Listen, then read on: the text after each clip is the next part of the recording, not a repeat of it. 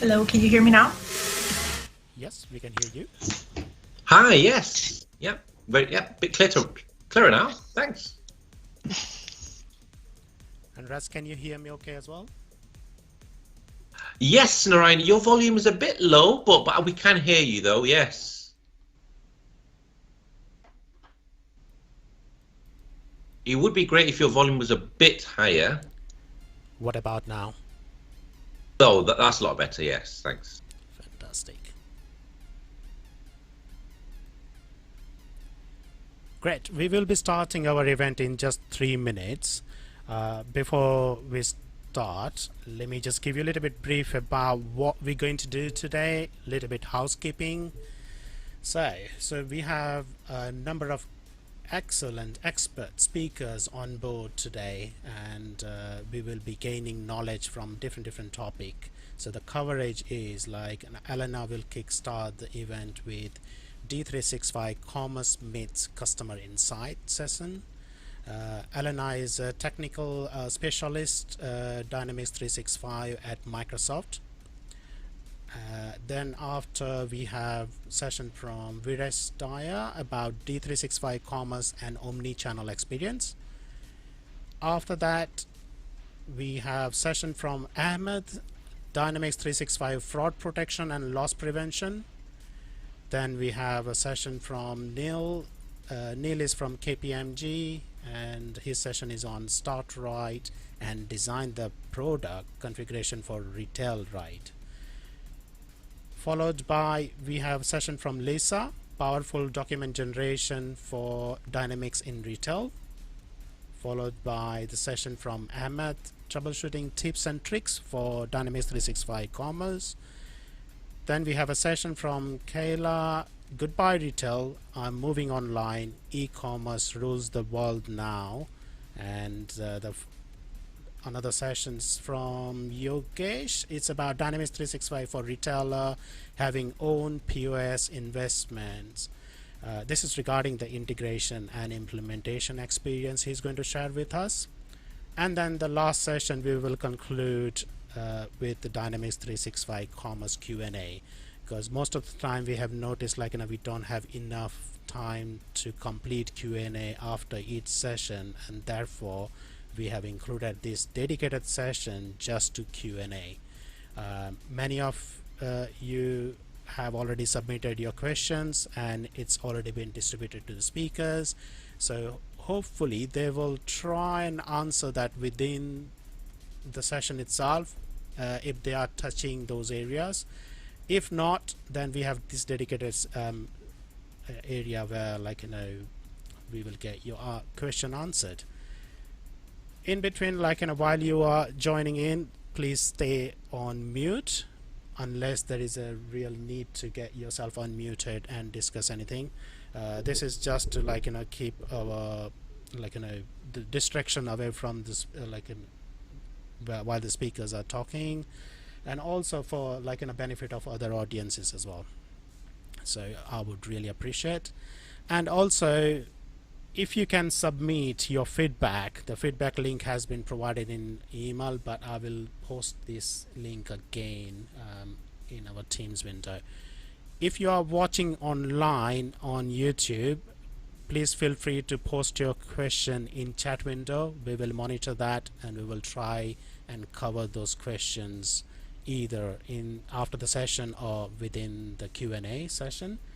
So please feel free to do that. So we are just spot on 9 a.m. UK time, 8 a.m. UTC, and I'm going to hand over to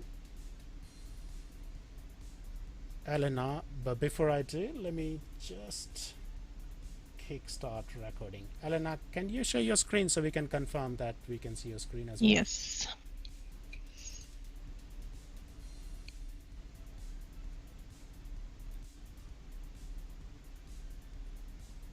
Can everyone see my screen?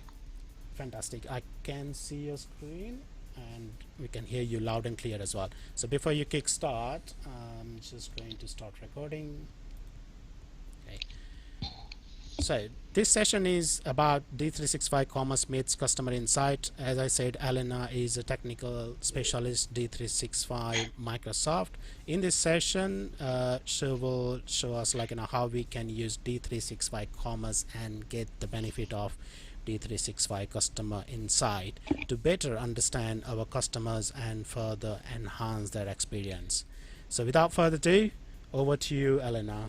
Thank you. Thank you, Narayanan.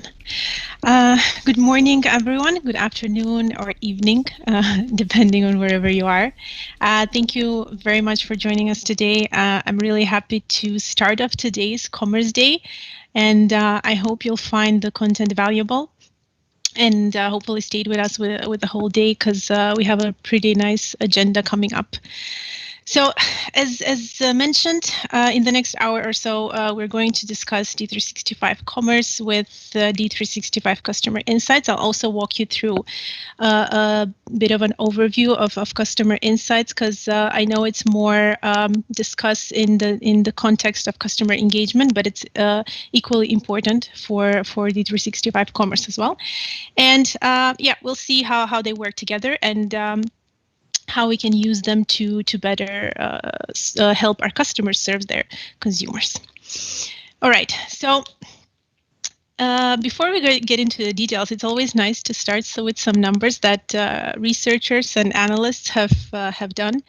So what we can always what we are seeing recently, especially in the last couple of years, is how consumer behavior has been changing rapidly, and how expectations of customers are growing as well. I mean, if we start off with ourselves and as consumers first, we can all realize how often we're being contacted from retailers with offers that we most probably don't even care about, or with products that we don't even care about. So we're all expecting that when retailers are contacting us, they're contacting us with relevant information, and we'd like to think that the relationship with the brands and retailers we have are quite personalized and will benefit as such. Now, what we are seeing also is how retailers and brands are starting to look into this area quite often, and realizing the value of investing into applications that can help them get better customer insights, or start investing into building their own customer data platforms as such as well. So with customers that already either done that by themselves or use some application, we can see that they have definitely noticed increase in revenue, around 5 to 10%, but they've also noticed decrease in cost, because by having platforms like this, they're able to focus better on their consumers and target better consumers with personalized experiences as well, because they're getting data from all across the different touch points. And this data is not only transactional, but it's also behavioral and demographic as well, which ultimately helps build a real 360-degree view of a customer. Now, what Microsoft has been doing on that front is, as mentioned in the title as well, we're going to discuss about customer insights. So we have our own customer data platform with customer insights, and this is just a glimpse of how a customer profile looks in a customer insights application. And this is after all the data has been ingested from different data sources, and how segments and measures have been applied, as well as after some of the pre-packaged and configured dynamic AI models have been used and are serving business analysts to drive better insights as well. So how does it actually work? Now, customer insights, the approach to moving from the various touch points of customer data to an actual action goes into 4 different areas. Obviously, we need to start first with the data, and data can be data internal from the systems that we are using, but also externally from any kind of touch points that we might have from events, social media, etc. Then, once we have the data, we need to move to a process of unifying that data and creating that golden customer record. So we go into a process where we ingest the data, then we do mapping and matching. After that, we do merging of all those data sources. And enrich is a new functionality coming in preview, where we can also utilize some intelligence from Microsoft Graph to further segment the customer records and give us better insights. Now, after the data part has been configured, we can apply the either the dynamic AI models already available in Customer Insights, or we can also give the capability to the business analysts to build themselves. And on top of that, we also have ready-made analytics, so they can easily see the data as fast as possible. Now, the most important part, I would say, is of having the customer data platform is how we can utilize that to actually action upon the insights that we have. And from the different action points, we can we're going to touch base on a couple of systems of engagements here. But obviously, we have the native connection with Dynamics 365 CE. Then we have connectors with Power Apps and Power Automate, as well as Power BI.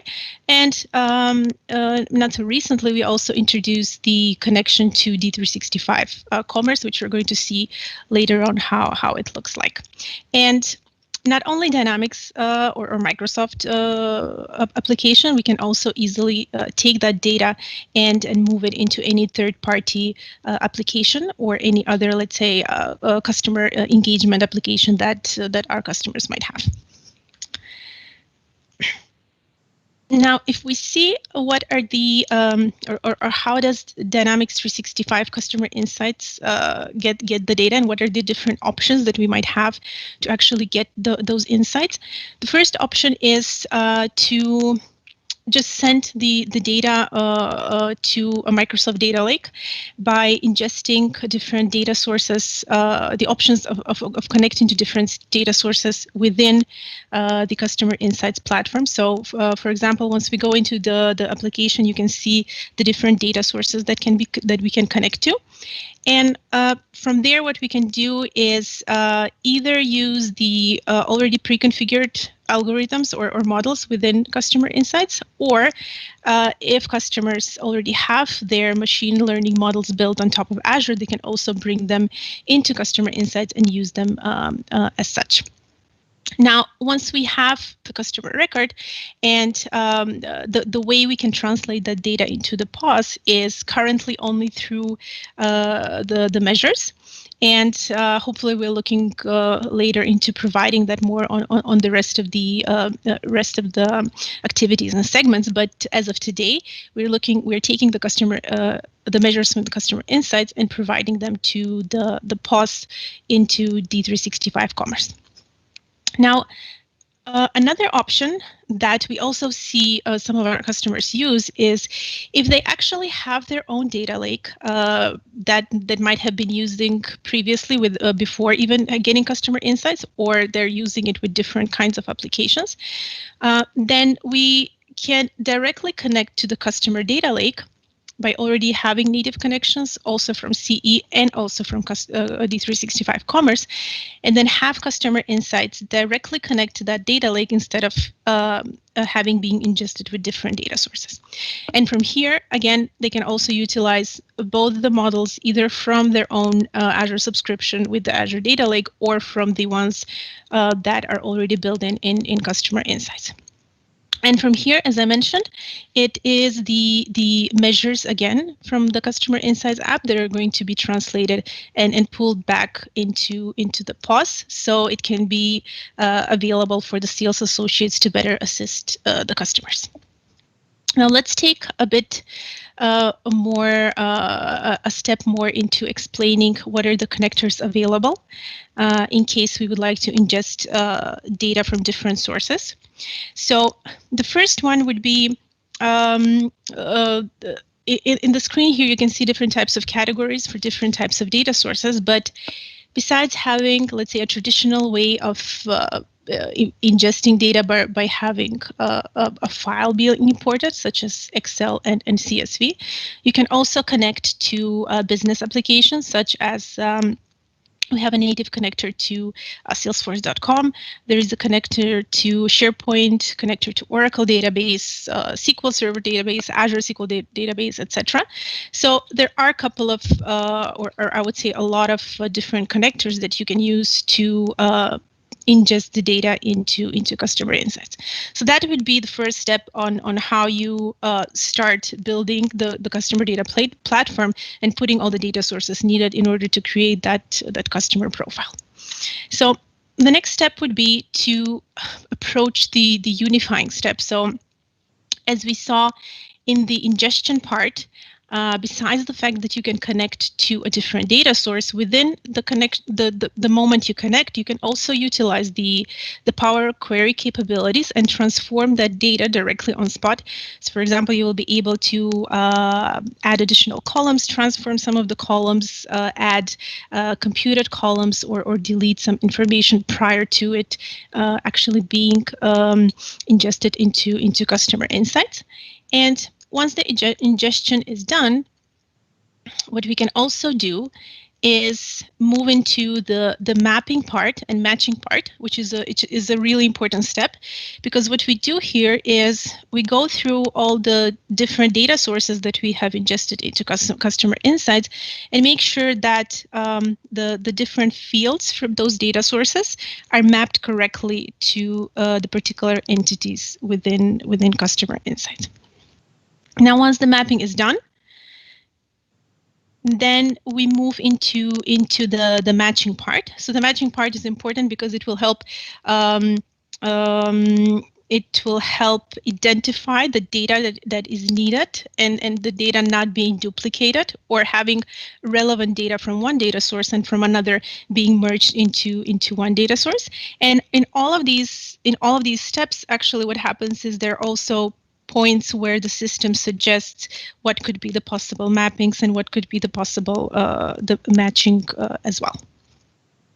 And then yeah, as I mentioned, this is the merging part. We can have as many entities as possible, and we can easily identify which entity, what data from which entity we would like to put into the customer, the golden customer record, and have that used in the insights as well.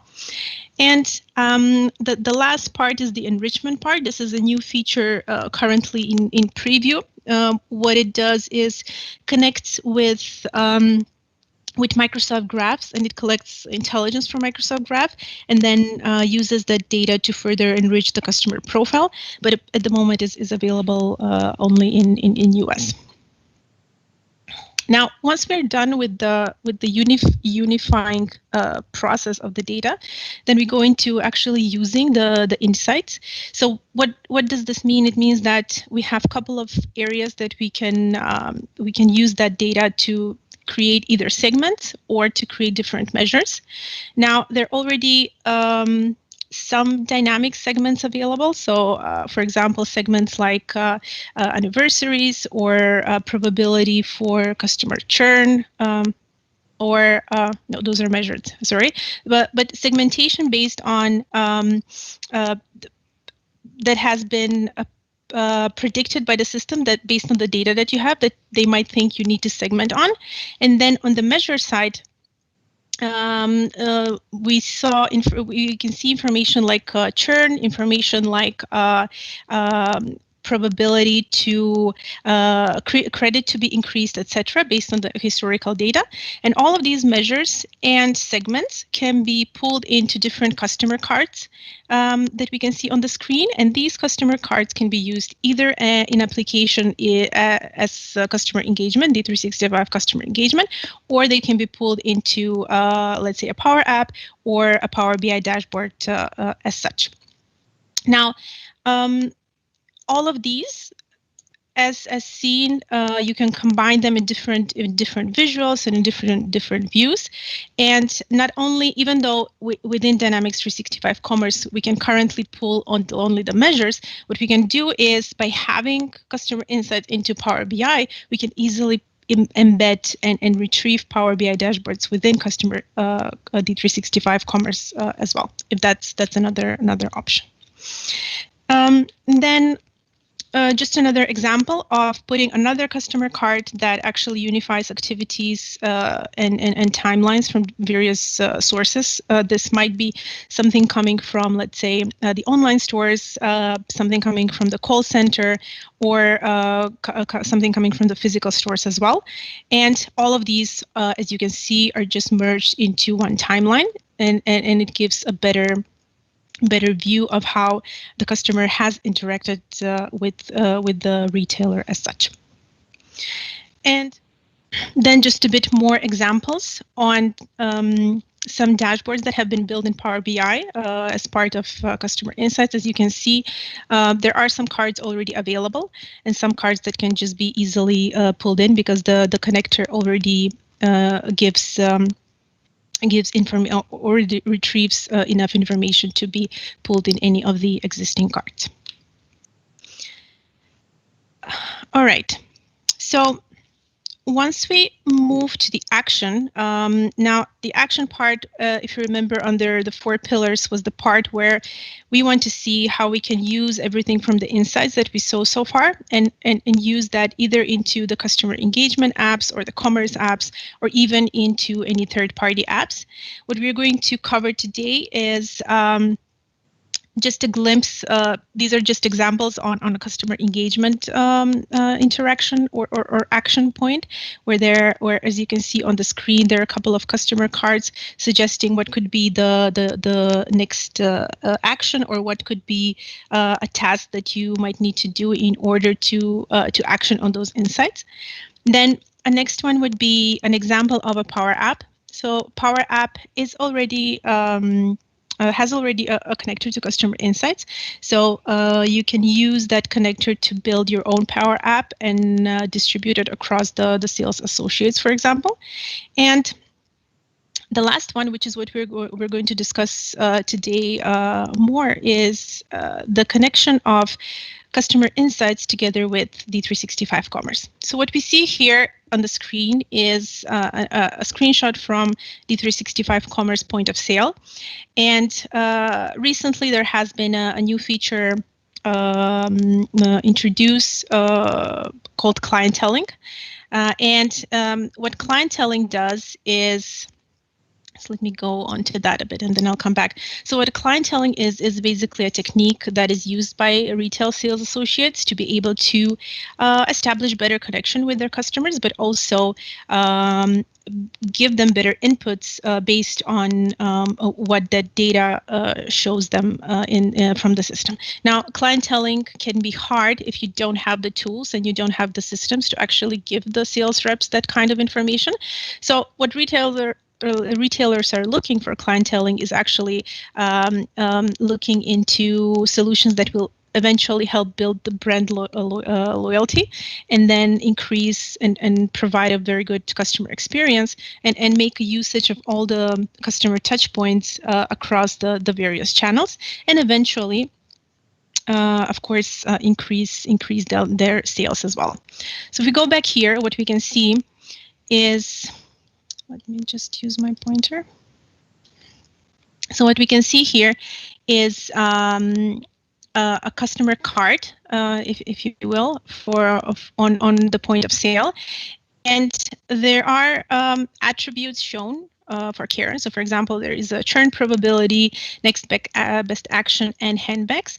But what is important to know is that this is a combination between the data from customer insights and the data from client book attributes. Now, recently, together with the clienteling, the feature within D365 Commerce included something called a client book, which most probably it will reflect a lot for high-end retailers, but for a particular store, you might have a set of customers that are visiting very often, or every sales rep might have a set of customers that they're interacting with frequently, and they would like to capture information that is relevant because they would like to be able to offer more personalized shopping experience. So what happens here is once we're building these customer cards in the client book, it's basically a combination between the client book attributes, which I will show you a bit later, but also the measures coming from Dynamics 365 Customer Insights. At this moment, we only have the capability to show 3. So 3 can be a combination either of 3 customer insights measures or 3 client book attributes. Of course, depending on what we select, the customer insights will show up first if there are any, the measures. And then if there are, let's say, 2 left, for example, the client book attributes will appear based on the display order that has been set up in the commerce headquarters. So yeah, this is a sample of some of the measures that are already being created in customer insights, and as I mentioned, we can select a couple of them and use them within the cart on the D365 Commerce Boss. So before we go into the system and see how that looks, I would like to highlight a couple of setups that we will need to do in order to make the clienteling working fine in the 365 Commerce. So the first thing is to enable the clienteling option into the feature management. So this has been available since version 10.0.7. And once we have that enabled, we'll need to go to the commerce parameters. We'll have a new tab lighting up there, and there will be a setup on the customer attributes and a setup on the customer insights connection. And after that, we just make sure we run the 4 distribution scheduler jobs just to make sure everything is sync. And as I mentioned before, once the customer insight is turned on, then and you select more measures, it will be the customer insights measures that will show first, and next it will be the client book measures. All right, so let's see some of these in Dynamics.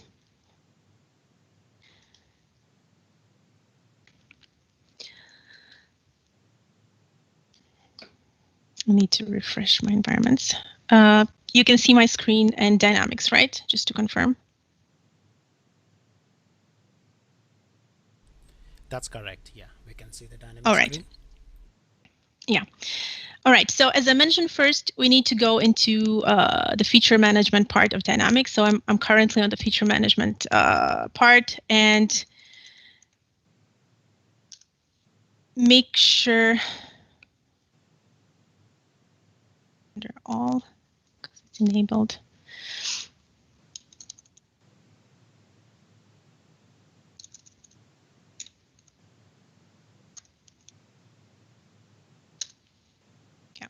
Make sure that clienteling is enabled in your environment. And once clienteling is enabled, as I mentioned, we need to go into the commerce parameters. So under retail and commerce, we'll go into the commerce parameter setup. Then we can see a clienteling tab lighting up. And there are 2 components here. As I mentioned previously, the first one is a client book attribute group. So you need to have a client attribute group to be able to have those information shown on the POS. But also in the client book group, which is a set of attribute groups, actually, you can set up the display order of what you would like to show first on those client information. For every organization, this will be different, most probably, and but this is a way to control what is it important for you to see, for the sales rep to see first once they're viewing the customer information. So this is first that needs to be set up before you actually go into the POS. And the next one is the connection to customer insights. So there is a bit of a setup that you need to do, and I would recommend going over the, I think I have it open here. Yeah, going over the setups on making sure the connection is right. So there are a couple of areas that you need to make sure is correct. So you need to connect to create a key vault in Azure, and once that is being set up, then you will be able only to enable this connection. Just briefly, I will show you that part as well. So that falls under Key Vault. And as I mentioned, you need to make sure under your subscription you have a Key Vault set up. You have secrets being generated, and there are options around having these secrets manual or with a certification. Both of them are explained under the docs for Azure Key Vault. But in case you need any help with this, let me know. I've spent a bit of a time to actually set it up, but once you get the gist, it's actually pretty fast. But it is a requirement to actually be able to enable the integration with customer insights. Now, once that is set up here, we obviously have the information to go over the environment. So you can have within customer insights, you can have multiple instances of environments that you might select. And then what we can do is basically select any of the measures. Unfortunately, my customer insights environment it's refreshing, so I don't have any attributes here. But as I mentioned, we have 3. If you select 3, all 3 will pop up first on the POS. If not, there will be a combination between the measures selected here and the attributes selected under the customer information. So once this is done, and you will finish the setup and then run the scheduler jobs as mentioned on the slides previously, and then you can actually go and see how that looks like into the POS. So I'm already logged into the POS, and as part of the clienteling feature under feature management, we have two new links that have popped up here. So something called My Clients and Store Clients. So Store Clients is obviously all of the clients available or that have been saved in the client book by different sales reps. And then what I'm going to look today is my particular client. And previously we only had the information around just going through the customer profile and see their recent purchases, their wish list, or recommendation of products as well. But together with the clienteling, besides seeing the customer record, we also have a new timeline that lights up. And a timeline consists of a couple of things we can capture here. Things like activity. And activities, these types of activities are also configurable in the commerce headquarters. But what this means is that we're providing the sales rep a tool to easily capture any kind of activity that they need to track with this particular customer, especially if it's a VIP customer. And also, besides this, we also can capture different notes. And these notes and activities can be viewed not only by the sales rep, but if you're going to use the call center of D365 Commerce, you can easily see that information as well.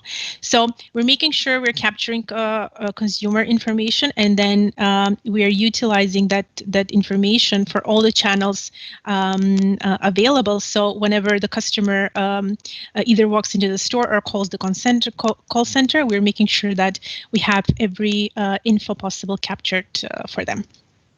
So if I go back, as I was showing previously on the client book, if I had the customer insights measured here, they will appear here. But what I have currently is the attributes coming from the client book and information around preferred price point, category, and a marketing opt-in. And these are displayed because these were the ones that were set up into the display order that was set up in the D365 Commerce headquarters. Now, this comes out of the box. So what you can see is you don't need to do any development to be able to light up the attributes from customer insights. However, what we've seen is some customers would like to have those information popping up in the customer screen, and not only let's say the 3 measures available, but maybe they would like to to have some other measures coming up from customer insights. For that, you will need to use the retail SDK to basically develop something and put it on the customer profile here as well. But it is available as an option if that's something the customer needs. However, another option that I would like to show, besides looking at the POS information only, is, if you remember previously, I showed a Power App that is being created by utilizing the connector for customer insights. I'm going to walk you through that, because sometimes that is a much better way to view the customer profile instead of going through the POS. But it also depends on what are the activities that the sales rep do and what is it that retail particularly needs in order to capture the customer experience. So let's move into one of my retail apps.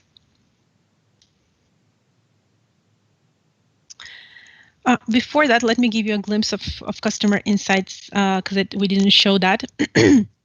So this is a homepage of customer insights, and as I mentioned previously, we can have the most relevant information appearing on the home screen based on some of the recent segments or recent measures, but for example, let's have a look of some of the data sources ingested here. So we have data coming from a retail system, survey system, and a ticketing system.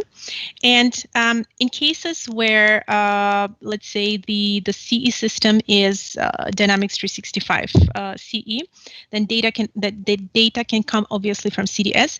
In case there is a separate POS system, that data can come either from a file or maybe from, let's say, an Oracle database or Azure database. And then going through the process of unifying, enrichment, etc., we derive into a customer profile. And let's have a look in one of the customer profiles created here. And I'm going to use that profile later on to show you how that would look like into an actual Power App as well. So let me look at.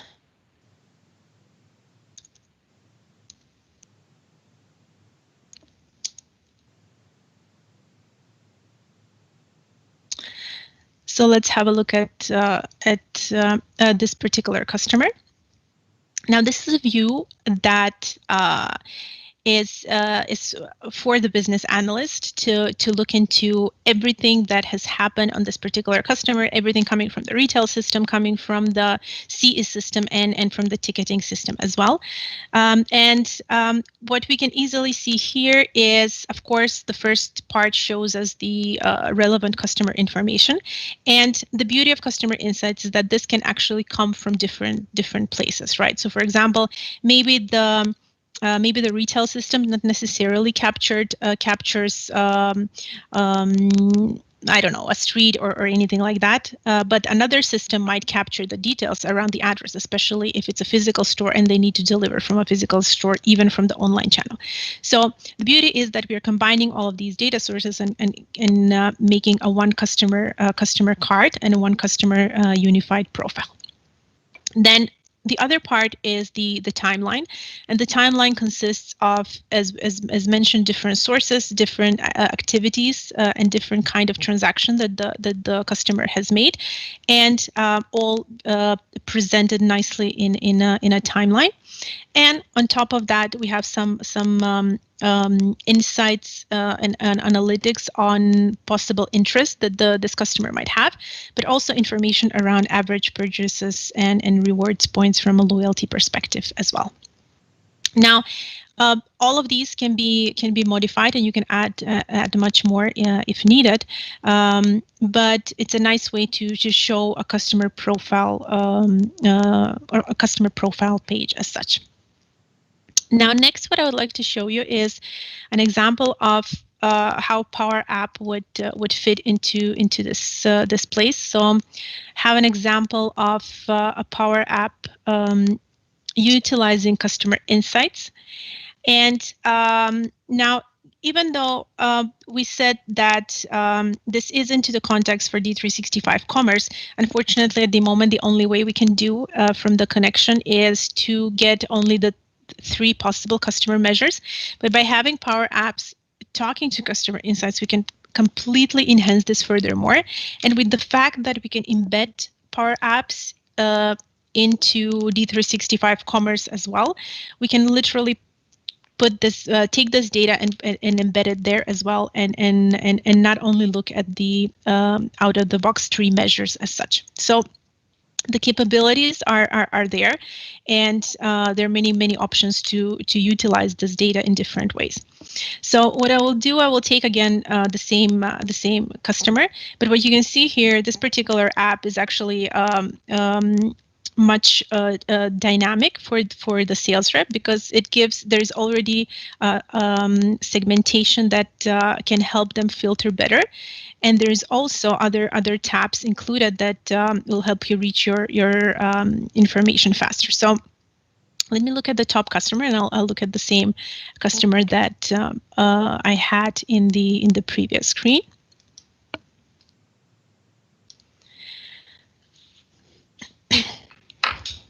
All right, so this is Baxi. As we can see here, at a glimpse, you can easily see a summary of the customer profile, their reward points, the average time spent on a particular site, what was their spend, and the most recent information about the visit or sending emails as such. What I really like here is that we have Power Apps together with Power BI to be able to present a nice timeline around purchases, and we can easily see here that this particular customer most probably likes to shop online a lot, and in certain periods they have made large purchases as well. So this can be used by the business analyst to further segment or to draw promotions in particular periods. And what we also can see is where do they browsing or which channels are they actually using to interact with us. So from here, for example, we can see that he likes to interact with us from Facebook as much, but also capture information about the rest. So what this could mean is we would most probably like to send them promotions on Facebook, or target this customer only or more from that particular channel. Then what we can also see is if he has put any kind of reviews on any of our channels, we can also see a timeline on the reviews, but we can also see what was the score. So as you know, if we are going to use the sentiment provided as part of the sentiment models as part of Azure, we can easily detect what has been the sentiment on each feedback, and therefore determine the score for those feedbacks as well. Now, once I have all this information, I want to go and see what are the insights that that are coming for this particular customer. So this is an example of I believe this is a skincare retailer demo. So as an action, what we can see is that based on the purchasing history, the customer is more likely to be interested to receive regular updates about sales and offers on skincare products, and therefore we are suggesting a particular action that that could interest this customer. So as you can see, this is something that the sales associate can have on their app, on their phone, and this is something that they can easily see once the customer walks in and they identify the customer, especially if it's a customer that they're working with frequently, then they will be able to easily see and give them the right products. And not only that, by using the timeline and using the history of the purchases, you can also relate to and ask how did you like the other products that you bought, and even make that connection more personalized. Now, if you go back to the main screen, if we would like to just, as a business analyst, just to check what are the insights that the app is given to us, we can easily identify some customers with particular insights and actions, and this could be something that the analysts might do on a regular basis and send out promotions to some customers. And then additionally is we have a tab of resources where you can easily relate to some market research or some additional information to understand either the industry where that retailer is, or some more information. So yeah, I think this is a pretty good app to be given to the sales reps, and to just help them communicate with their customers better. Now, I'll go back to my presentation. Yeah, so that was actually all. I have I've tried to have everything around 45 minutes and maybe leave some room for questions. And I have put in the link to the docs side for the clienteling overview, where you can go through how to configure the setup into the 365 Commerce. And with that, I am done. I would like to thank you for listening to me, and I hope you found it valuable. And if anyone has any questions, please let me know.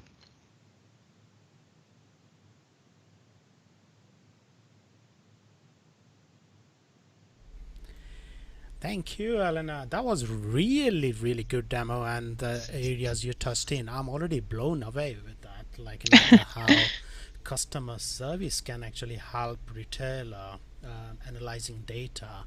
I'm just monitoring group, and I cannot see any questions. So I like to ask everyone that if you have any question, please feel free to post in chat window so we can get it addressed.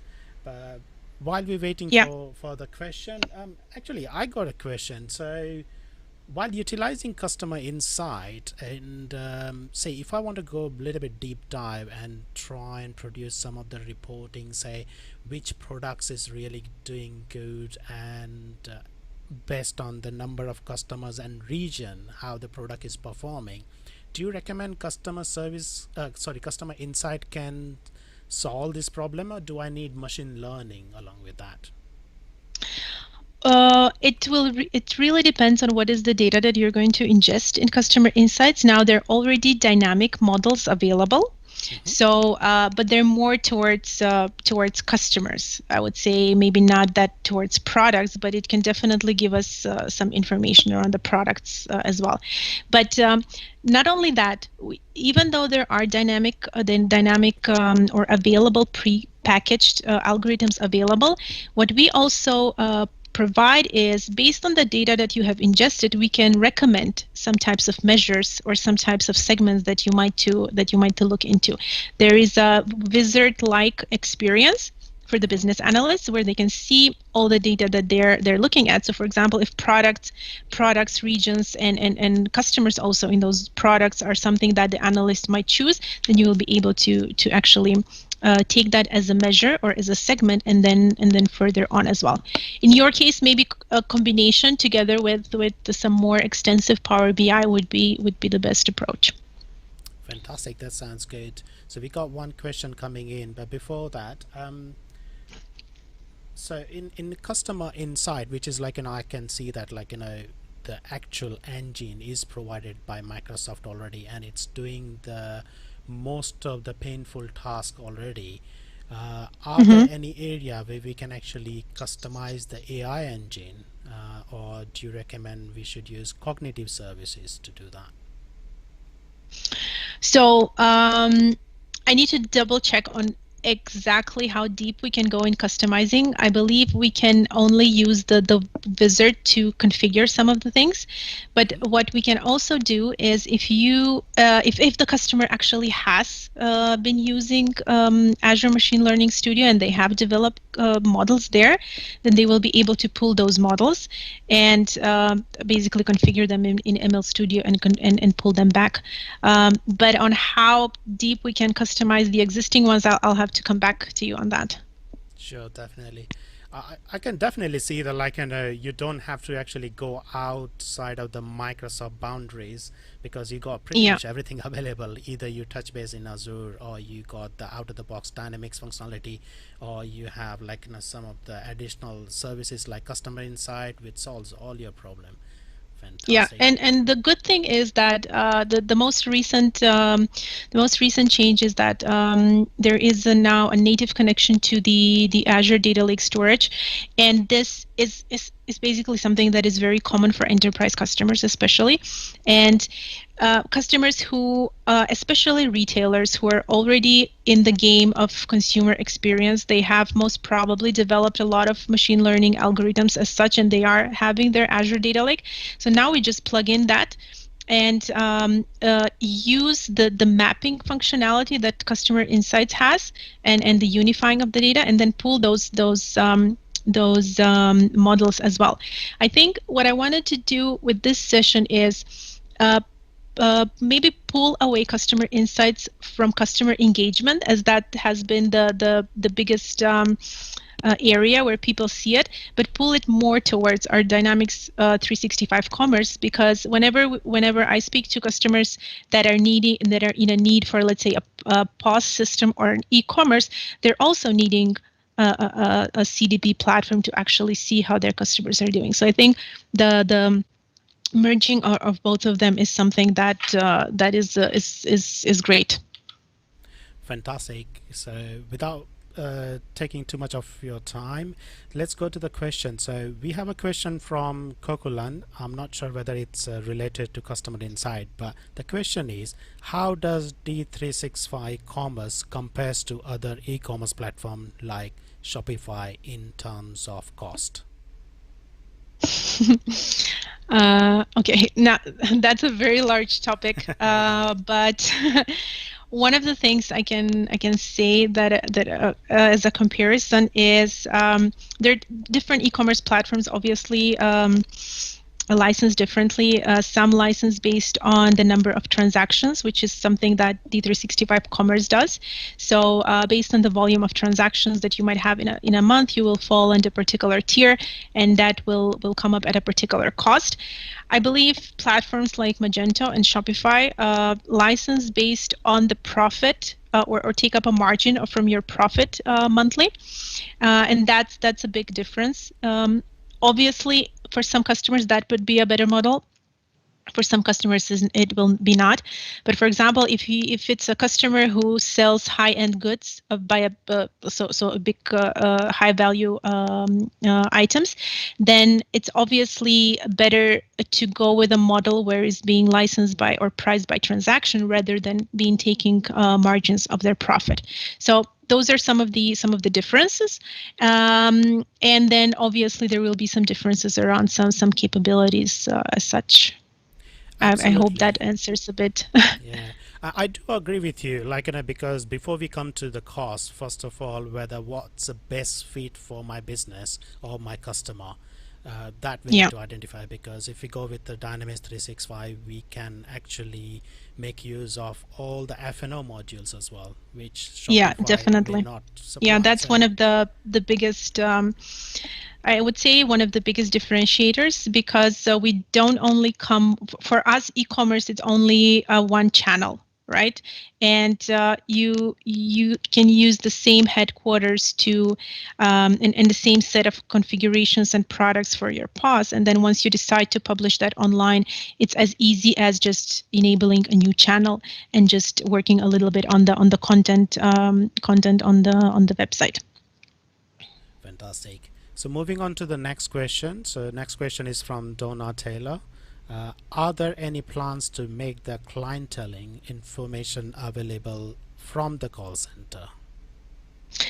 I believe currently I need to double check on the release, but I think on the call center we have the timeline available as such. I need to double check, but yeah, I don't have other details. I'll have to check so I don't give out wrong information.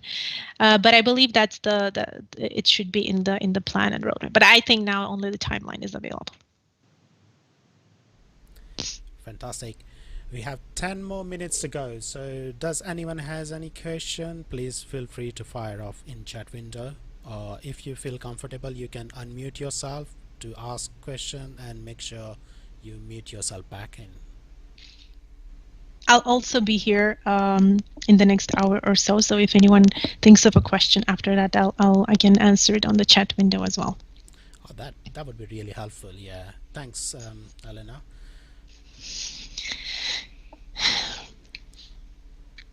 So I don't see any question coming in. We can give everyone time to go and grab a cup of coffee. Absolutely, yeah. We need one. Great, fantastic. So we're going to take like, it's 9 minutes to go before our next session starts. So coming back to the next session.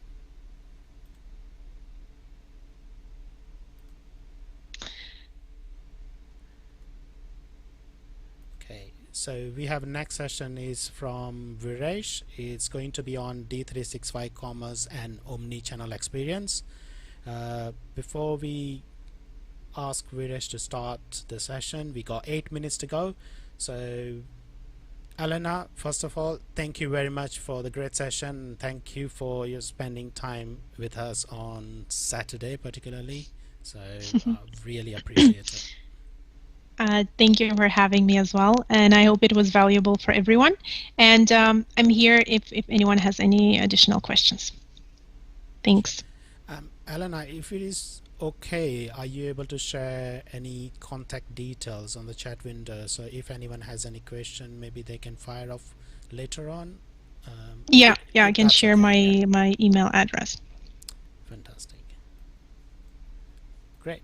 So we're going to have a little bit of light music, and if anyone needs have like a 5-10 minutes break, please feel free to do that. We will start our next session spot on at 9 a.m. UTC, 10 a.m. UK summertime. Thank you.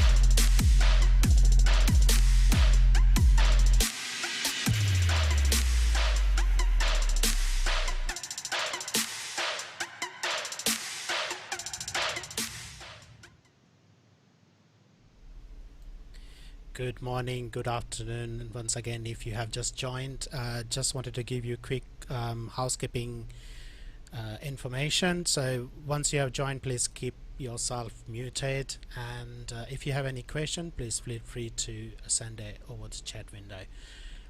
Also, the sessions are getting recorded, so just for a warning or information only. And if you are facing any issue with the Teams, you can always use our YouTube live link to watch this event live. So without further ado, moving on to the next session. So next session is from Viresh Daya. He is a Microsoft Solutions Architect, and he's going to present his session on Dynamics 365 Commerce and Omni Channel Experience. To be honest, I have learned a lot from Viresh from the boot camps I have attended, and I'm strongly recommending that you should attend this event and you will learn a lot from it. Viresh is one of the genius, along with Elena and other Microsoft speakers we have got today. So without further ado, Viresh, are you online? Yes, good morning, Narayan. Can you hear me okay? Good morning, Viresh. We can hear you okay. And are you able to share screen so we can confirm back? Of course. Give me a sec. Let me just sort myself out here. So I'm sharing my desktop. Hopefully you'll see my slide. I can see, yes. Okay, and I'm going to switch to presentation mode now. And just let me know when I'm good to start on our kickoff. Fantastic. I've just kickstarted recording, so you can actually start. So without further ado, all over to you. Thanks, Viresh. Thank you, Narayan. So first of all, folks, hello, my name is Viresh Daya. I'm a partner technical architect at Microsoft, and part of my role is to build capability as well as capacity with our partners. Thank you, Narayan, for also inviting me to speak today. I'm going to spend 45 minutes or so just going through Dynamics 365 Commerce. I'm going to specifically focus on omnichannel and what does omnichannel mean. And then I'm also going to spend towards the latter end of the session talking a little bit about our connected store. That was not part of the agenda, but I thought I'd bring that in because that's some really cool stuff that we're working on. It's all in preview, but hopefully it'll entice you to take a look at it and explore that product set a bit more. Thanks, Viresh. So in terms of content today, then.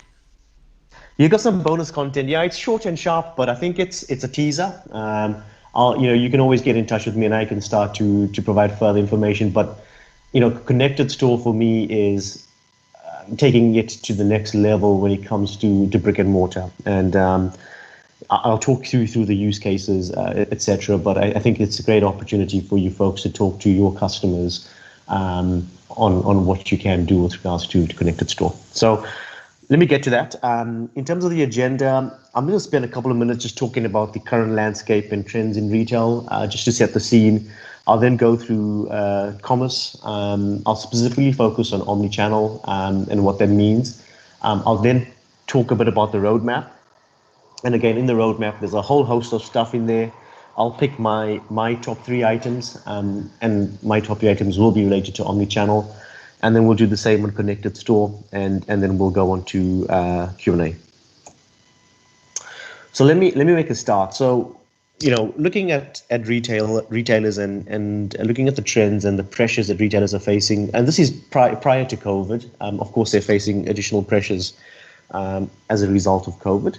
But some of the things that we've seen, and we're hearing this, and this is coming through not just from our engineering group, but also from our retail industry experts, that we're seeing online sales are now taking over from brick and mortar stores. So that's becoming very, very clear. Customers are also they have a desire and they want to experience an omnichannel experience, and I'll talk a bit about that later. Mobile is becoming one of the biggest platforms for us to use when we want to transact, and then it's about personalization and how do we make those products very personal to those shoppers. And that is something that Elena talked about earlier as well, in terms of customer insights and how you can ingest all that data, analyze it, put it through different models, and then make it, you make use of that data to further personalize experiences for your customers.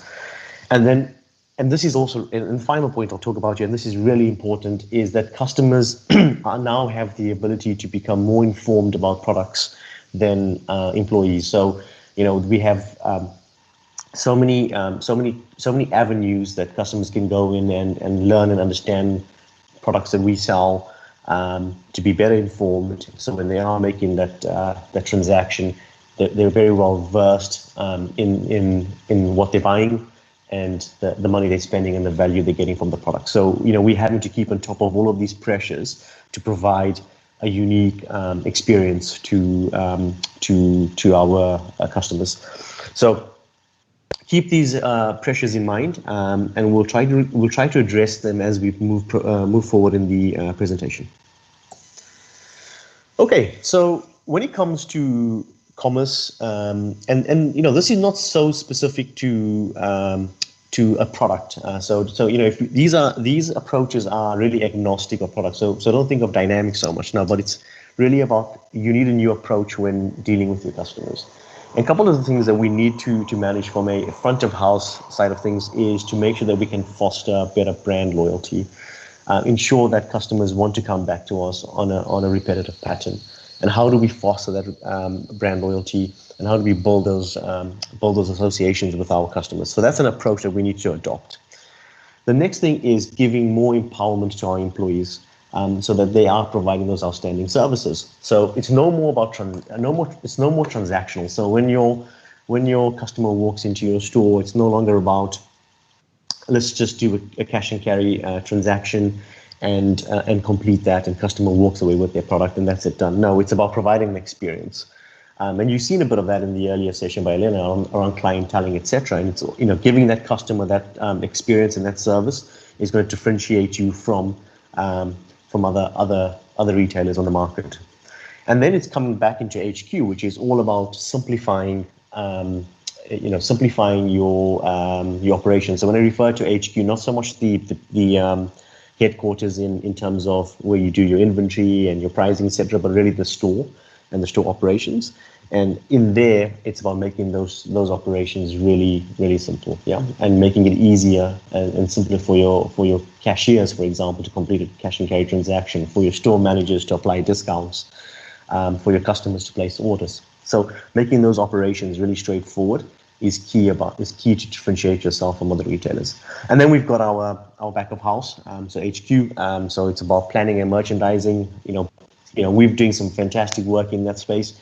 If you look at it from a planning and merchandising perspective, specifically planning, we now have demand forecasting that can be fed into Azure.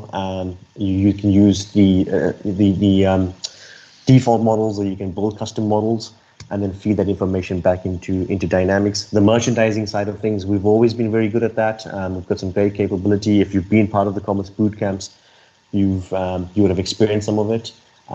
So providing that ability to be on the cutting edge of technology is really going to differentiate you. And then finally, integrated supply chain management.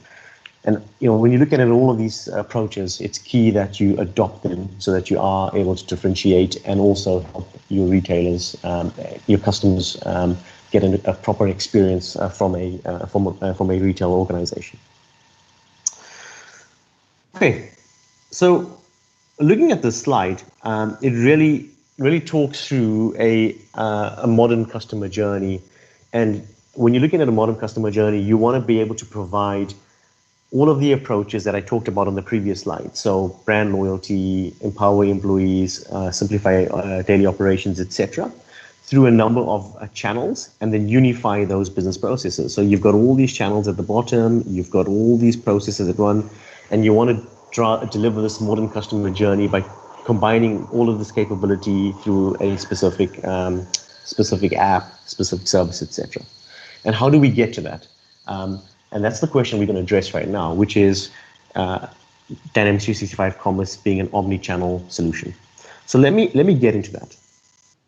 So what is, and apologies if some of this content is a bit of a repeat. I am focusing on omnichannel. So if you find that there's any specific questions that you want to call out, please go ahead and call out. If you find it's a bit of a repeat, then also call that out. So from a Dynamics 365 perspective, we call it omni-channel and not multi-channel. So the difference for me in the two of those is that multi-channel, yes, you have multiple channels in your solution. So your call center, your point of sale, your e-commerce, they're all channels. And a lot of our competitors have these different channels. But when we refer to omni-channel, what do we mean? We mean that you can start a transaction in one channel and complete it in another, right? So that's omni-channel capability. And what we do from a commerce perspective is we combine all our channels, turn them into omni-channel, and then we unify that experience across the board. So when you see a customer logging into their customer account on the e-commerce site, they're able to see specific details.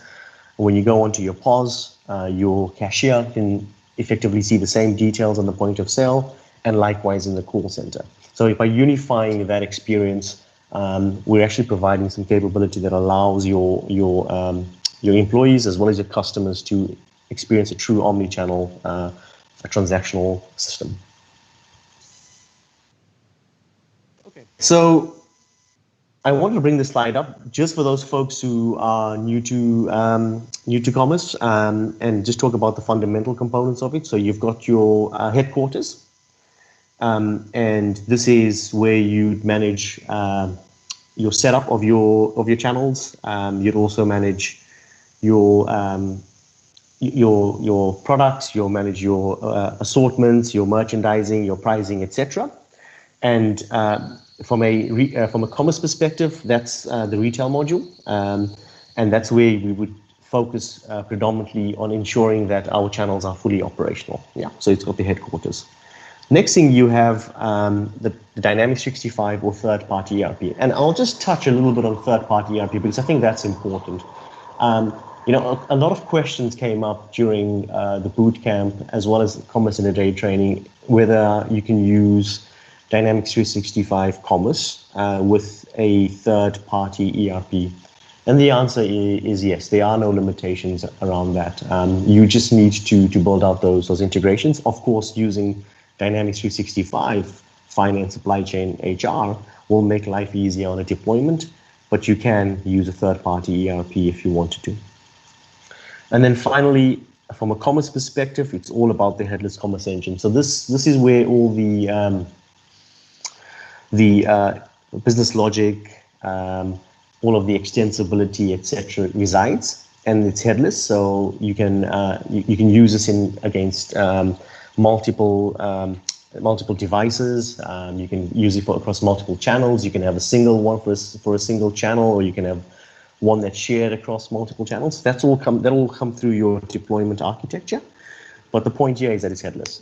So it is really flexible in the way you use it. The other thing about the headless commerce engine, which is important to call out, is when you are doing extensibility and you want to build out a payment, integration to a payment service provider, you would do this through the headless commerce engine. If you want to build in surround services as well as third-party services, the commerce headless engine. So a surround service from our perspective, from a Dynamics perspective, if you were going to use fraud management, so fraud management is a good example. Ratings and recommendations is a good example of surround services. Third-party services could be things like payments, gift cards, etc. And that extensibility could all be achieved from the headless commerce engine. Okay. So now when we bring the channels into the fundamental components of retail, then we've got all our traditional channels. So all of us will be familiar with this: in-store, call center, and digital commerce. And from a product perspective, we provide capability in all of these channels. So remember, not just transacting through a channel, but starting transactions in one channel and completing it in another is what we refer to when we come up with omni-channel. So that is the difference between multi-channel and omni-channel. In terms of emerging channels, We have a number of emerging channels that we are starting to build out support. We don't have all of these currently out of the box. There are ISVs out there, by the way, that do have solutions for marketplace, social, conversational. But the aspiration is over time to also add these channels into the solution, so that your modern customer who's sitting on their mobile phone, looking at Instagram, is able to see an advert and then start a transaction from Instagram, which ends up in commerce, as an example of a social channel. Marketplaces are typical, the ones that you're all familiar with, eBay, Amazon, etc. And how do we integrate with those marketplaces? And then finally, we've got the conversational type, where you can start a transaction through a conversation with a bot, as an example. And just to reiterate, these are the emerging channels and the traditional channels. And from a product perspective, no issue with the traditional channels. On the emerging channels, we are investing, and we will bring out capability, but there are ISVs out there that have solutions for these already. Okay, so when it comes to the users of the application and who they are, you have your store clerk, typically using the point of sale. Elena did a demo of the point of sale earlier on, so they would typically be using that. You've got your consumer shopper. They would be using your e-commerce site to complete transactions, not just complete transactions, but also get to understand and research more about your products. And then you've got your customer service reps who will be using Dynamics 365 HQ for call center capability. The other users that you would experience is bots and virtual agents for that conversational type of transacting. And then you've got business user and buyer. And the business user and buyer is really around B2B scenarios. And again, that's another topic that came up quite a lot.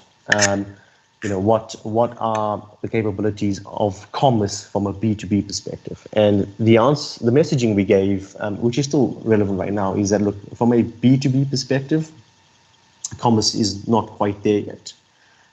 We have a team in the product group that are looking at this and looking to bring up some capability. They are making services available, even though you cannot see them. So a good example for B2B is completing transactions on account. So what does that mean? That means that when you're doing a purchase of items online, instead of paying for it at that point, you may want to put that on account and then pay a number of transactions as one payment at the end of the month, etc. Right? That on-account payment is already available in the commerce engine, but not exposed to the channels yet. So that's a good example of the work that product are doing. So with regards to B2B, from a commerce perspective, it's not there, but there is ongoing work. However, if you did have requirements for B2B, you may want to look at completing those in, for example, our supply chain capability, where you can take orders in bulk and then push them on account for processing and payment, etc. Yeah. Okay, so when you combine all your channels, so remember your traditional and your emerging channels, and then your user roles, and you put that on top of Azure, you get a true scalable commerce solution.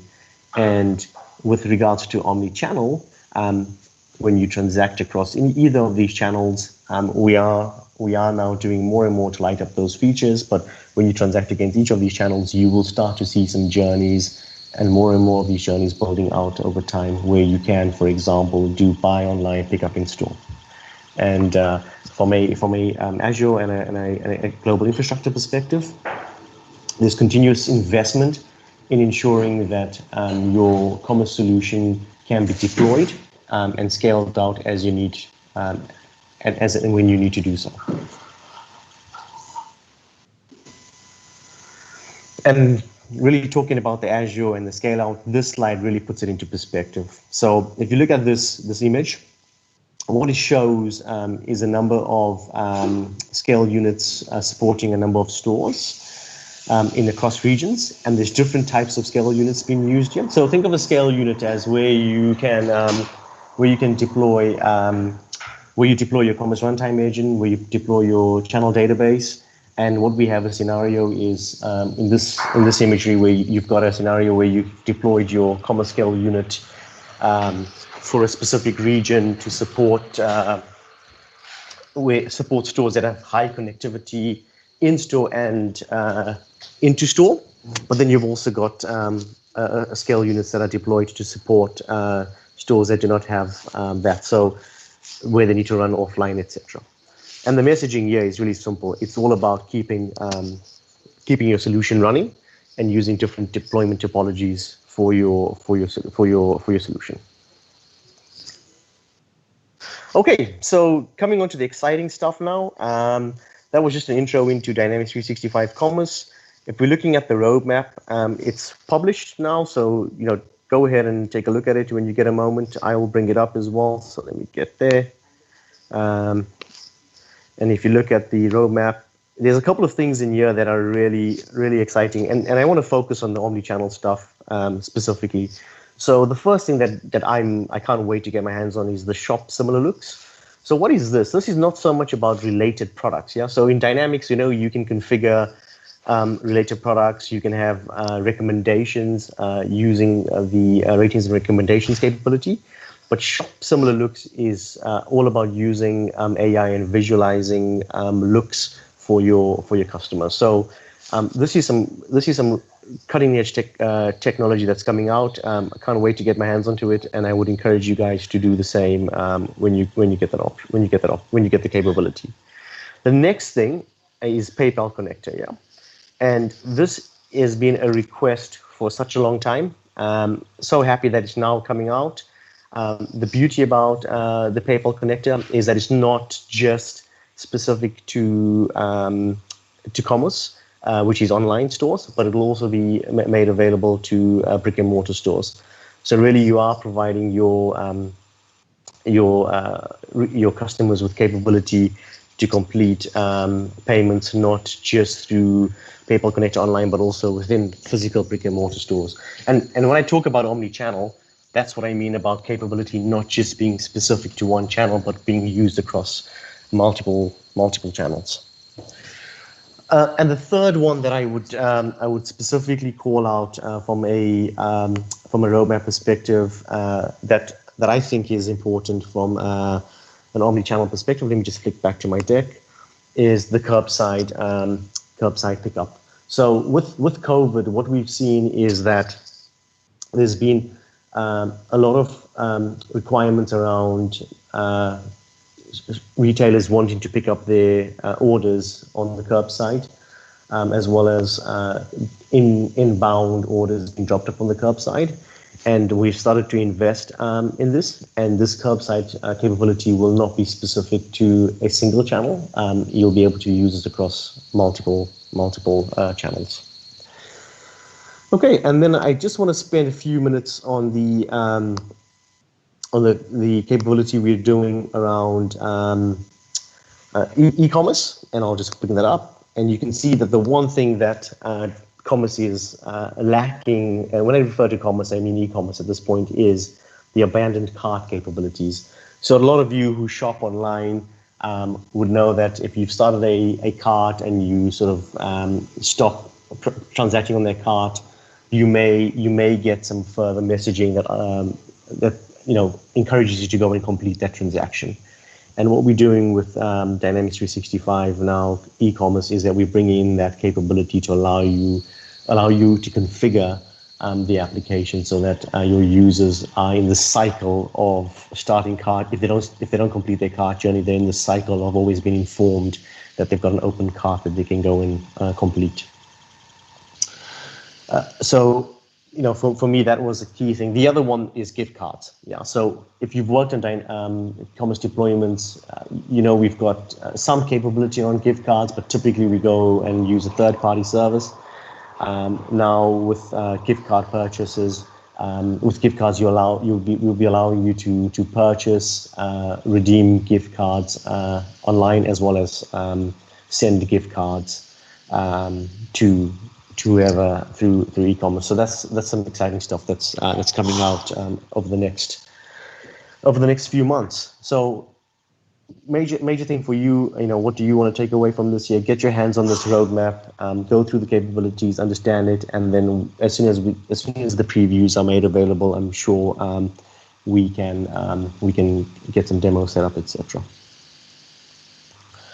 Okay, so now I'm going to move on to Connected Store, and I'm going to talk about this and what this is. So some of you may already have had your hands on this, may not have, but Connected Store is all about brick and mortar. Yeah, so it's all about those physical spaces.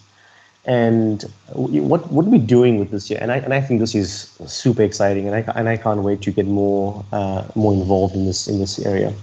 It's about how do you manage and how do you optimize your operations within the store by using visual recordings to understand what is actually happening in your store. So the concept is relatively straightforward. It's very, very easy when you put it down. So if you think of your physical store, in that store you will have a number of cameras, and then what we do is we take those camera recordings and we put it into an Azure physical device, and that device then aggregates that into data points, and then those data points are fed into software. And then that software understands and runs those data points through some machine learning and AI to then provide you with insights of your store. So insights to better optimize operations in your store. So that's all about Connected Store. So remember, this is all about the physical store, the brick and mortar stores. Now, when looking at it, from a use case perspective, and this is important to understand that, what people will say to us, well, that's fantastic technology, but what do I actually use it for? What am I going to do with this? So we've identified three main areas that Connected Store can really be used. So the first one is about display effectiveness. And what does that mean? That means that on aisles, so if you go into physical store, you'll have aisles like in a supermarket, and the shelving at the end of the aisle, which is referred to as the end cap, stocks product, right?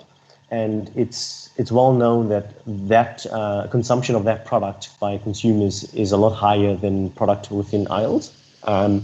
So what Connected Store allows you to do is take imagery, so video recordings from that particular end cap, and then better understand how the performance is in that end cap and how to manage replenishment, etc. through those recordings. So an example could be that you've got some peanut butter on a shelf and it's being sold out relatively quickly. Now, normally what would happen is you would react to that, right? So as your store manager or the assistant managers walking around the store, they'll see that the end cap shelving is empty, and then they will ask someone to go and fill up, and that would take amount of time. So in that period, you've actually lost potential sales.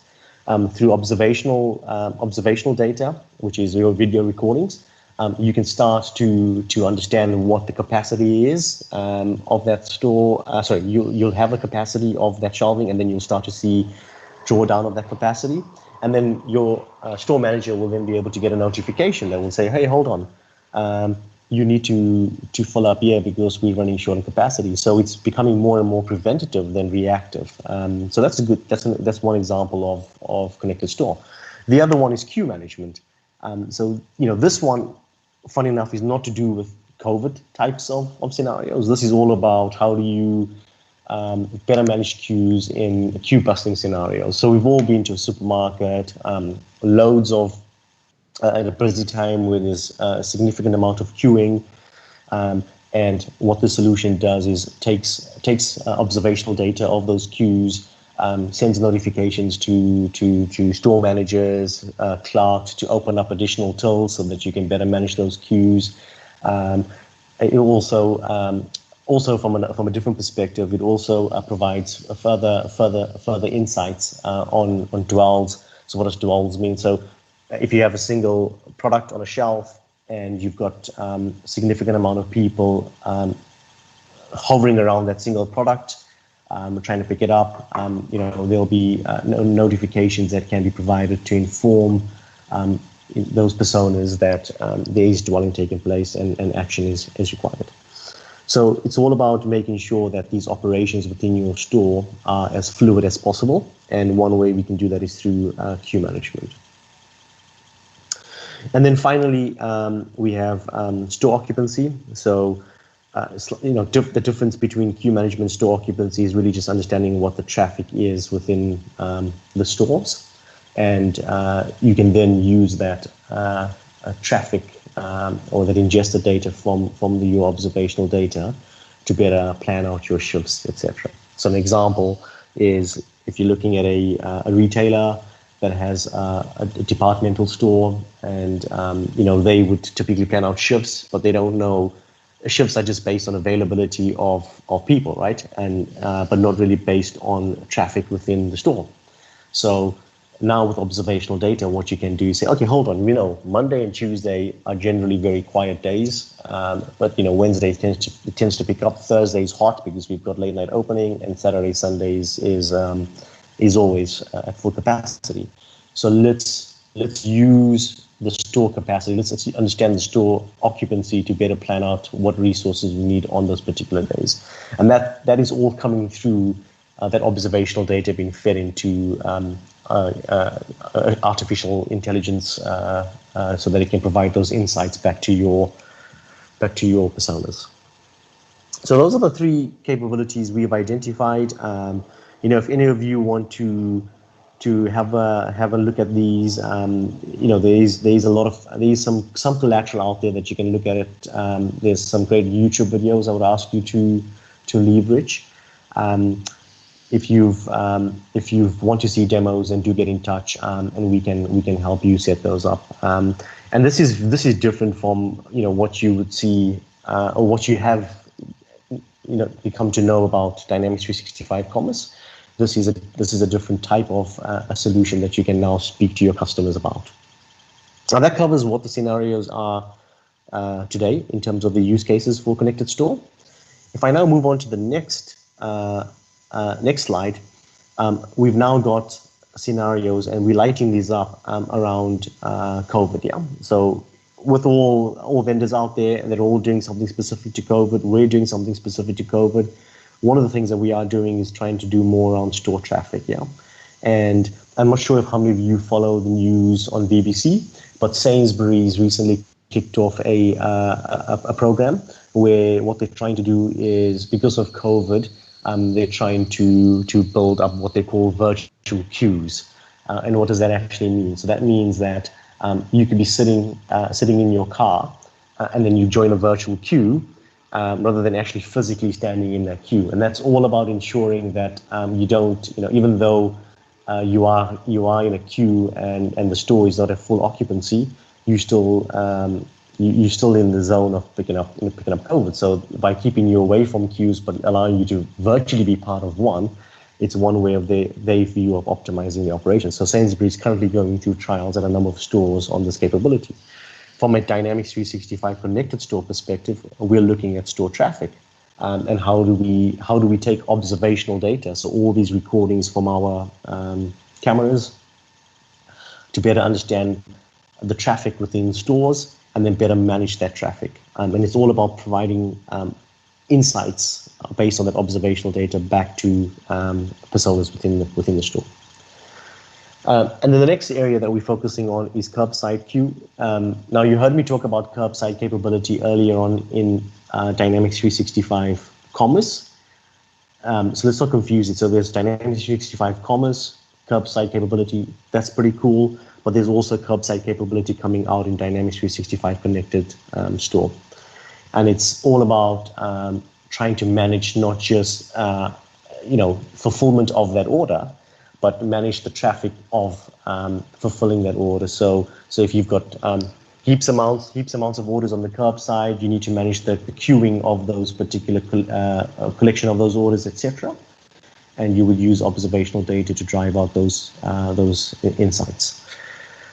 So these are COVID-specific scenarios that we are lighting up to provide some capability to retailers. Okay, so in terms of all this tech, all sounds cool.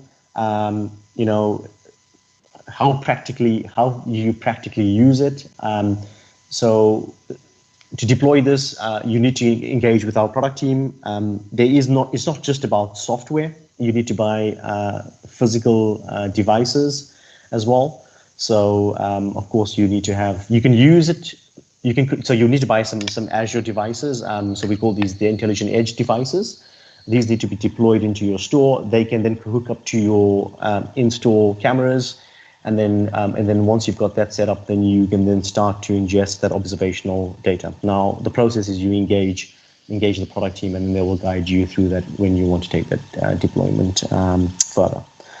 The one thing I would call out, though, is in terms of what has been the uptake in the market of this year. So we've seen a number of advisories that we're working with that are keen on connected store. And looking to put this into supermarkets as an example. Marks and Spencer's in the UK, in a single branch, they're putting this to trial at present and seeing how it drives their operations. I don't have the specific details of each scenarios that they've put in, but we can assume that it's one of the three mentioned, and one of the five, or a couple of the five mentioned from the previous slides. And the feedback that they've given us is that, look, it's fantastic technology, but it's not just driving our operations and making us more efficient there. It's really also having an impact in the culture within the store, because you're moving from this reactive culture to preventative culture. So that's great feedback. There is some details on this already available publicly, so you can start to take a look at Connected Store in more depth. Okay, so now when I look at the roadmap for Connected Store, so I talked about capability around five key use cases. So what were they? So they were, and I'll go back to the slide so you can see them visually as well.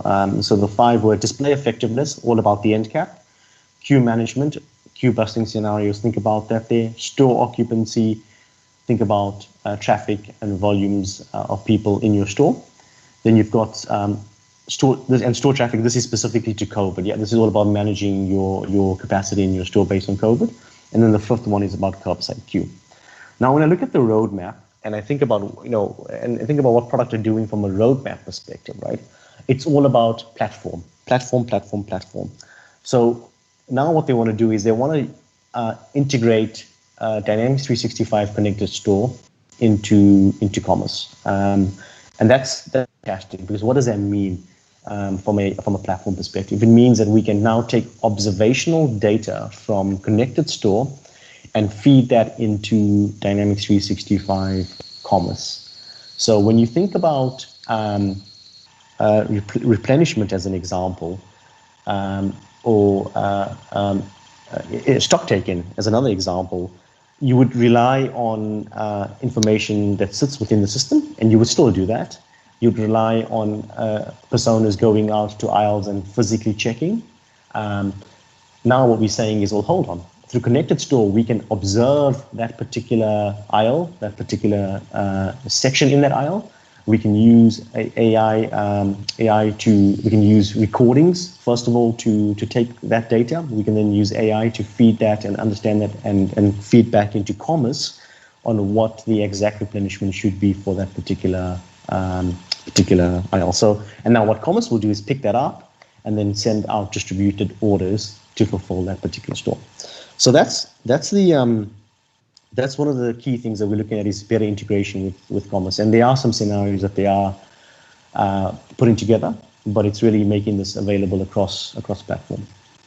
The next thing is integration with Teams. So if you heard the messaging that I've said throughout the Connected Store presentation, it was all about providing insights, and how do you provide these insights? There's various mechanisms. When I refer to an insight, it's really a nugget of information that's provided to a specific persona that is actionable. So think of insights as something like that. Now, what we want to do is we want to light up these insights into Teams, so that you can have a Teams channel called Marks and Spencer's. In that channel, Marks and Spencer's branch A, for example. So you'd have a team in that you'll have channels that represent your stores. And then in those channels, you can then start to get notifications from Connected Store on how, what the tasks are and how to assign the tasks, etc. So more and more on the platform with teams and integration with teams. And the final one for all our platform folks is not just providing capability through Connected Store and commerce, but also now allowing you to leverage Power Automate from a insight that comes from Connected Store. So let's put that into perspective. What does that mean? Let's say I've got a third-party ERP, Oracle.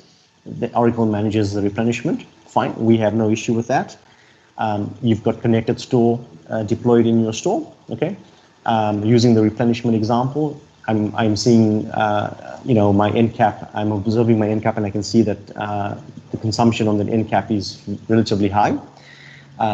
Now what I can do is I can generate a notification, which is an action or a trigger in many ways. So it'll actually be a trigger in Power Automate that can kick off an action that can send a message to Oracle to go out and create a new replenishment order. So providing these notifications as triggers in Power Automate really open up Connected Store to lots more of scenarios that you can use with Connected Store insights. Connected Store data has already been moved into CDS. So once it's in CDS, then you can do a lot more. I'm not a Power Platform expert, but if I look at it from my perspective and my experience with it, as long as I can get it into CDS, then you can hook up a number of other Dynamics 365 apps as well as additional scenarios on the Power Platform to use those data. Again, the roadmap is there, so if you want to get into more details, then please go ahead and look at that. Okay, so now you've seen this slide earlier on. Well, not this slide, sorry, this piece of the slide earlier on where I talked about channels and omni-channel and personas and some stuff, fundamental stuff around commerce. And that's probably a bit of a repeat for you guys. I mean, I'm sure you've heard this a number of times, and you were looking for what's the new stuff in this presentation. A great question.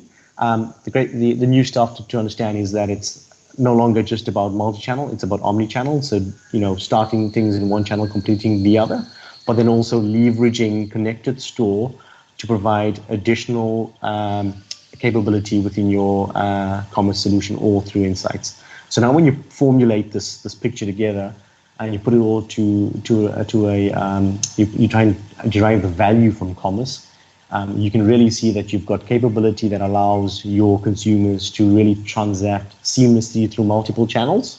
That's fantastic. But I can do so much more than that. I can also make my operations within the store a lot more optimal by using observational data from Connected Store. And when you tie all of this together, you have what, in my opinion, really a cutting-edge retail solution that differentiates from what's on the market. Okay, and this point really alludes to when I talked about Connected Store and lighting up Connected Store using Connected Store capability within the Power Platform, and that predominantly through flows at present. All right, well, that's me done, Ryan. So I'm happy to take some questions now. Let me come back to the chat. I'll just do a short recap. So, for me, I know you're going to have a lot of other sessions throughout the day. I didn't want it to be too repetitive. So I started off by just setting the scene in terms of commerce and omnichannel. But what I did add in terms of additional information was around a Connected Store. Now, there were no demos, and we'll get those to you at some point. But I just want you to understand what the core concept of Connected Store is, as well as the key use cases, so that you are aware of these. So when you are speaking to your customers, etc., you are having the right types of conversations around commerce broadly, but also commerce plus Connected Store. So let me hand over back to you, Narayan, for coordinating the next steps. Fantastic. Thank you. To be honest, I'm still digesting. There are a lot of information to grab. Sure. And I think I would say, like, if it is possible, are you able to share some of those links in chat window so attendees can benefit and they can take away some readings with them? So sure. I can do that. I'll show you some docs links, and look, I mean, from your perspective, you know, this may have been a bit of information overload, as you've said, because there's a lot going on. There's a lot of information in the slides, but I would say, look, keep it simple. You know, think of omni-channel. Let me summarize this. Think of omni-channel as not, you know, it's not multi-channel, so it's really starting something in one channel and finishing it in another, and the second thing about omni-channel is that when we bring out capability, we don't bring it out for a specific channel. We bring it across all channels. So the investment is across all channels. So that's the first thing from an omni-channel perspective. From a connected store perspective, and to keep this really simple, it's really just providing the capability is to provide actions using observational data. And when we talk about observational data, let me be more specific. It's really through recordings from cameras that are translated into actions so that you can act upon them. And you know, once you've got your head around that, then it's really what scenarios fit best for your particular customer. So I will share some links that you can use to explore more on both of those topics. Absolutely, and that's a good point you actually touched base. Like, now there are connected cameras, AI, and a lot of things going on, it's really exciting, but it's like a lot of information to grab as well. And this is what my personal feeling, but I'm sure many of the attendees would like to have a lot more deep dive into it and learn about it. So yeah, those links will definitely help us out. So the thing you mentioned there, which I just want to touch upon, is data, and this is untapped data. That's the key thing here also. You know, for a long time we've been able to. For a long time, retailers have had cameras in their stores. But what have they actually done with those data other than identify fraud, or there may be some form of reactive management based on live visualizations of those cameras. But what we're saying now is that this is untapped data that we can actually translate into something that you can action. And there's not much more from an investment perspective that you need to do other than deploy a couple of Azure devices and buy some software. And now what you're doing is you're getting all this operational efficiency from the connected store product. Absolutely, and some of those videos I have watched, which actually shows a real-time heat map of which other shelves are empty with the products, what needs to be done, what kind of accidents are happening, like spilling or anything cleaning required. All these things, really exciting stuff. And also how the technology actually helps retailer to solve all these small problem, but collectively it becomes a massive problem as well. So it's brilliant. So we got one question from Ravinder Rana. When the public preview will be available for connected store? Sure. So let's just check that now if there's been anything that's been published. So I don't know if Elena, are you aware of when the public preview will be made available for connected store? I believe they've announced recently. So if you go to Connected Store, there is a public preview availability. Can't remember that. Yeah, there we go. When is it going to be public?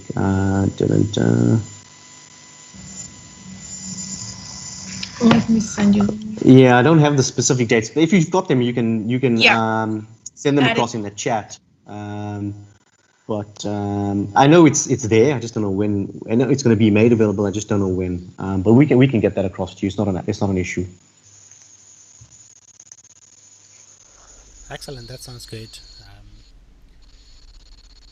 Let me put this in the link. So I'll just post this directly in the chat. And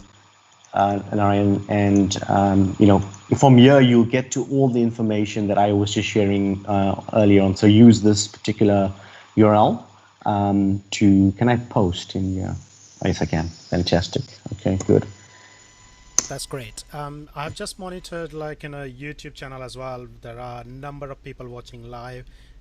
We haven't got any questions. So if anyone has any question, please feel free to put it in the chat window, and we will be able to pass that to speakers, or we can answer those later on. Also, we have a dedicated session, Q&A session, end of this event, so we can cover your questions up in that area. Viresh, while you on this sessions, I like to ask you one question, and that was the question raised at the time of registration, and I think many of the attendee has the same question. Sure. How can we get environments? Like for example, Dynamics 365, first party apps like sales, marketing, all these things, you can sign up for 60 days or 30 days and you can learn on it. For learning perspective, and if you are not a partner, how can we get hold of environment? And that was one of the key questions asked by a number of attendees. Yeah, no, it's look, I mean, that question came up not only just in this, not only just for this session, but it came up in the boot camp. It came up in Commerce in a Day, and look, it's something that we're working on right now. And I don't have the answer that I can say to you today. That's what you need to do to get an environment. I do, but it involves costs, right? The issue is that e-commerce capability can no longer run or it's not optimal on a tier 1 type of environment. So you need tier 2 at least, right? And tier 2 comes with significant cost, and we need to be able to understand, or at least understand what that cost is going to. So that's why when you're working with customers on trying to do demonstrations of environments, of capability, etc., then you have justification or Microsoft has justification to take on this additional cost, and that's why we can provision environments for those types of engagements. But if it's something purely for learning, etc., we don't have a solution for that yet. My understanding is that coming out in later this year, there'll be something like a tier 1.5 environment that is somewhere between at least what it'll do is it'll allow you to run commerce capability with a reduced cost base, and from there you'll be able to get an environment for learning, etc. Now that's the latest information I've got, and that may change. But right now, the only way you can get that environment is if you are doing some work on behalf of a customer in a sales opportunity. Going forward, that may change now, and so just have to hold tight for a few more months whilst we figure out the best way to do that. Now that's the information I have, but I've got Elena on the call with me as well, and Elena, have you seen anything come through from engineering or the BG regarding environments as well? No, I mean, I have the same answer as you. I know it's been a hot topic, but we know that the teams are working on it, but not more detailed than that. Yeah. So I would just say, look, I can't give you the solution to that, or the answer you want to that question right now. I can be at least very clear about that. It doesn't exist. But what I can say is, look, it has been acknowledged, and there is work going on to solve it. We just don't know exactly what that is and when it'll be made available. But there should be no blocker if you've got a customer involved. And if there is a blocker, then you can reach out to myself and I can sort of help you remove that blocker, yeah? Fantastic. Just for the interest of all the attendees, what I do when I'm learning commerce, so Microsoft Learn is one of the source I use, which has a lot of information and also number of screenshots and videos available. So that's one of the source I use. The second source I use is events like Commerce in a Day. So Viresh, do you have any visibility about when the next Commerce in a Day kind of events are coming up? Yeah, I can share some information. So Commerce in a Day, it runs every week. It runs on a Tuesdays in the Americas time zone, and then it runs on a Thursdays in the EMEA time zone. And if I'm not mistaken, I think it runs on a Wednesdays in APAC, or at least on a Tuesday in APAC. So first of all, it runs every week. You just need to, depending on your time zone, there's a day. Now, normally we run these for partners. So if there's a registration process you need to go in and to join up. I can get you that link and share that with you. I don't have it on hand, but I can get Shelly to send that to me, and then I can forward that on to you, Narayan, and you can circulate that. And then you just sign up, and then you come along. And it's a fantastic session, because it's not so much about HQ. I mean, a lot of people on this call would know about the HQ and how you set that up, all that, but it's about e-commerce. Yeah, it's really focusing on e-commerce, and it's designed to help you build an e-commerce site within a day. Yeah, and the purpose of this bootcamp, this Commerce in a Day workshop or training, is so that when you are talking to customers, or you are trying to build solutions, you're able to spin up these sites relatively quickly, without scratching your head and trying to figure out how to get things done. So Tuesdays, Wednesdays, Thursdays, depending on your time zone, runs every week. I'll send you the registration link. Join up, and then we look forward to having you on those sessions. Fantastic. So Ravinder, this is what Viresh just mentioned. So he will share the information. If I receive it, I will make sure to circulate it within email. Let me just stick that in there. So I take question from Prashad. Can throw some limelight on e-commerce implementation examples on telecom industry, if any. On telecom industry, so would that be like mobile phones as an example, or what would be the example, Prashant? Maybe you can share some background information. Prashant, if you like, you can unmute yourself and ask the question and elaborate a little bit more.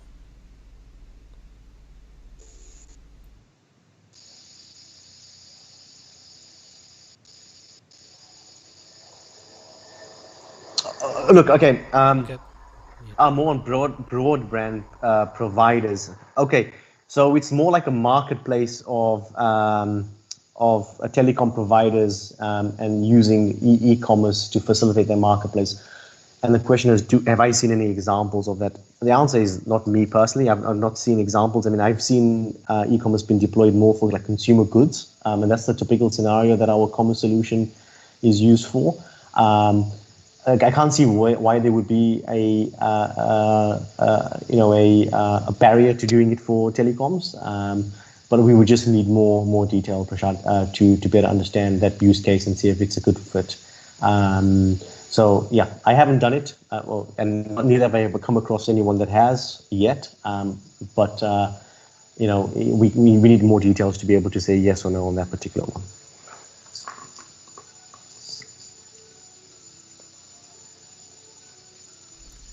Excellent. So I'm just monitoring the chat window. I don't think we have any more questions. Thanks, Prashad. And okay, we got one more from Ravindran. Sunil Kumar. Could you please say the approximate cost to set up D365 connected store? Also, do you have any list of camera, IoT sensors which supports connected store?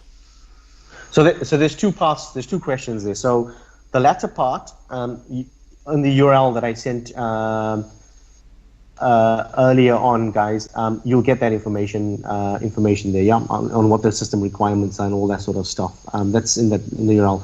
The other one regarding the approximate cost, that's something I can't comment on, Ravindra, unfortunately. I mean, that you would need to engage with our engineering team, because the cost is not just about the physical devices. There's licenses, etc. involved as well. Now, if that's something that you want to take forward, I can definitely facilitate that conversation with the engineering team, so they can understand your scenario better, and then they can come up with what a cost plan looks like.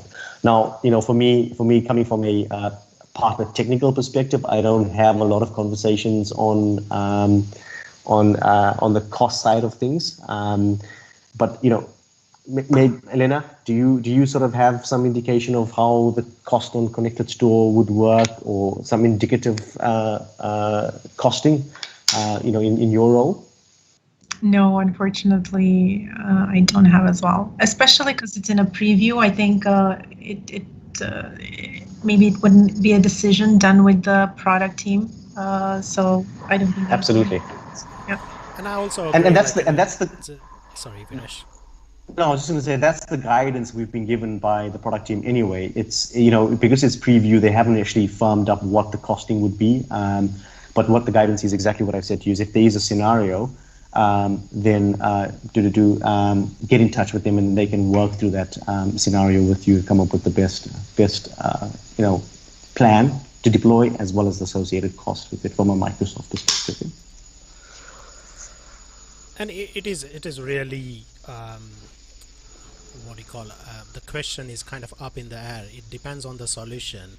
It depends on the scale of the solution, what kind of features we want to implement, how many individual users, what type of user. There are a lot of things involved in it. So I agree with you. It's really hard to predict anything. Yeah, it is. But look, I mean, if this is something that wants to be taken forward, then we can definitely build the bridges there for you with engineering. Okay, so another question from Ravinder Rana around registration for Commerce Bootcamp. I've taken that action away. You can see it's in my notepad. Let me try and get this registration link from Shelly. I'll send it to you, Narayan, and you can just distribute it to the attendees that joined this particular call. Absolutely, we will do.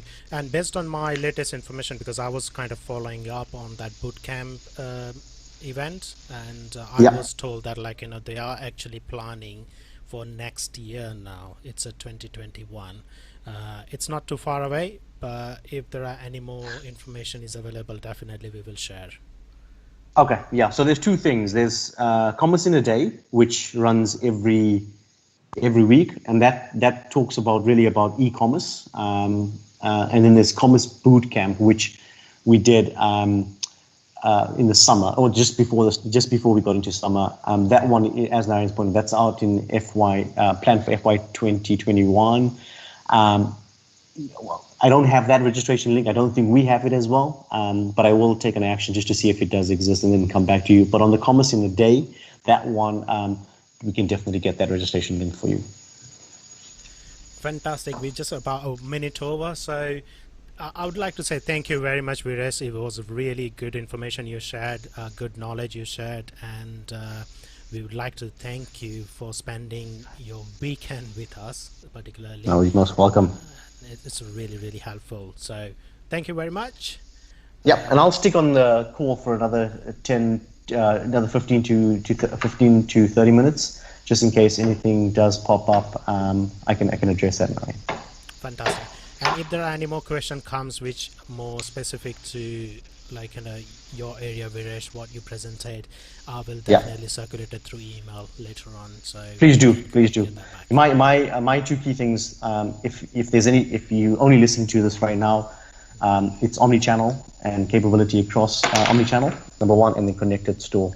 Anything around that, then I can definitely pick it up. But my peers will be able to comment on those if I'm not available as well. Fantastic. Thank you, Viresh. Thank you very much. Thank you. Moving to the next session. It's again another very interesting session, and for every retailer, it's a kind of must consider area, which is on Dynamics 365 fraud protection and loss prevention. Ahmed, are you on the call?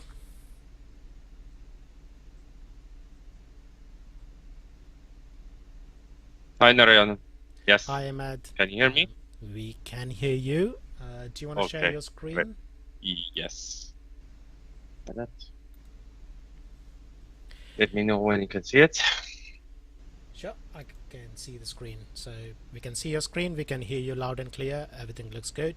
So before you kickstart, so for everyone to know, like Ahmed is going to present a session on Dynamics 365 fraud protection and loss prevention, explaining how Microsoft can help in increasing your revenue and protect your reputation with comprehensive fraud protection that decreases fraud, reduces operational expenses, and increases bank acceptance rate.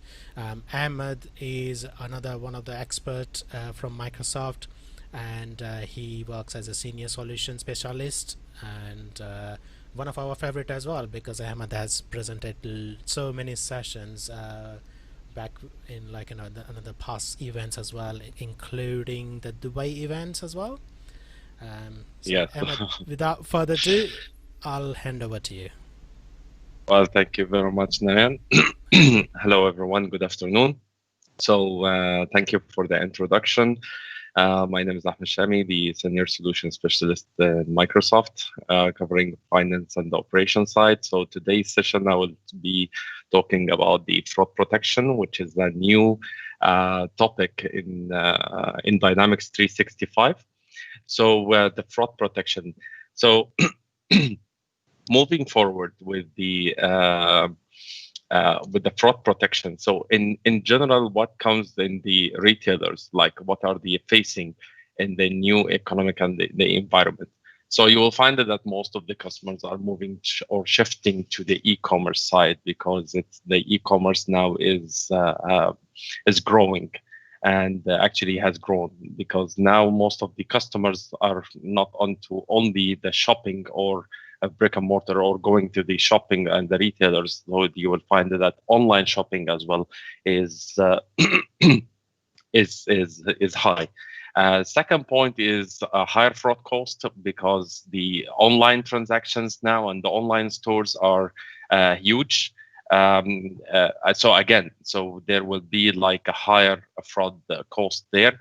Of course, increase the bank rejections because of the transactions, or maybe the online payments, the transactions that are happening online.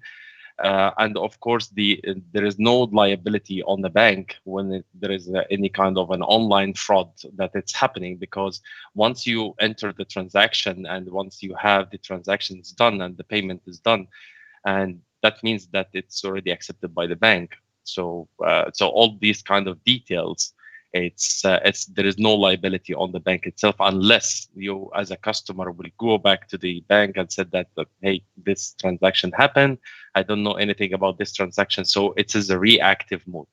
So instead of moving from a reactive mode, covering and securing all of this information, so what are the main challenges or the transaction challenges that we are facing in the online channels, especially in the e-commerce, and how we can protect our customers? So the transaction challenges, there are three main players in each commerce transaction.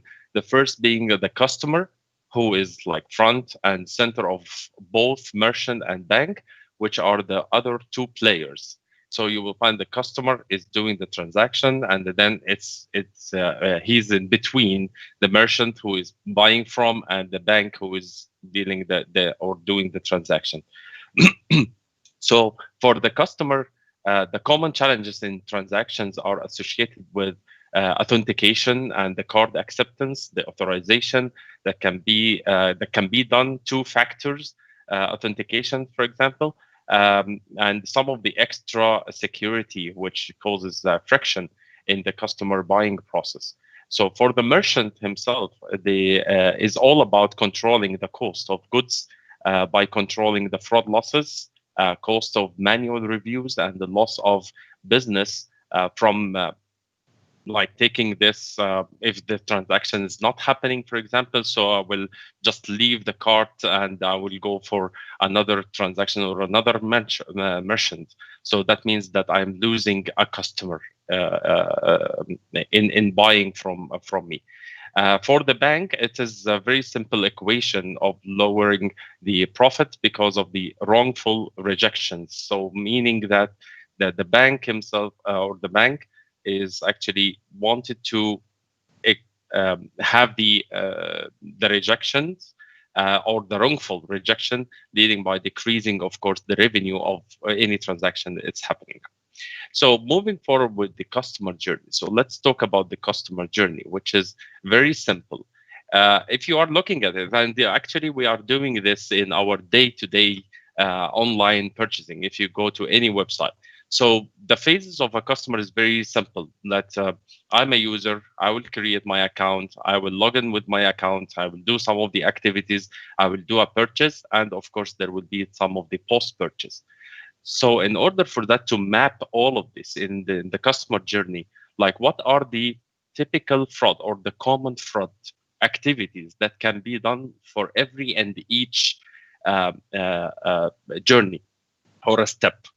So you will find that, for example, the user is like cannot create the account. There's some of the page scrapping, for example.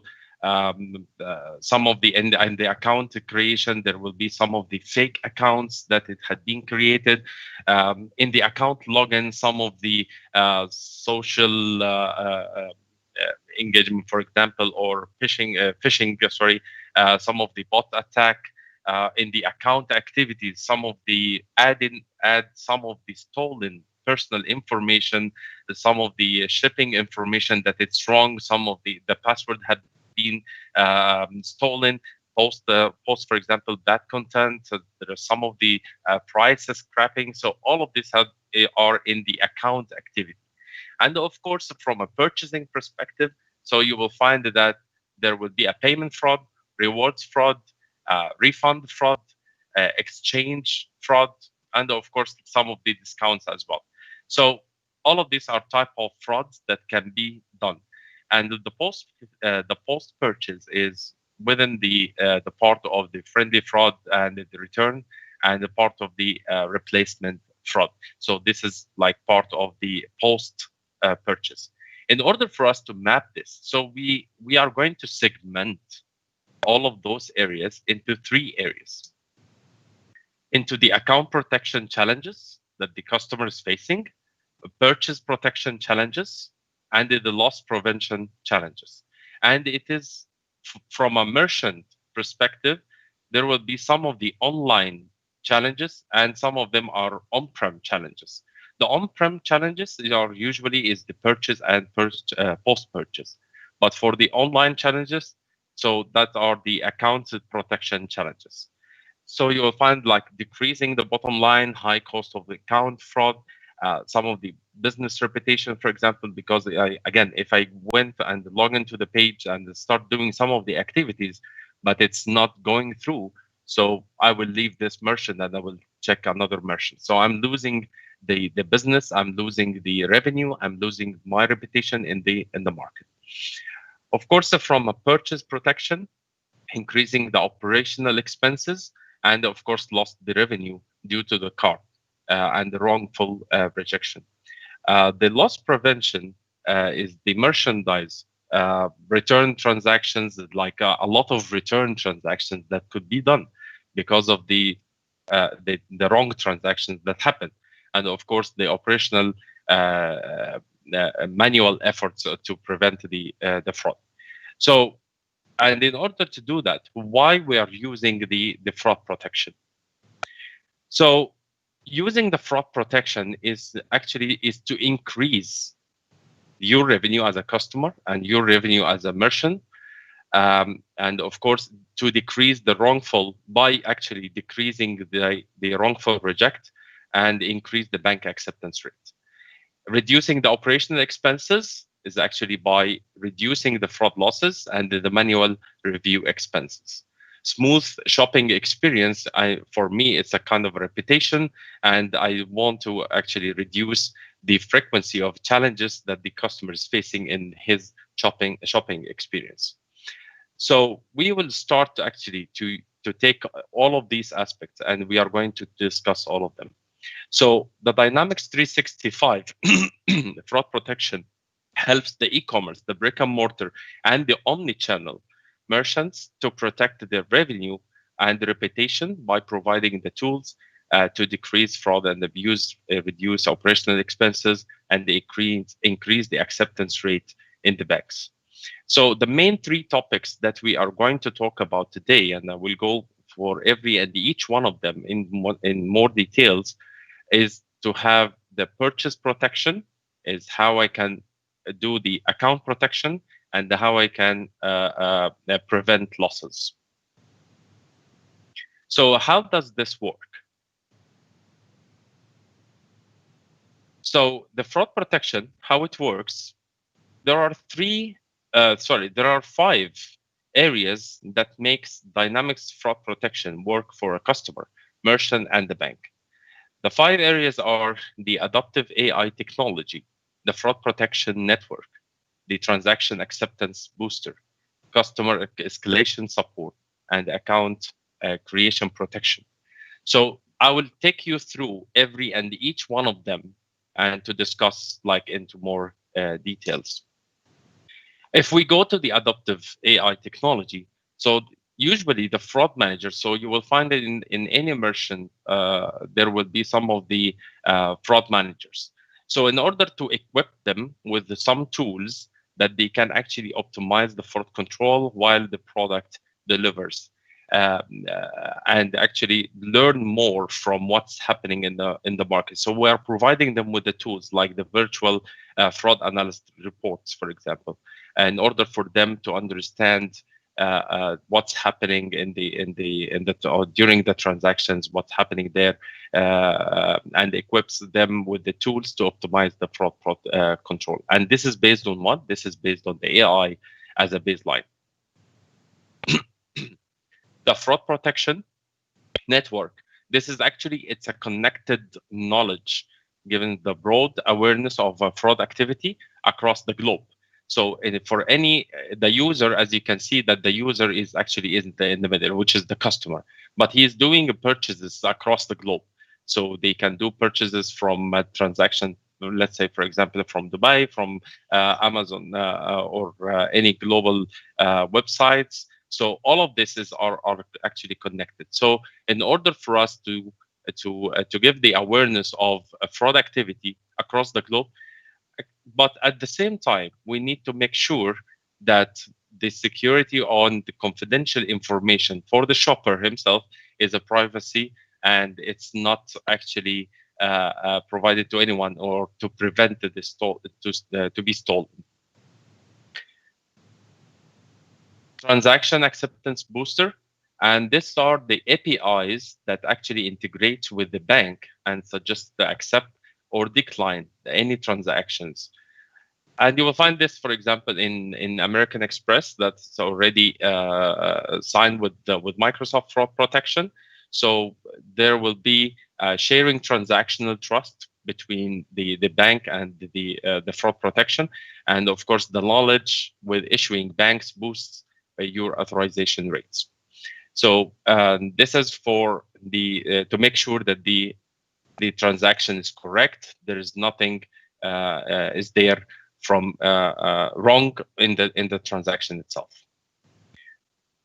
The customer escalation support, and this is in general, which is like if I'm a customer and there is something that happened wrong in my transactions, so and I can see it. So there are always insights. So we mentioned about the customer insights. To understand more about the customer. We mentioned that in our e-commerce as well. And then and there is also the risk insights that we can provide in the tool itself in order for us to understand more about the transactions that it's happening. So and to help to improve the shopping and the support experience. So if there is any transaction that is being wrong or done wrong and the fraud protection across across the globe, so I can actually dedicate or predict the transaction itself. So you will find that the risk decisions there is approved. There is some risk here, so I can drill down on this transaction and check where is the risk, in order for me to support my customers better. And of course, account creation protection, and this is where I to monitor actually the account creation, to monitor to make sure that there is no attacks, there is no the stealing the account, the details and the personal information, especially the credit card information. So moving back to the fraud protection, so for the purchase protection is to help protect the revenue by improving the acceptance rate of e-commerce transactions and with the insights and tools to help balance revenue opportunity versus fraud loss. Account protection is to help protect the online revenue by the reputation itself and safeguard for the user while he is creating the accounts, and there is no any kind of taking over of the account details or account access. And the loss prevention is to help protect the revenue by identifying potential fraud on returns and from the on Omni channels, the purchases, and enable, of course, the store managers to prevent the losses during the transactions or after transactions. So with that said, I will go into more details for every and each one. So what I was trying to do is to simplify, because I know that the fraud protection is pretty new. So what I was trying to do is to simplify, taking from the high level into a little bit of the details. So moving forward to the purchase protection. So I will give you an example of the wrongful rejection. So the problem is general is whenever there is a digital footprint, like let's say, for example, that you are buying something online, travel attacks on both sides, stolen credit cards being used by consumers. So, or maybe, for example, obtaining the points or redeeming the points.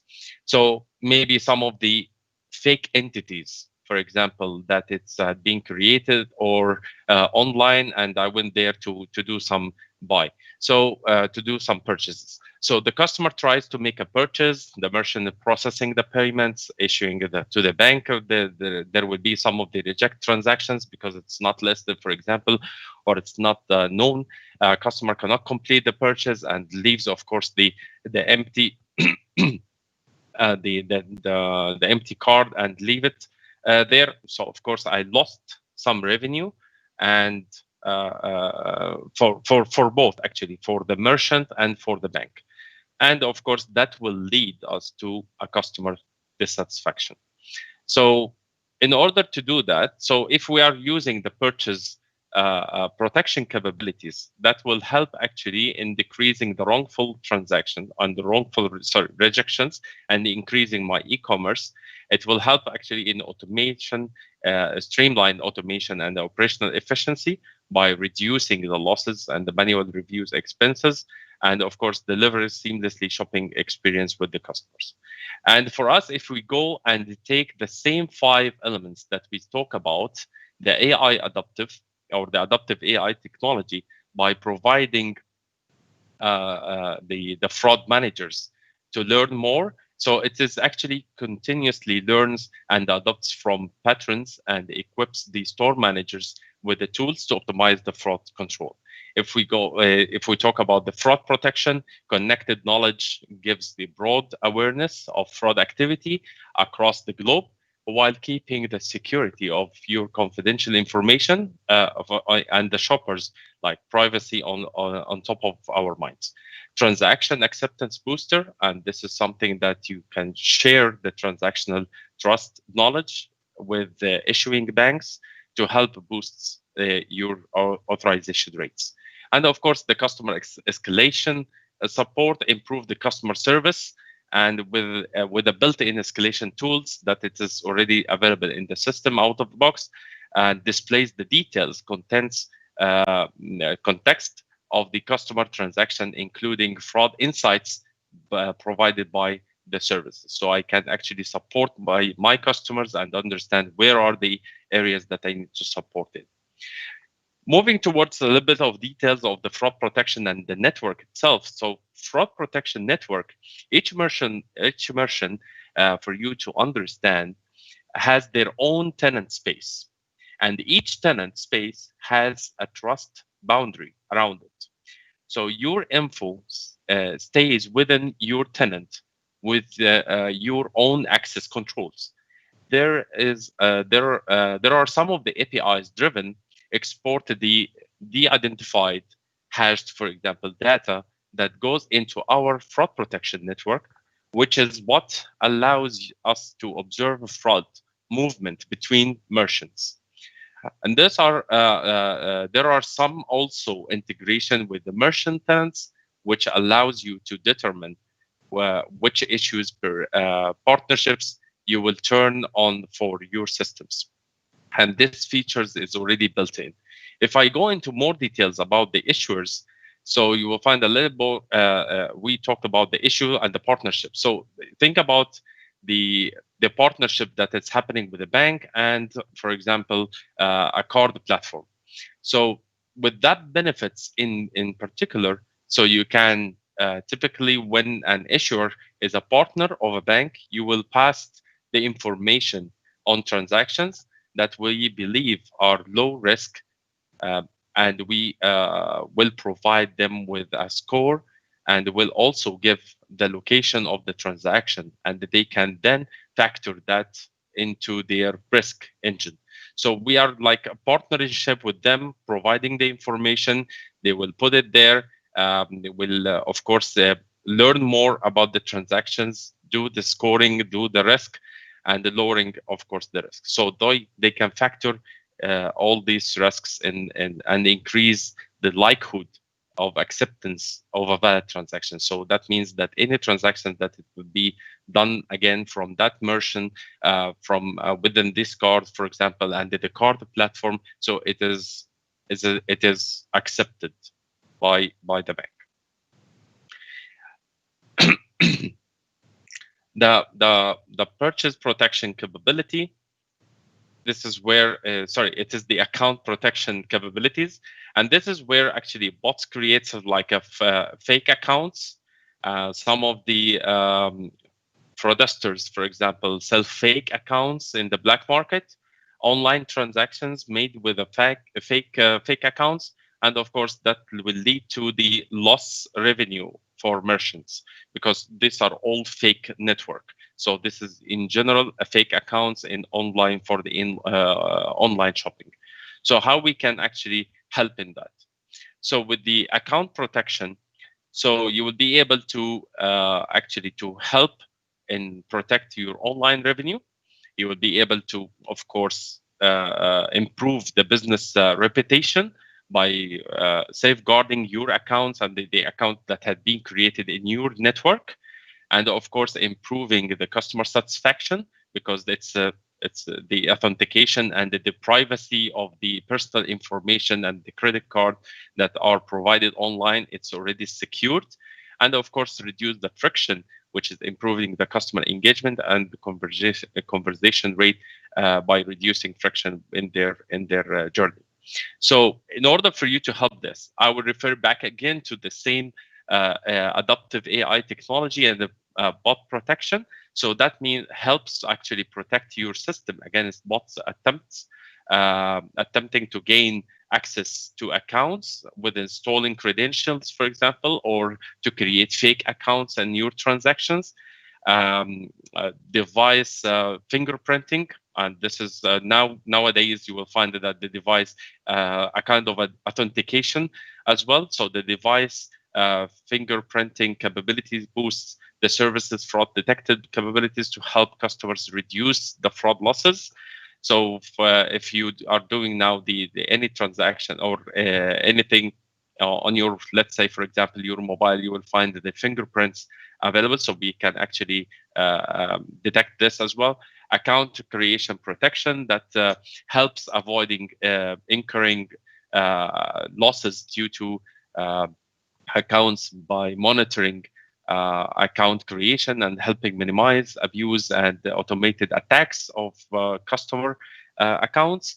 And of course, the account sign-in protection, which helps the customer account, improving customer engagement, and of course the conversation to reduce the friction. So all of this can be done within the account protection So in order for you to secure the account and protect the account capabilities when you are actually creating the account and saving those information there. Then the loss prevention capability. So if we go there, so you will find in the fraud challenges in general, your customer purchases product online and at a discounted price, but the customer returns the item, store receiving a full price refund. An internal fraud system is, of course, is a failure because the transaction that had been sold in a price, a discounted price, but actually when it returned it to the back to the store, it had been returned with a full price. So of course, again, it leads to the lost revenue for merchants. So in order for us to help in that, so you will see to protect your revenue by actually protecting the revenue through reduction in losses related to the fraud transaction or the return transactions, help again streamline in automation and the operational efficiency, and of course the business intelligence around the system or enabled inside the system for the store managers to understand what are the prices that had been sold with and the discounted price and the return transactions. So moving forward to that, so you will find in order for you to reduce the losses, so you will find some of the adaptive, again, AI technology continuously learns about the fraud patterns there, empower the business managers with a lot of tools and investigators in order for them to understand quickly, to understand and take some insights of the transactions that had happened, and they quickly take the right action to prevent the losses.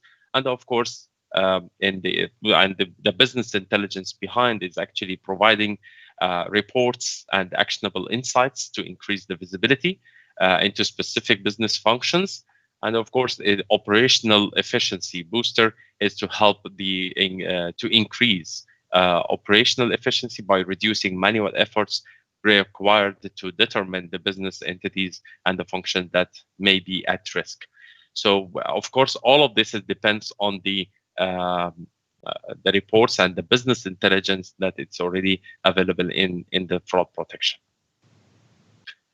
So, moving forward with the Dynamics 365 fraud protection, so it helps protect your revenue. It helps streamline automation and operational efficiency. It helps improve the business reputation, and of course, by making a shopping experience and enhance the shopping experience for the customer, and of course, enable the business intelligence to understand more about the customer and the customer insights. In order for us to have a look on the solution itself, so those are the three main areas that we are going to talk about. But I will give you a quick demo, or not a quick demo, or a high level demo of the transaction. This is where actually you can upload your information and the historical data. And the historical transaction, just only to make it as a baseline to model the savings even prior to purchase. So you just upload the information there, and you will just start actually to get and generate the information. So from that, this view is giving you the buckets and giving you the obtain some of the insights into the data uploaded. Successful data diagnostic report will allow you to actually the risk diagnostic report to be generated, and actually you can select the dates, you can select the time, you can select the regions, you can select you can do a lot of insights within a lot of filters there, and of course getting some of the information. The risk diagnostic report as well shows the impact of fraud events on the historical data provided, as well as scoring them using the basic offline model. So think of this report as a baseline, but actually for you to understand and to give you the opportunity to understand about which fraud protection could help you in getting the views and the values or count, for example, and they can use the interactive slider to drill down into some of these interest areas. Of course, moving forward to evaluate like a virtual fraud analyst. So again, I can do some of the filtration and the slider itself, and getting into more information to get which transaction data, for example, adjust risk. I need to see the risk impact on my revenues and the transaction that had been blocked. And of course, I can drill down in the specific details, and I can generate some of the rules as well there. Again, some of the scorecards, and the scorecard actually is designed to help the business customers into two ways: reduce the fraud, which is lower the chargeback rate while increasing the bank acceptance. And there's the number of filters available as well to drill down into the data to gain actionable insights. So this is part of it, which is the scorecards, and see the transaction volume, the final approval rates, and to get into more details on the transactions volume that it's happening. This is the Graph Explorer, which I actually can see the user. We call it the ontology, and actually you can see the transaction or the user himself. What are the purchases and the different nodes that he's using? So I can get into more details into the level of the purchase. I can go with the purchase itself and see the product. So I can actually play with the graphs in order for us to understand more what's happening in the fraud or in the network. And the ontology itself shows the connected graph data structure, which stores data within the fraud protection and powers the AI model, which provide the risk scores. So, and if you actually right-click on any one of them or go to the details, so you start actually can do some of the filtration as well with the fraud networking and the fraud protection. So, what the next action is, what the next steps? Well, we can have like getting started with the Dynamics 365 as a fraud protection. So get a very quick idea of the history of the historical data transactions. You can just actually upload it directly in your system, and you generate those kind of reports. Getting to evaluate the transaction itself. You can actually protect how I'm going to protect actually my transactions more. Moving forward, that hands-on by discovery, sorry, with the response of the COVID-19 for the Dynamics fraud protection, is introducing an accelerator motion. That this is where you can actually create and actually giving this to the customers for 90 days. With a hands-on discovery, your transactions, and do the uploading and everything in your systems, from your systems and from your data to analyze the data itself and getting more transactions to generate the reports and to understand more about what's happening there. And well, I would say try the Dynamics 365 fraud protection. So you can learn more in the fraud protection itself, complete the diagnosis experience to understand we might help in the fraud protection. Of course, shadow the test fraud protection against your details or the organization, and then some of the resources that I would like to highlight here. So you will see here some of the links that I can share it with you after the session. And some of the customer stories as well that are available. And one of the highlights of the stories or the customer stories is Microsoft.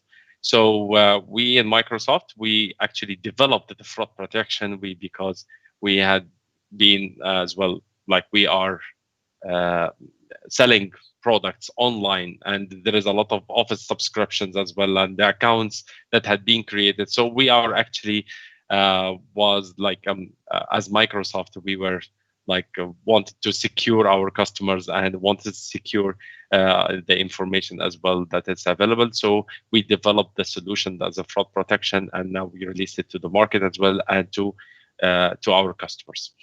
So with that said, I finished the intros of the Dynamics 365 in the fraud protection, the areas. And for the case study, as I mentioned, the Microsoft case study here is we already developed. We are actually as e-commerce leaders as well. So we are using we are in the same situation as our customers as well for e-commerce and the online shopping. So what we have done is that we combined our e-commerce, the experience, the technology, the AI that we have built, and of course with the fraud protection. And what was the impact that we actually reduced the fraud costs by 76 million and boosted revenue by hundreds of millions over 2 years. So into the more details of the KPIs that have been improved and observed at Microsoft. So as you can see, this data is already generated for the last 2 years of performance. So the revenue have been lifted up, and of course less positive by 1.38%. Revenue left up by 7.69%, higher bank acceptance rate, and of course the operational expenses savings as well, 75 as I mentioned before, and savings of fewer reviews of the 1.4. So this had been done in Microsoft as a case study, and as you can see, the acceptance rate is getting higher. The manual reviews is getting 70% lower. So with that said, fraud protection at Microsoft, we have proven actually as results. So it's a proven results, it had been tested before, and we have this solution, it's already in place. We are actually utilizing our AI solutions and embedded within our solution, and being like an experts in machine learning, AI, and technology, we developed our own fraud protection system that gave us the agility to quickly identify the fraud protection we need and apply the adaptive AI to the millions of decisions necessary to take the actions. And of course, we utilized our latest digital innovations and operations management and the AI, and put the fraud protection into our e-commerce. So with that said, I know that I finished maybe earlier, but the topic is it's very light, but I hope that I delivered the message and it was valuable for you. Thanks, Ahmed. It was really informative as well. Even if it is a short session, I still found it very informative. And the things actually, I was reading some articles last week, and one of the article from the Forbes, he was saying that, like, since the COVID situation, the e-commerce area particularly has shoot up 77% compared to the previous year, and the fraud protection has gone up as well, and it costed around, in last 3 to 4 months, it's about 12 billion US dollar, and that was a huge number. So I can really see this importance of fraud protection and loss prevention is a key element for all the retailers. So, and especially for the account, like the online shopping, because you know that nowadays most of the people, and especially with the current situation, so most of the people are not going out, for example, to do the purchasing like all the traditional retailers. So they moved towards the e-commerce and online, transactions more. So that means that fraudsters, for example, will be more into the market. So that's why we keep the machine learning, and the AI is always learning, and as I mentioned in the global network that it's available, and it protects. And as you can see, that the result is available, and we as Microsoft is actually using it. Now that is fantastic. Yeah. So if I ask you one simple question here, it's like, and also I want to validate whether I have understood correctly. So fraud protection is a kind of a service which learns the fraud from every retailer and protects other retailer. Is that correct way to translate? Sorry, come again. The question. So if there is a fraud happening somewhere in the world, and if they're using fraud protection from Microsoft, and if that system has learned that this is a pattern has been established to conduct this fraud, does that mean the other retailers who's using Microsoft fraud protection, they get benefit of it? Well, if it is listed, and yes, if it is like we actually put this in the listing area and the patterns itself, and we introduced it in our systems, and we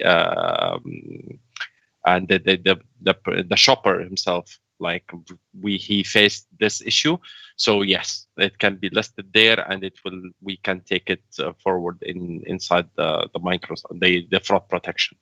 So it will be like because it's built all in the AI part, and it's a machine learning. So once it is listed there, it will take an action back in the next time. Fantastic. We got a question from Siva Prakash, and Siva, you also raised a hand as well. Do you want to speak, or? Hi, Ahmed. Hi. Just a question for me. Imagine my customer is using only finance and supply chain, and they're not using retail. How I can convey to my client that there's a fraud protection service is available? How for non-retail products this service can be adopted? Okay. The fraud protection it can be a standalone services. So it doesn't mean that I need to have the e-commerce, because some of the customers, they have a different e-commerce, for example, or they are using, let's say, Magento, let's say. So it's totally different out of the Dynamics 365 for commerce. So you can still use the fraud protection as a standalone services with their commerce. Of course, integrating with the back office, as you mentioned, finance and operation, or finance and supply chain. So it can, yes, be integrating with that, even though it can be a standalone on the application. What is the cost element, the licensing aspect?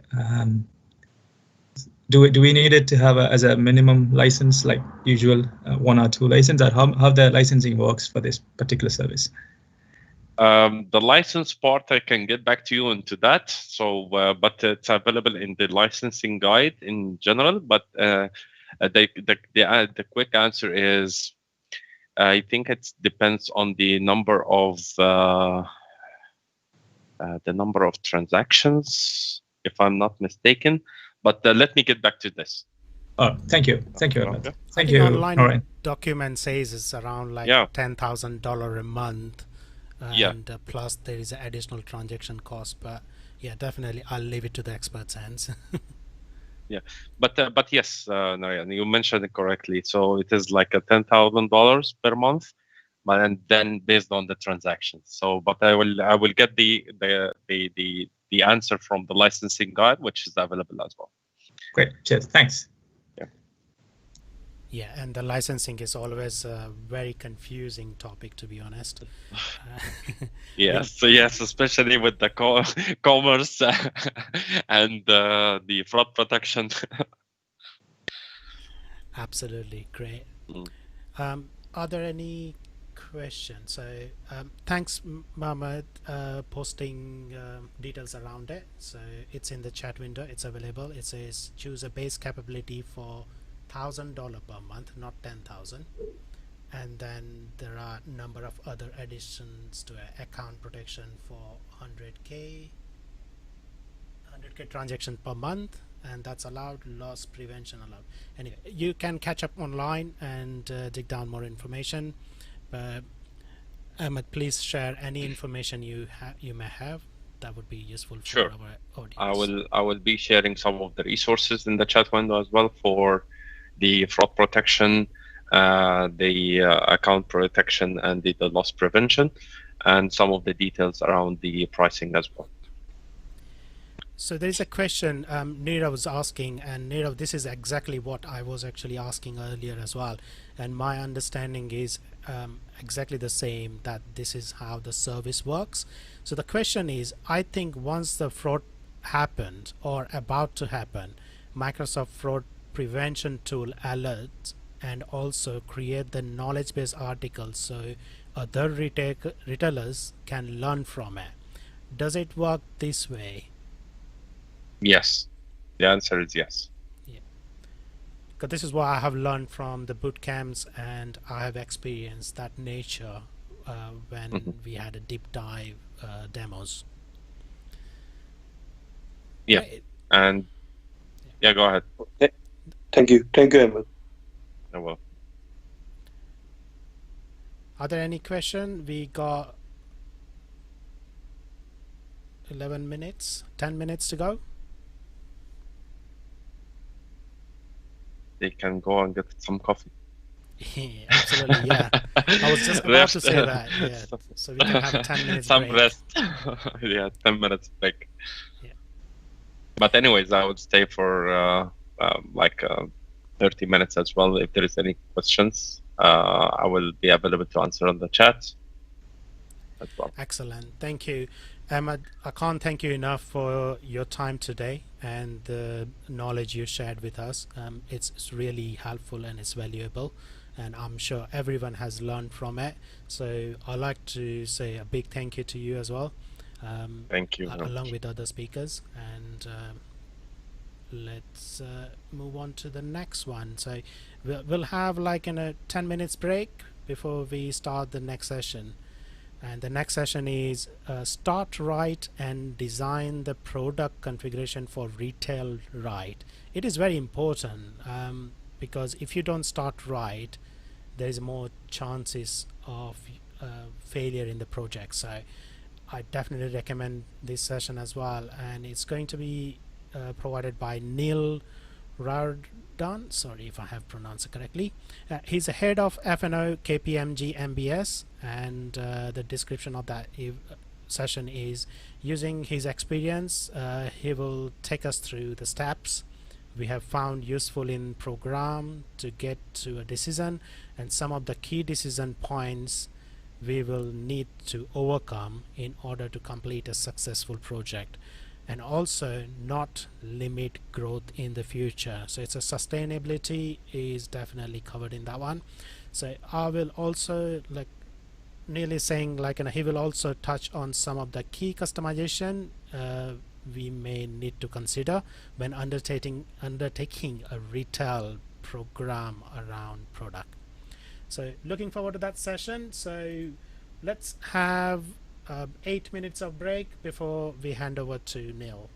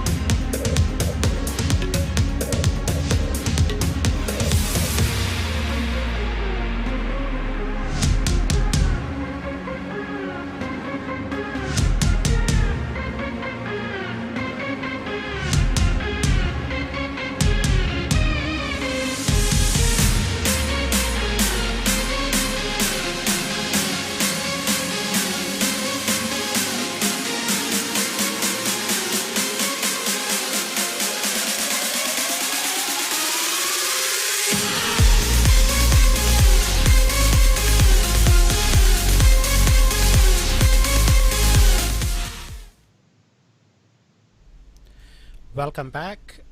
Before we kickstart our next sessions, a little bit of housekeeping. So if you have just joined, good morning, good afternoon, good evening, wherever you are. Once you join, please make sure you keep your Microsoft in mute and only use it like in Q&A sessions where you need to actually ask question unmuting your mic. That should be fine, but please feel free to post your questions in chat window, and we will make sure the speaker or someone expert can answer that question as well. Also, we recording these sessions in Teams and also in YouTube. We are doing the live streaming on YouTube as well. So if you're having any problem with the Teams meeting, please watch it online on YouTube. I will share the link again just for information. So without further ado, let me just cross check if Neill is online. Neill, are you online? Yeah, hi, I'm here. Hi Neill, thank you. And can you just share your screen so we can confirm that it's all looks good? Sure, you should see the holder image. Absolutely, I can see it. Let me just kickstart the recording.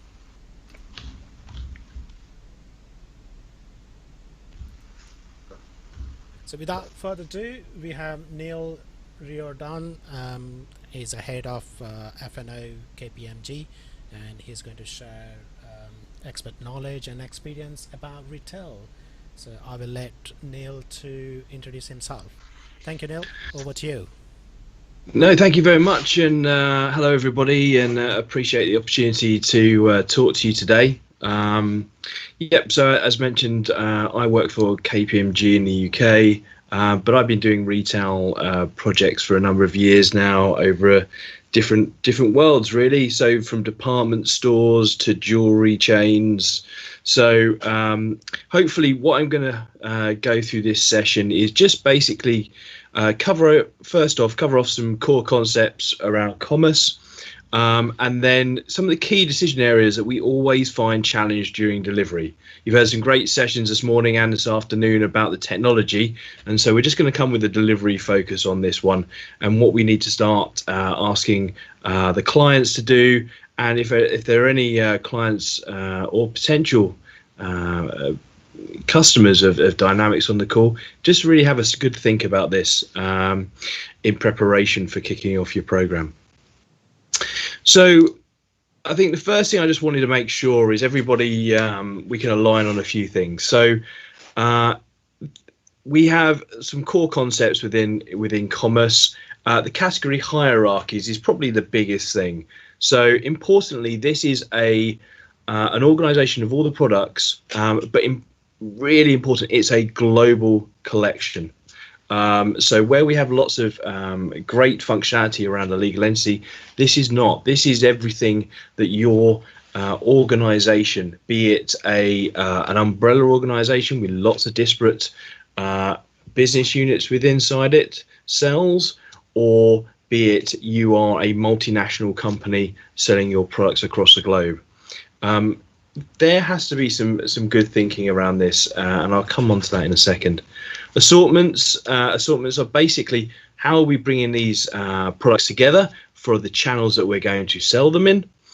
And then the catalogs, so you can think of this as in two lines. So we either have the old school catalog scenario where a book would pass through your mailbox, or we have a catalog that we want to have for our online store and maybe part of the clienteling experience potentially. So just moving on to the category hierarchy then. So for those exposed to Contoso and things like that, the one on the image on the right hand side should be quite familiar to you. It's taken from the Contoso build, and importantly, it just kind of shows diversity in the thinking that has to go through this piece. So if we have a scenario where we have fashion brands within one legal entity, potentially another legal entity selling a different type of product, we have to think about that at point A. We really have to understand how all of these companies will come together, as well as potentially growth patterns for the future of that organization.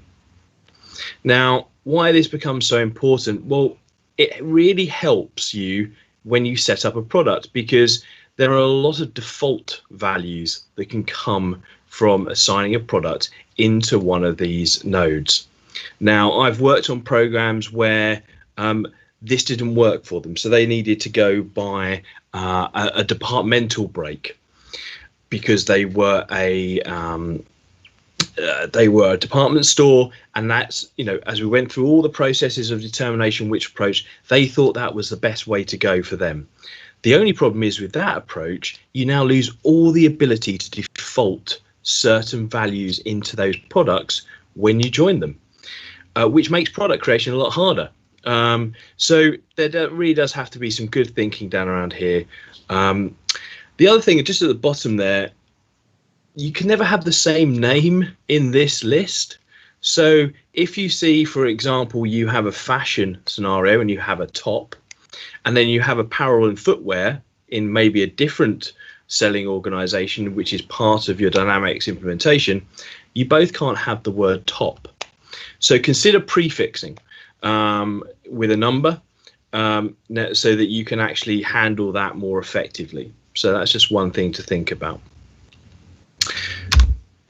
What is an assortment? Well, an assortment just basically allows us to bring the products together. So in this example, we have a shoes and a jacket belonging to the base assortment, which is provided to all of the stores. But once again, the whole piece around this is global. So an assortment for my fashion retailer base will be very different from my assortment from the country, maybe France, for example. So therefore, do any of the products you have logos or designs on them? Is a product that we've created not actually able to enter another country, either for a banned country from the government, the United Kingdom, or is it actually maybe inflammatory to another society or country of that product?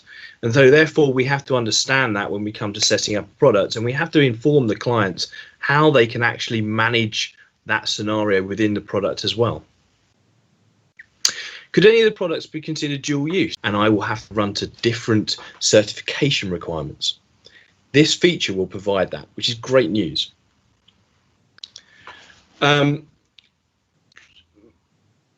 Make sure we try and stick to standard here. This area is complicated enough. Often there's a team inside the client that manages it. Listen to that team, engage that team in the discussions. Don't just leave them to the one side, because they will throw requirements at you that may break your design later. Barcoding. So if I'm buying a product from someone else and selling it, they've probably got a barcode on it. So I want to ingest that barcode and use that barcode through my system. However, if I am someone who actually relabels every product I buy, because I want to use my in-house barcoding, because maybe I want to stop people doing comparison searches, or simply it is more efficient from an operation perspective that I run a certain barcoding number that I can control, we have to understand that. Now, the barcode table itself is a really interesting table. I've seen lots of people try to customize values onto this table, which is fine when there's only one barcode for one variant. When you suddenly blast that out into the fact I've got EAN, UPC, and various others, it becomes a lot more difficult to control. So understanding the barcodes in the barcode types in scope, and then the usage cases for each of those is going to help you really early. So are the products seasonal? So in retail, and I don't think, even though I have worked with fashion retailers and other retailers before, I still think seasonality is a part of all retailing, if I'm honest. And we have seasonality within inside the product. The only problem around seasonality is that we see it as one value. And it's not one value, because there is a financial season that the business will run to, which is very straightforward, and it normally runs to their financial year, but can sometimes be different. And then we have the seasons that the actual shoppers understand. So autumn, winter, spring, summer, which may actually have completely different dates. And what we need to understand is when we create a transaction, of course, we understand the date of that transaction, which satisfies our financial season scenario. But it doesn't necessarily satisfy our retailing season scenario. So we have a season field on the product master at the moment, which allows us to set a value. However, it only allows us to set one value, and when it's valid to and from. But the reality is, as by the little diagram here, we're going to create a product in advance of a season. So I'm going to create a product maybe 6 to 8 months in advance of a season that I'm going to sell it in.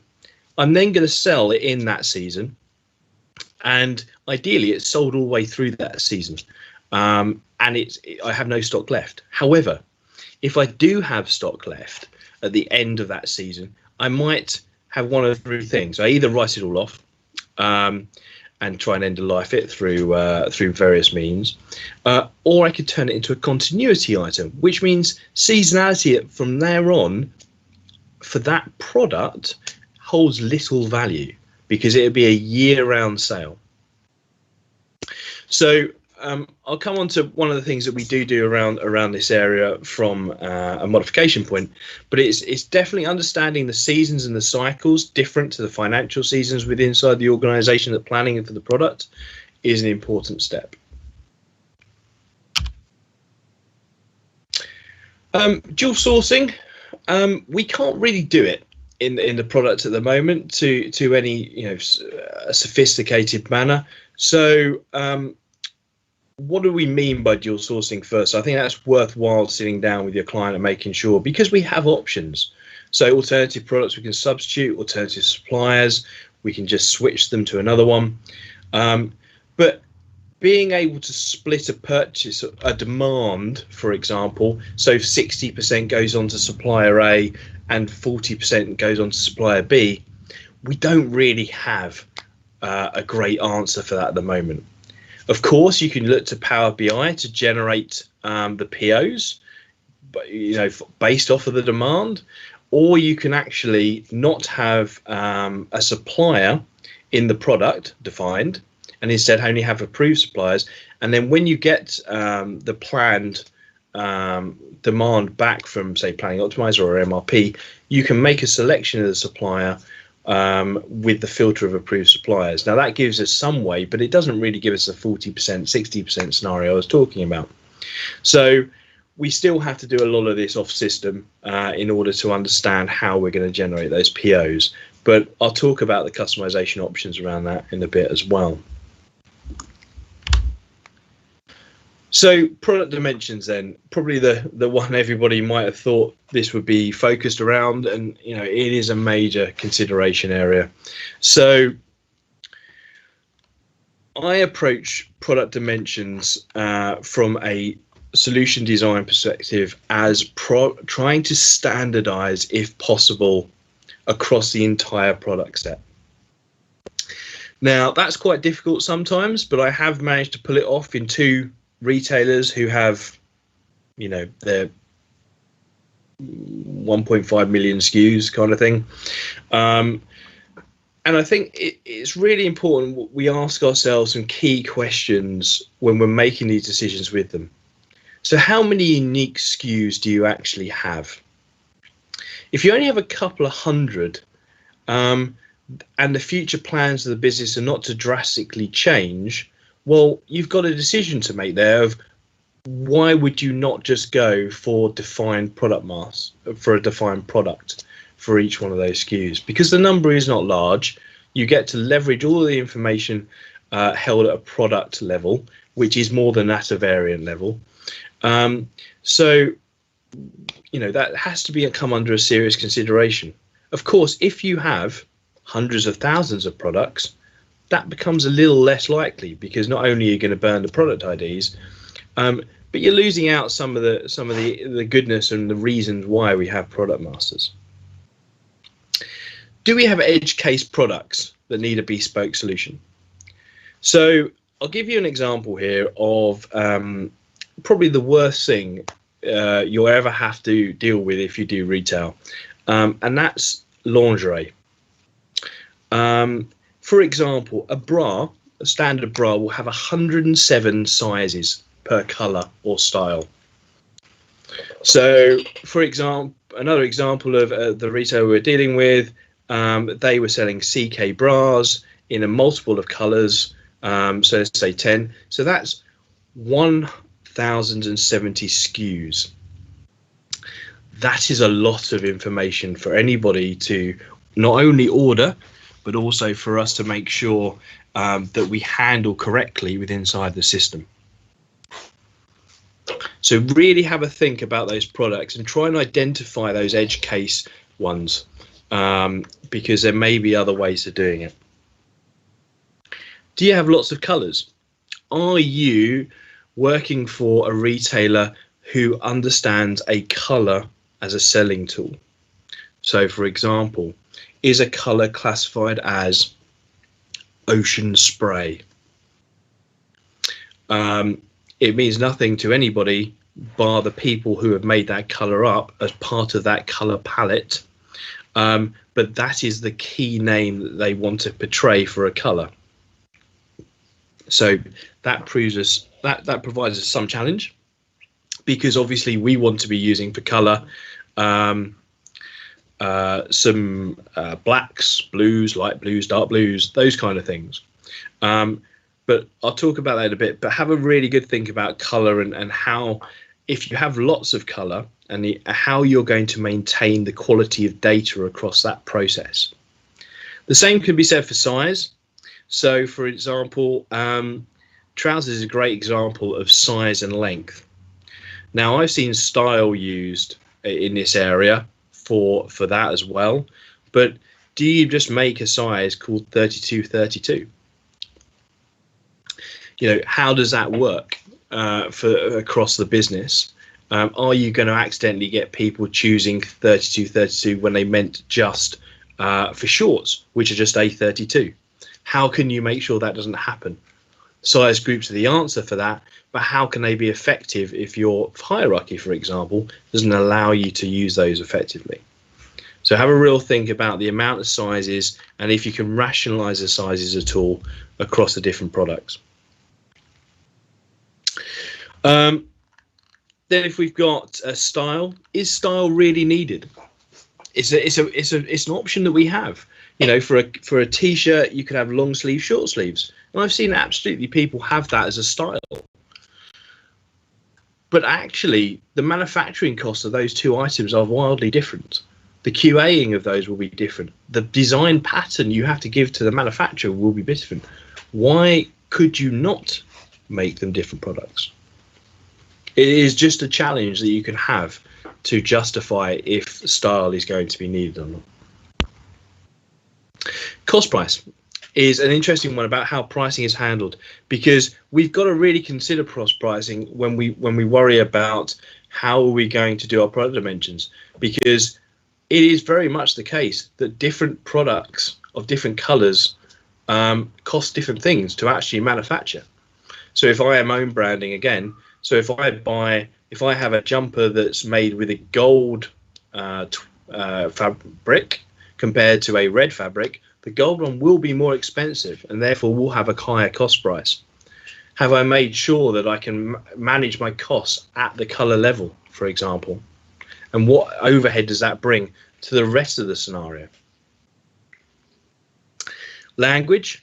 So that's a really interesting one. So if we think about the languages of size, and we know full well that we have European sizes, US sizes, UK sizes, colors is a bit more easy because it's a simple translation, but sizing is harder. We don't want to have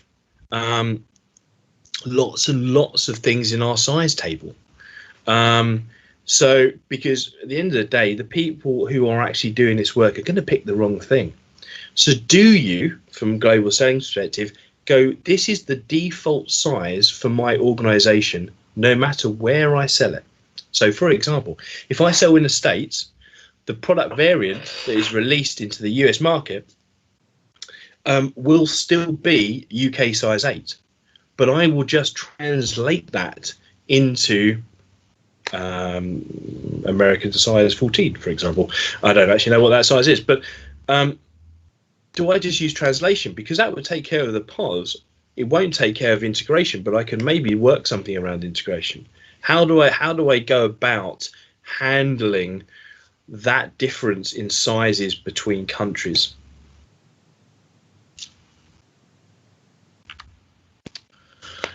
So what about VAT or tax for that matter? So in the UK, we have a break on children's clothing.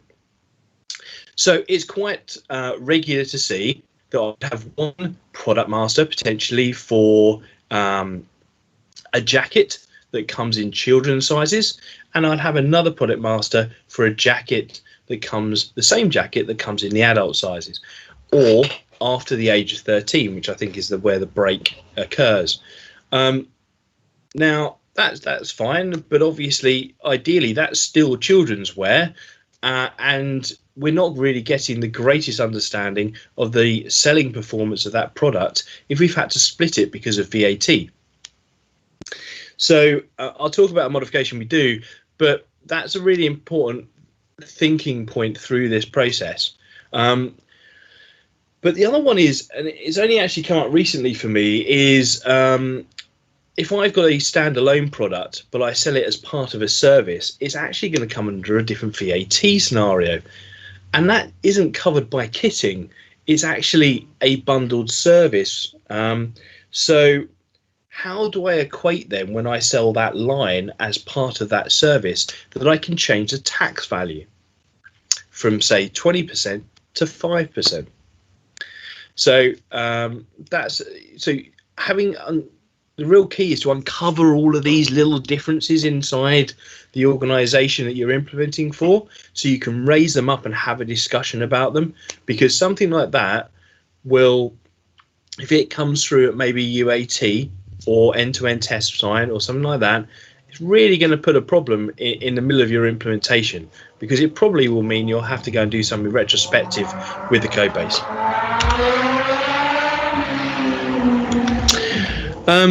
Is there any kits? So standard functionality is all about sellable kits. But what about the other options? Discover if they do anything clever with their buying of product to reclassify it. So do they buy in product and sell that product, but also then take a percentage of that product, send it to a supplier to then be put into maybe a packet, which then comes back as a different sellable product? You know, discover what they are, understand how we're going to handle that PO scenario. How are we going to make sure that the POs created handle the demand for not only the sale, but also for the kit expectation? This is very prevalent in a B2B scenario or wholesaling a piece. Send straight to the supplier, receive to sell. So I'm going to buy stuff which will go straight to the supplier. They are going to do some stuff to it, and I am going to receive something else. So do I make 2 purchase orders? You know, how do I handle this piece? You know, where is that product's journey, and where, you know, what on that product is my cost scenario going to pivot to? Because as soon as it lands in this country, I'm going to have to pay duty because it's going to the other supplier. They're going to do some work. I need to add more cost onto that product's cost, and then it's going to come back to me. So how am I managing that cost cycle around that product as well? So that's a couple of things to think about. And I'm just going to go on to the customizations you could expect to have to do as part of a retail project. So first one is the catalog hierarchies. So if you've been lucky enough for your organization that you're working for to agree to a nice structured product type driven hierarchy, then you've got a chance of using the standard piece. If you haven't, we still need to understand some defaulting, because the reality is product creation in Dynamics has a number of steps, and while we do have the product checker for retail, there are some things it does not check. So we want as much defaulted scenario as we can. Now we can get this through product templates, which are great, but if once again you're in a department store world, you're going to have 300-400 product templates, so it becomes unmanageable. So we look to default, if possible, from the hierarchy if it's suitable to do so. Product lifecycle status, great little feature, really useful. Unfortunately, it doesn't really go far enough. And I suppose what I'm talking about here is if I put, so if, let's just say I have a couple of statuses, new, current, discontinued, and then end of life. Really, when I switch from current to discontinued, I would love for my default order settings to stop that from purchasing. Instead, I have to remember to go off and set those values. So why not have a little bit of customization that when I change that, it goes and set this as a default order settings to basically stop for purchase. Now, I could do this now, you know, before that was just pure code. I actually could do this now via the use of the CDS, or DataFlex Pro, as it will be termed, because I would have sunk that information out potentially, and I can have a trigger in DataFlex Pro, which will allow me then to go off and write back that setting change. So all of these now don't have to necessarily be code, but they are little enhancements you can do to ensure the quality and the operational process is maintained. Season and segments. So I suppose one of my personal bugbears, so if I just click this a second, so you can't see the season table. There is no menu option for the season table. You have to kind of bring it up. It's a bit annoying, but so let's see the season table. Just create the menu item. When you have a lot of seasons and you've been in operation for a while, that drop down list is going to be very big. So let's add a flag to hide some values, so that so the user doesn't see all these values and can make the wrong selection. Seasons linked to a group of countries. Now, autumn winter in the UK is spring summer in Australia. How are we managing that?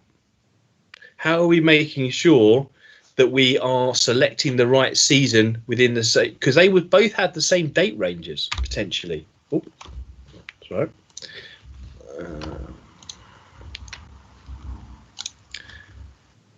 So they would both have the same date ranges potentially, which would be a problem. So let's sort that bit out and actually group a season by some countries, so that we can make sure that we maintain that data quality again. Because at the end of the day, it's all about maintaining the data quality. Seasonality needs to be defined, i.e. winter. So a season could be autumn, summer, or maybe A, B, C, D, E. But actually, I need to know that that date range was for winter, and this date range was for autumn. So I need a little bit more information. Now, of course, I could do that through reporting, but I still need a lookup table for that data. So where am I getting that?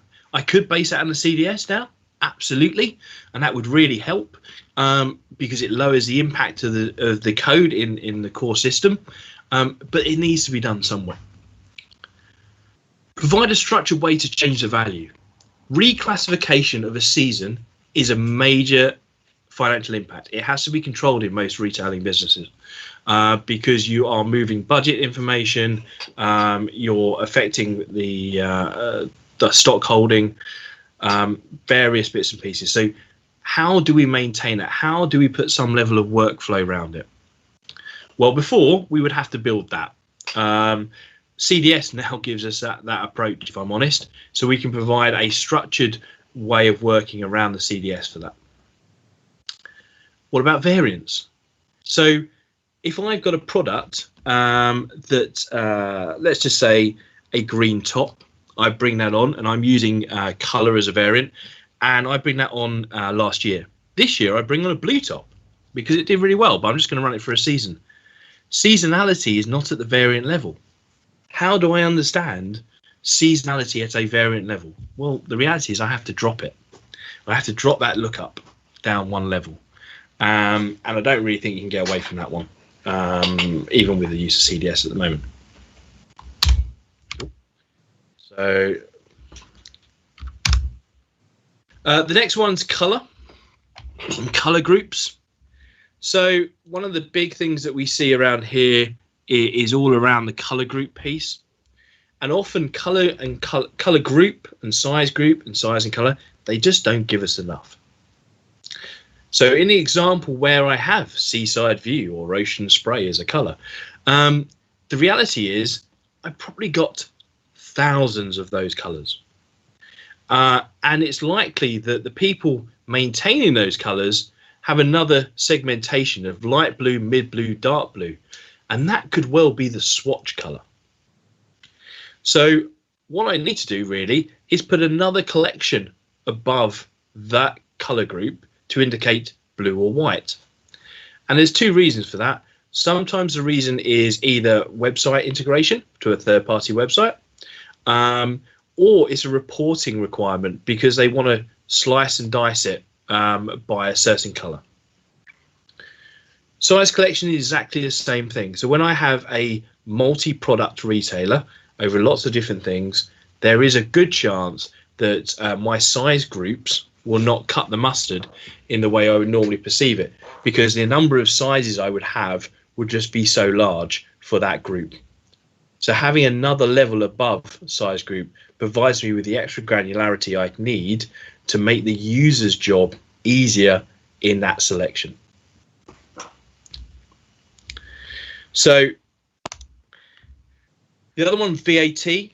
So VAT is really interesting. So I've talked about VAT. So for me, in a number of cases, we've dropped VAT down into the variant. It's a very low modification. The key thing is that the purchase order is it gets a little bit of code to trigger a look at the variant value as well as the product master value, as it normally does, and just overwrite if needed. Because at the end of the day, the purchase order is the king at that point there. We're just defaulting in from the other sources. From a selling perspective, we've got to do a little bit more work to make sure that we pass that value correctly up into the channels that we need to. Commodity codes is exactly the same thing. So if we are selling to multiple places and we need to hold more than one commodity code, then let's drop that down onto the variant. We also have a scenario where variants may well be crossing commodity codes. So in the case of having cosmetics or maybe liquids, different sizes in liquids sometimes cross commodity codes. And so therefore that's a consideration. So once again, you have to talk that one through with the business. Trade agreement reasons. So this is another really interesting one. So trade agreements in retail, of course, we change prices. That's absolutely fine. But we never really understand what the original price was outside of maybe it being the first record that was created. But often that isn't actually the original price because there was a mistake or And we don't like updating trade agreements. We like to create new ones and end the old ones. So having another reason code on a trade agreement makes a lot of sense in retail to capture these information. So we can understand when was the original price, when was permanent markdown, and when was some temporary markdown. We can probably do some clever work to understand how this all works, but that puts a massive burden on your reporting stream to actually get those answers, where this little drop down really does solve that whole piece and make your delivery of that stream significantly easier. And then vendor certificates. So vendor certificates are very good, very useful. So if you have so European timber regulations, which will be associated to a product, very important things that they're in date. The trouble with vendor certificates is it's not an entity today. You can't get to that data on CDS. It doesn't have a business event on it, so you can't tell if a certificate has expired and trigger any action. So that's the key for us. You know, get it exposed, get it into CDS, have something that just checks if a vendor has expired or not. So therefore, you can really sort yourself out. And dual sourcing, brand new.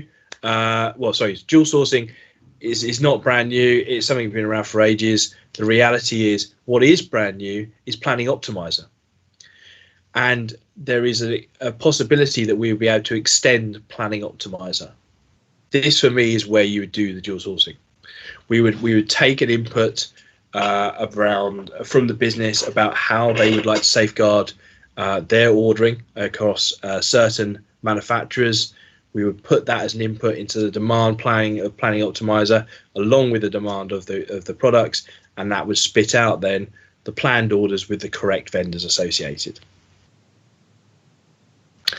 Right, so yeah, that's me talking for a little while. So it's 1:45. So I'll stop there and open for any questions.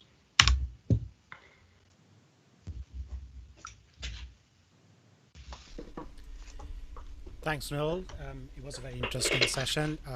Just one thing, like an apology, I had a bit. Okay, I can see I've got one in the chat at the moment. I come from a CE background. Is it possible to sync products from D365 Commerce to D365 Sales and Service? Yeah, dual write is your key for that. So obviously, dual write is the mechanism of us moving data in and out of F&O to the CDS, soon to be rebranded Dataflex Pro. So yes, you can get products out into that, and it can support hopefully whatever you need to do in sales and service. It is a recognized channel, so there shouldn't be any problems for you in that.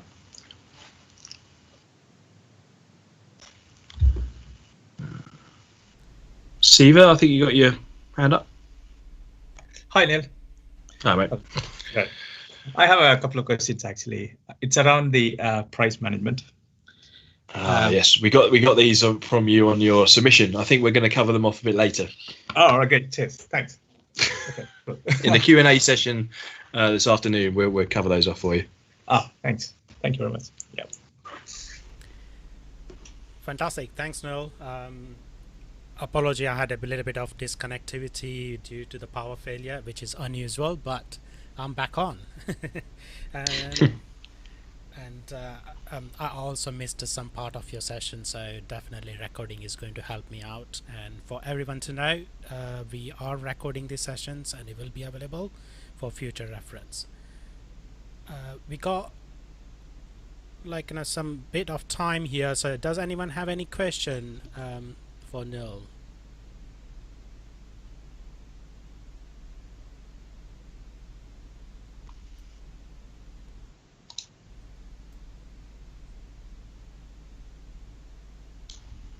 Seems like no one has any questions. No worries. Well, I'll just add that I think one of the biggest disruptors that we've had generally as we go through these programs is the data quality piece from the clients and the sheer number of data points that you have to set in the product really to support it accurately, especially when you come to catalogs and the whole workflow piece around that. One of the things we have done in the multiple partners I've worked now is create a wizard Now, we used to have to create that in code. I think DataFlex Pro CDS gives us a great opportunity to have that as a model-driven app, because we have all the data points in CDS. We can even have the custom entities as needed. So having that guided process with the logic, I think is really is the next good step in and around the product. But I would just really stress that you need to get finance, merchandising, operations, procurement all in a room when you talk about the product design, because if you don't, you are going to miss a viewpoint, and you are going to get someone coming from left field and unfortunately torpedoing you. That's a good information, Neill. Thank you for sharing that. As Neill mentioned, we still have a Q&A session where we can kind of open the channel up and everyone can ask their questions in detail. Also, we have a list of questions already been submitted by a number of attendees, so we will be highlighting those ones first, and then we will open the channel up. Now, okay, Ravinder saying great and very informative session, Neill. Thank you, Neill, for that one. Thanks, Ravinder. Great. If you don't have any question, I can give maybe 10 minutes break to everyone. And thanks, Ziya. I'll increase the volume, so let me know if that solves the problem. Is that okay now?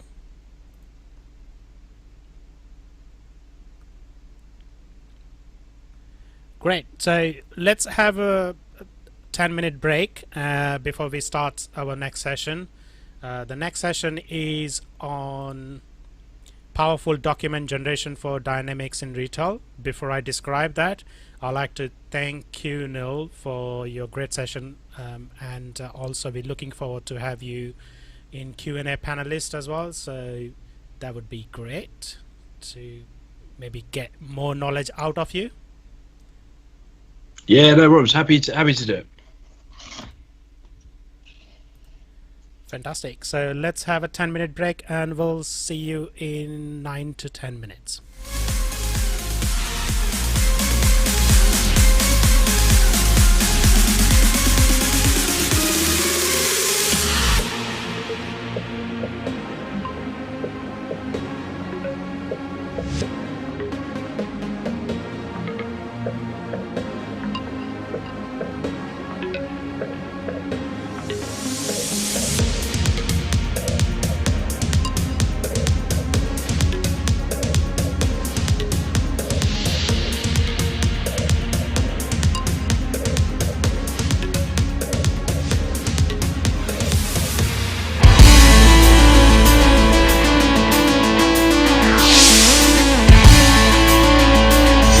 I'm at the 365 Saturday event in Dubai, where I just spoke to a really passionate and full crowd of about a few hundred people about Dynamics 365 and all the innovation that's coming out. I love this event because I think it allows us an opportunity, particularly on the operations space, to demystify what operations mean or what ERP means to the community, by the community, as well as some participation from Microsoft. If you think about operations at Microsoft, alongside world-class CE apps built upon really Power Platform that provides that no-cliffs extensibility, the intelligence experience, the automation through Power Automate, all of that comes together in a unique package that nobody else really can compete. So what we have with the Dynamics 365 Operations app is an application, a SaaS-based ERP application that really, from a base perspective, is doing so well in the market. And I love the fact that 365 Saturday takes the time, free of charge, and bringing the community together to really invest in learning the application in essentially a seamless way where there's really no hierarchy. It's more of a grassroots, community passion-driven exercise where you can find really level 100 to level 400 level detail to get up to speed with what we're doing from a Microsoft perspective, what makes the application unique, and how does it all really come together? Because in coming together is really where the uniqueness is. I think this community understands all the different components, and I love the fact that they take the opportunity, find the topics, and really go into the topics to explain what we're doing, what the product's doing, what are the best practices, and how our customers are using the product. And I think 365 Saturday does a really good job in bringing that holistic vision of business applications at Microsoft together.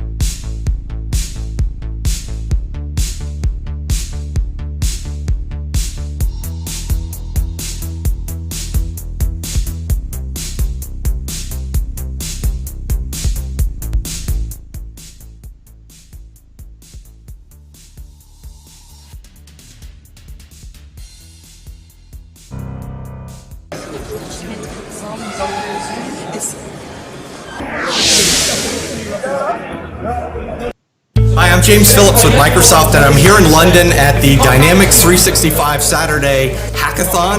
It's an amazing event. We've got currently 12 of these planned around the globe. It's a free event put on by our MVPs in the community. It's a place for everyone, users, people who are interested in Dynamics 365, Power Apps, Power BI, Microsoft Flow, the Common Data Service, to come out, experience these technologies firsthand, get some hands-on tutorials, and really get a feeling for what's possible. It's been a great event. There's been some really interesting speakers, and it's been a fantastic opportunity to network with lots of people. I think there's been a lot of expertise from the community on show here. I think we're in the region of about 180 people, so really worthwhile and a big investment from the community. So a lot of expertise and really worthwhile. Community events like Dynamics 365 Saturday really help our community of consultants, employees, partners, and customers grow. And so events like this are great because everyone comes here to learn, to teach, and to really help the community itself become more vibrant and self-sufficient. It's great to work with a bunch of people that are so excited to really grow the community and get more involved with Dynamics 365. It's just been brilliant. I've had people come up and say, it's really different here, isn't it? It's incredible to see how the community gets together, and the fact that this happens on 12 different locations around the world just makes it unique for the Dynamics 365 community. I encourage you to look into Dynamics 365 Saturday, 365saturday.com, and I hope to see you at the next show.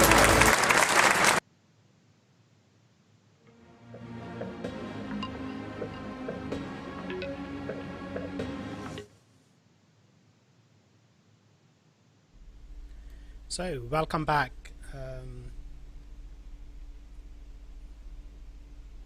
We have our next session coming up for powerful document generation for Dynamics in Retail.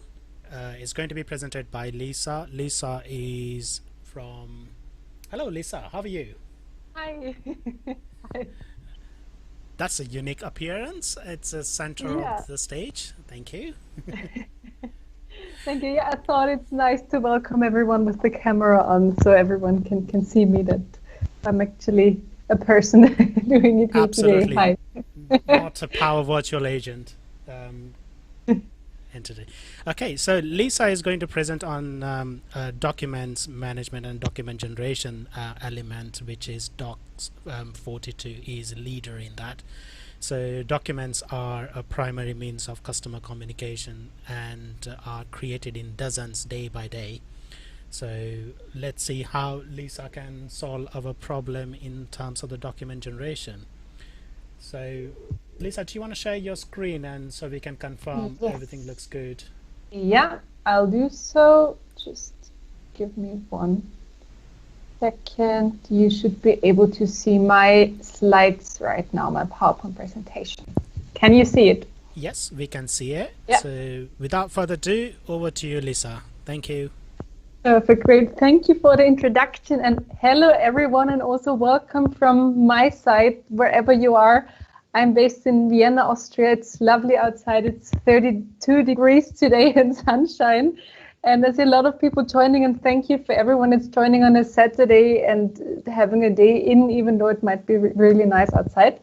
And thank you for taking the time. I will be focusing on document generation today. And I will first introduce you on why documents are really important, especially when it comes to retail, why documents are a big part of the customer experience and why it's often overlooked so far.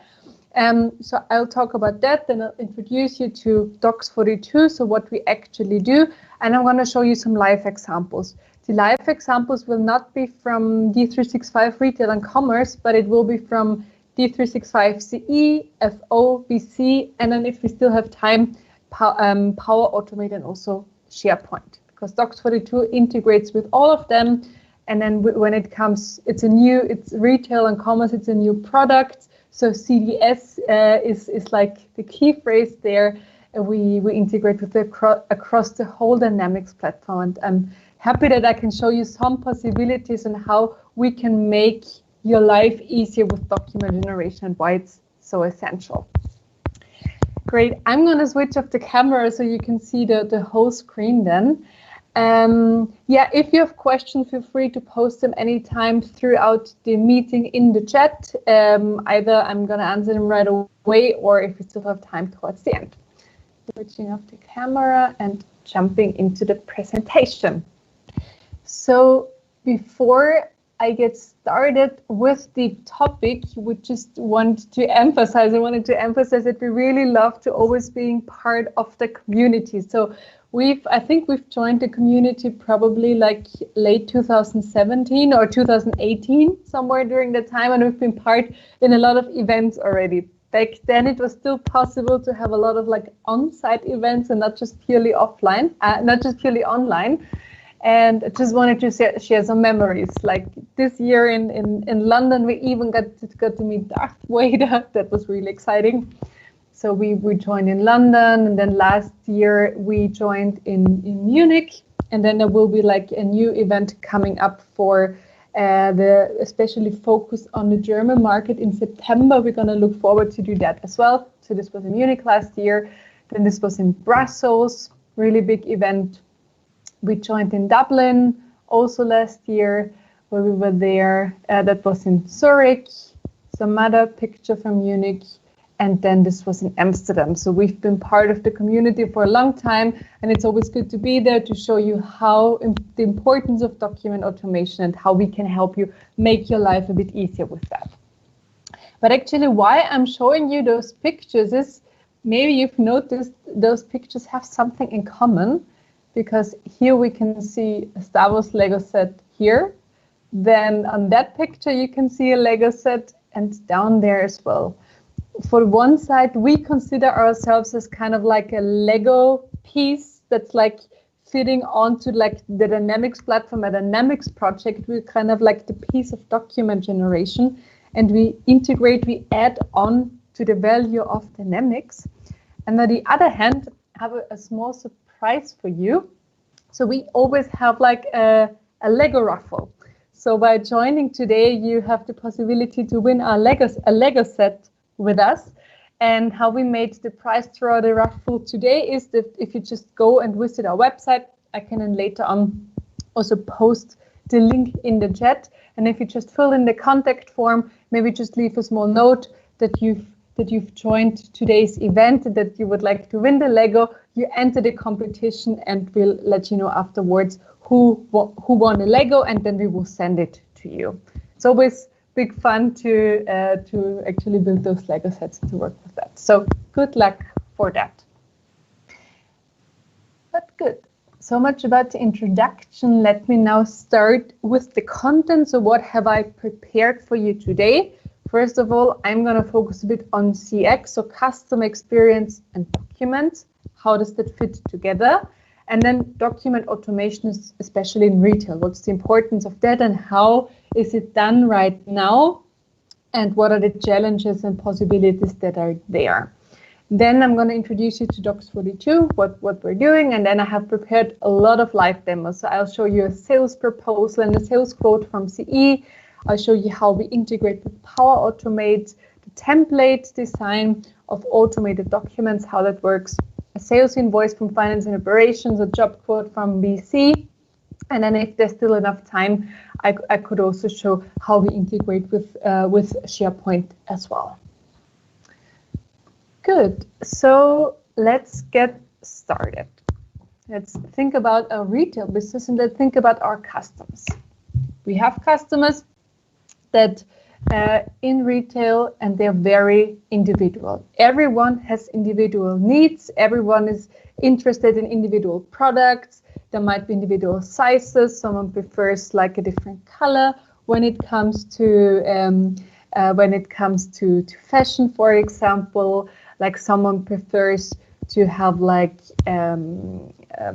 organic cotton in their products they're purchasing, and so on. So we have individual needs for our customers. I think that's quite clear, and marketing has also seen that, and marketing has also committed to do a lot of targeted advertising around that. Then On the other hand, there are the customers. On the other hand, there's the competition. The competition is vast. There's lots of retail companies out there. There's lots of e-commerce stores, online shopping. There's Amazon. There are smaller shops. They're in like niche products. So there's a huge competition there. And on the other hand, you have customers that have individual needs. Then I already said marketing perspective.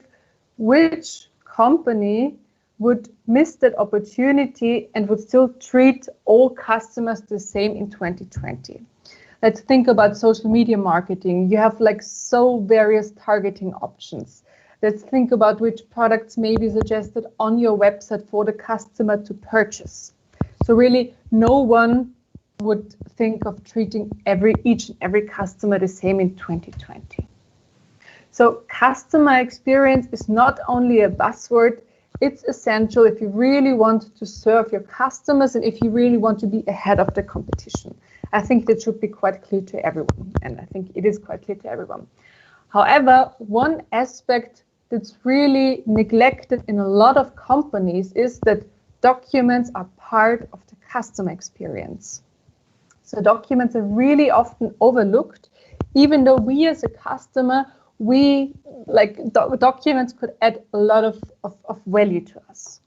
For example, think about it. Have you ever received a document that added value to you? Or when was the last time you received a document? Did it add value? Was it, for example, an invoice?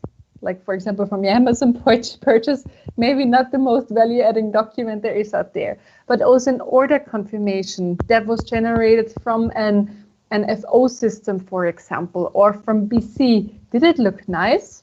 Not really.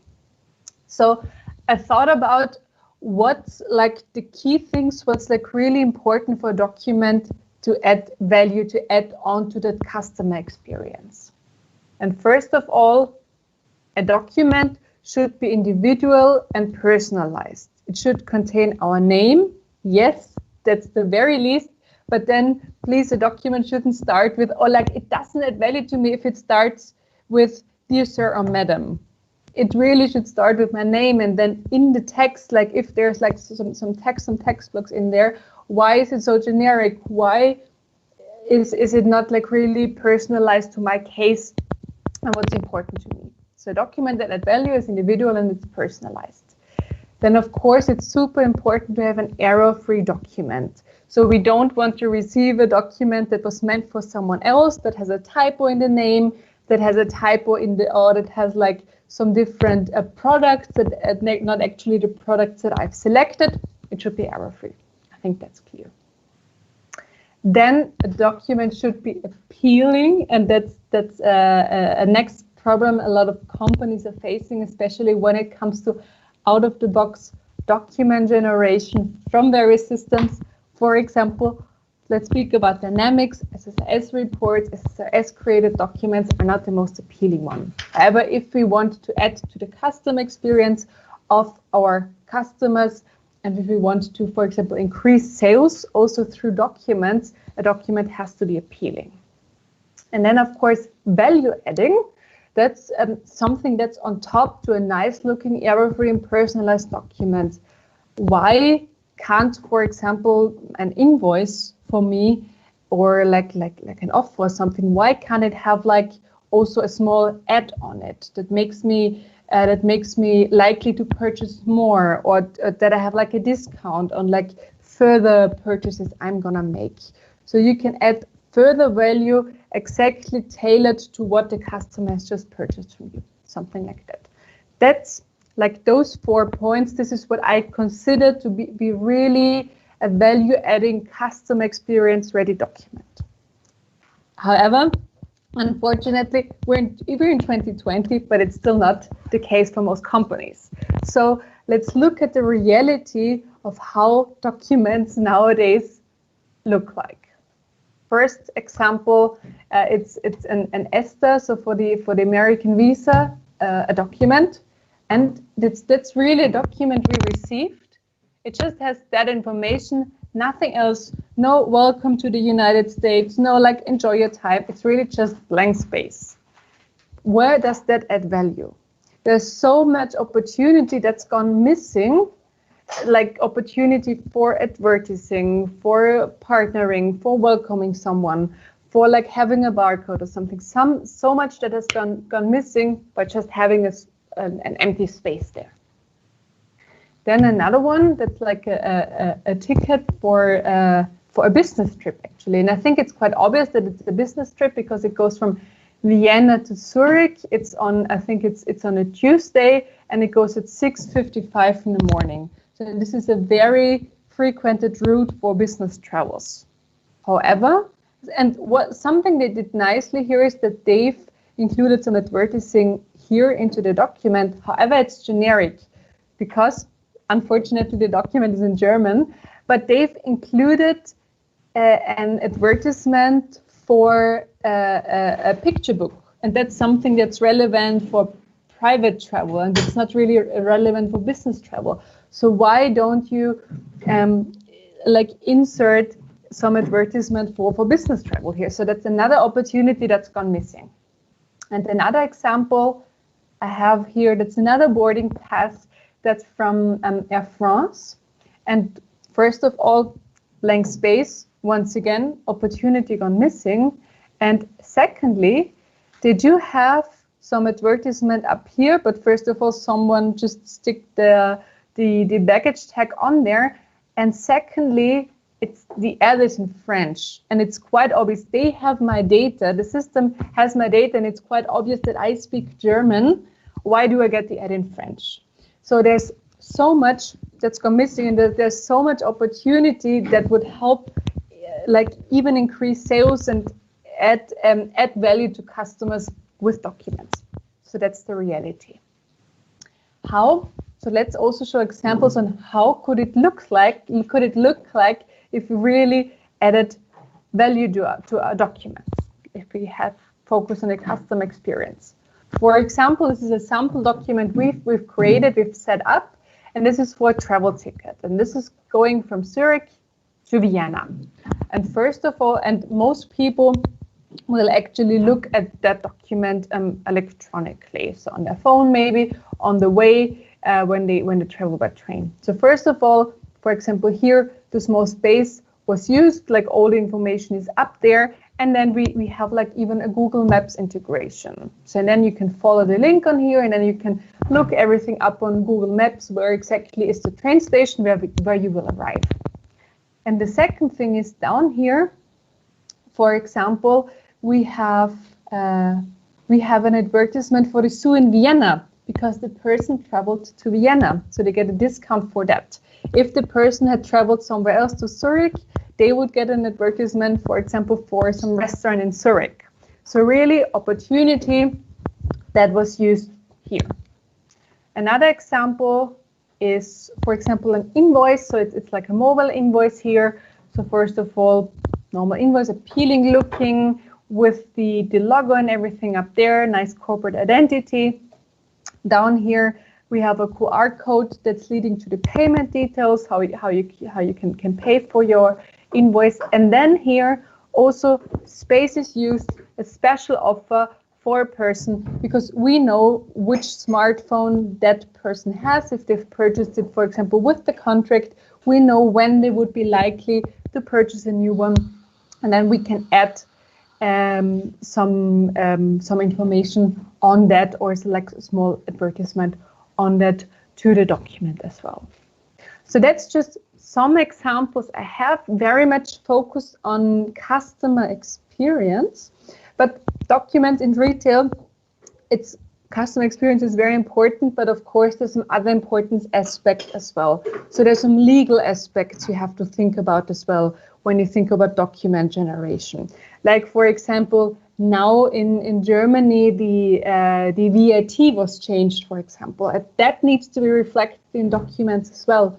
Or think about order documents. If you have like international customers, if you generate quotes, there certainly needs to be different information on a document if someone's sitting in Italy or someone is sitting in the US, for example. So personalization, document generation is something that's really important, especially in high transaction businesses and like industries like for example retail. Good. And now let's have a look on how and with what technical options document generation is handled right now in companies. So first of all, when I speak about document automation, I speak about structured documents. And structured documents are documents that contain somewhere structured data from any system. So that could be, here I have my SharePoint logo, so I could have some information or some sub-documents on SharePoint. I could be using then the whole Dynamics platform. We're talking retail today, but it could be CE, it could be BC, it could be finance and operations, or it could be data coming from a SQL database, Excel, web services, and so on. Somewhere structured data that needs to be put into documents. And documents are created in dozens day by day across a whole company. Like some examples, which I've shown you the travel ticket, I've shown you the invoice. It could be order confirmation, it could be a quote, it could be even a PowerPoint presentation, like an investment proposition, it could be some sales reports, it could be emails. So really documents are needed day by day and are created in tons in documents. But sometimes customers don't even know that there is like some possibilities and some options out there to make document automation really efficient and to help the company streamline their processes. So what's usually happening in companies, how documents are generated in real business life, we have three scenarios here. So first of all, and what happens many times, is that companies use copy-paste. We always say that copy-paste is our biggest competitor because it's flexible and individual, and people on a daily basis just copy-paste the documents. It can be quick, however, it's costly, it's cumbersome, it's error-prone. Think about quotes that are set up, and then there's an error like in the amount. And if it's a binding quote, then you really have to sell your product or your solution or your service for that amount. Slow, it's only 9 to 5, and it means stress. So companies are realizing that there needs to be some kind of like automation to help with the document generation. And then the next step is, after copy-paste, how to automate its VBA and its app and its macros and so on. That is, once again, flexible and individual, and you do have some automation there, and you reduce the errors. So nice for that. However, if you're in a high transaction business, the numbers are low still, and it's only on the client, so you don't really have that much of a performance. Plus, you need to have a plan what you do if the person that has set up the macro leaves the company. Otherwise, it's like a dead end, and who will be able to manage it and work with it. So that's some limitations there. And then we have the document generation from the systems. That's like the standard as the real heavy big application. We do have server-side automation there, and it runs 24/7. So if you have an online shop, you need something like that. You have performance, however, it means a lot of programming, a lot of resources used for simple changes. Like, once again, back to the VAT adjustment now in Germany. You have to really program everything to make those changes reflected in your documents. Or if you change your logo or your corporate identity, something like that, it needs a lot of programming. It takes a lot of time. It's not flexible and individual, and the corporate design is by IT. And what I said before, there's so much opportunity gone missing by not having nice looking and appealing documents. So that's the limitations when you work with SSRS. Now let's have a closer look about the technical options on the Microsoft platform there is. So there are some technical options out there. Like, for example, if we think of Microsoft Office, if we think of the mail merge, standalone, it's flexible. For small cases and scenarios, it might be fine, and it's no code. However, you can't have many data sources, and server-side automation, forget about it. And the more we move down, for example, apps, also like Power Automate document generation, it is flexible and individual. You're able to design your documents in Word. However, many data sources forget about it, and also like 24/7 performance. It's quite tough for that. For SQL Server reporting, we can see we have the data sources and the server-side automation, but the rest is missing. So for us, for Docs42, it was important for us to give a platform where we cover like all aspects of document generation and where we make it easier for like everyone involved.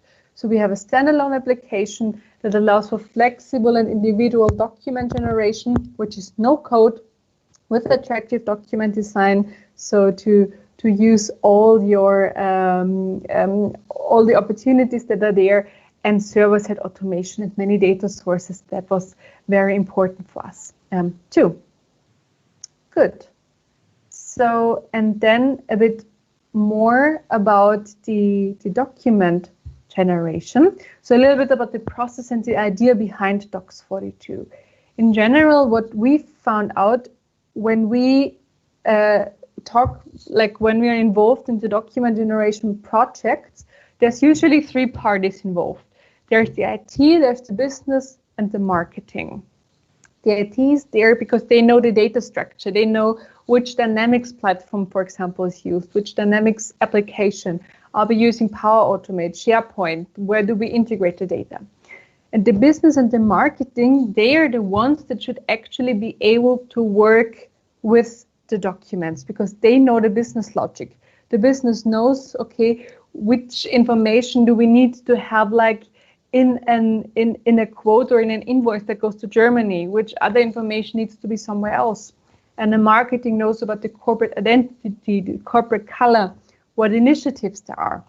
So those are two parties that are very important when it comes to documents, but they're rarely able to sit like on the table with IT and to work on document automation projects, because if there's a project, there's usually a lot of like programming involved, and the program is very SSIS focused, where business users can't really work with that. For Docs42, our approach is to have all three of them sit on a table, sit together, and because our design is based on Microsoft 365, so Word, Excel, and PowerPoint, we allow business and marketing to design templates and documents themselves and to do easy and fast adjustments whenever it's needed. And I will show you that in the live demos today as well, how that looks like with Docs42. So who are we and what do we do? So we are a document generation company. That's really our focus. We really focus and only do that. We're based in Vienna. We exist, I think, since 2011, serving around 365 customers at the moment and 90 integration partners that work with us. And for us, the design of complex documents is super important to us, and that it's easy and intuitive for business users.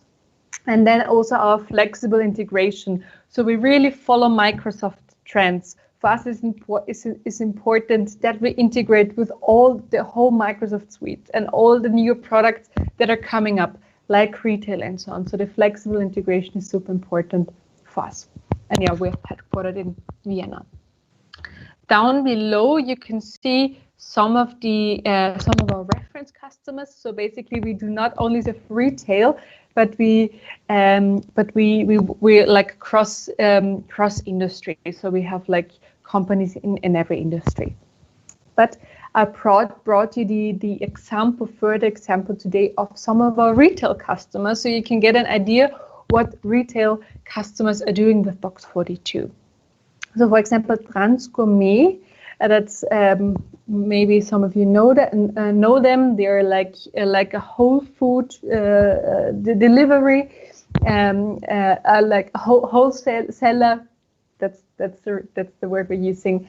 In Germany and Austria, they're very strong, and they use Docs42 to create business documents day by day, like in various scenarios, like using SharePoint, using Dynamics, and when they introduced Docs42, they've reached their break-even point after only 4 weeks, because first of all, they've missed a lot of opportunity before that, and secondly, they followed the manual approach before. So they had a lot of workforce working manually on their documents, which took a lot of time and resources that could be used somewhere else.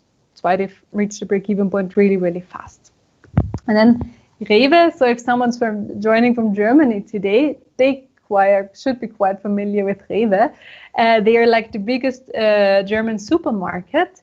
And what they are doing is they use Docs42 for all the internal orders, and they use it with Microsoft and with NAV, so from the NAV system. And so everything you can purchase in a Rewe supermarket in Germany was ordered with a document created by Docs42. So our document generation tool is used for critical documents, for critical reports.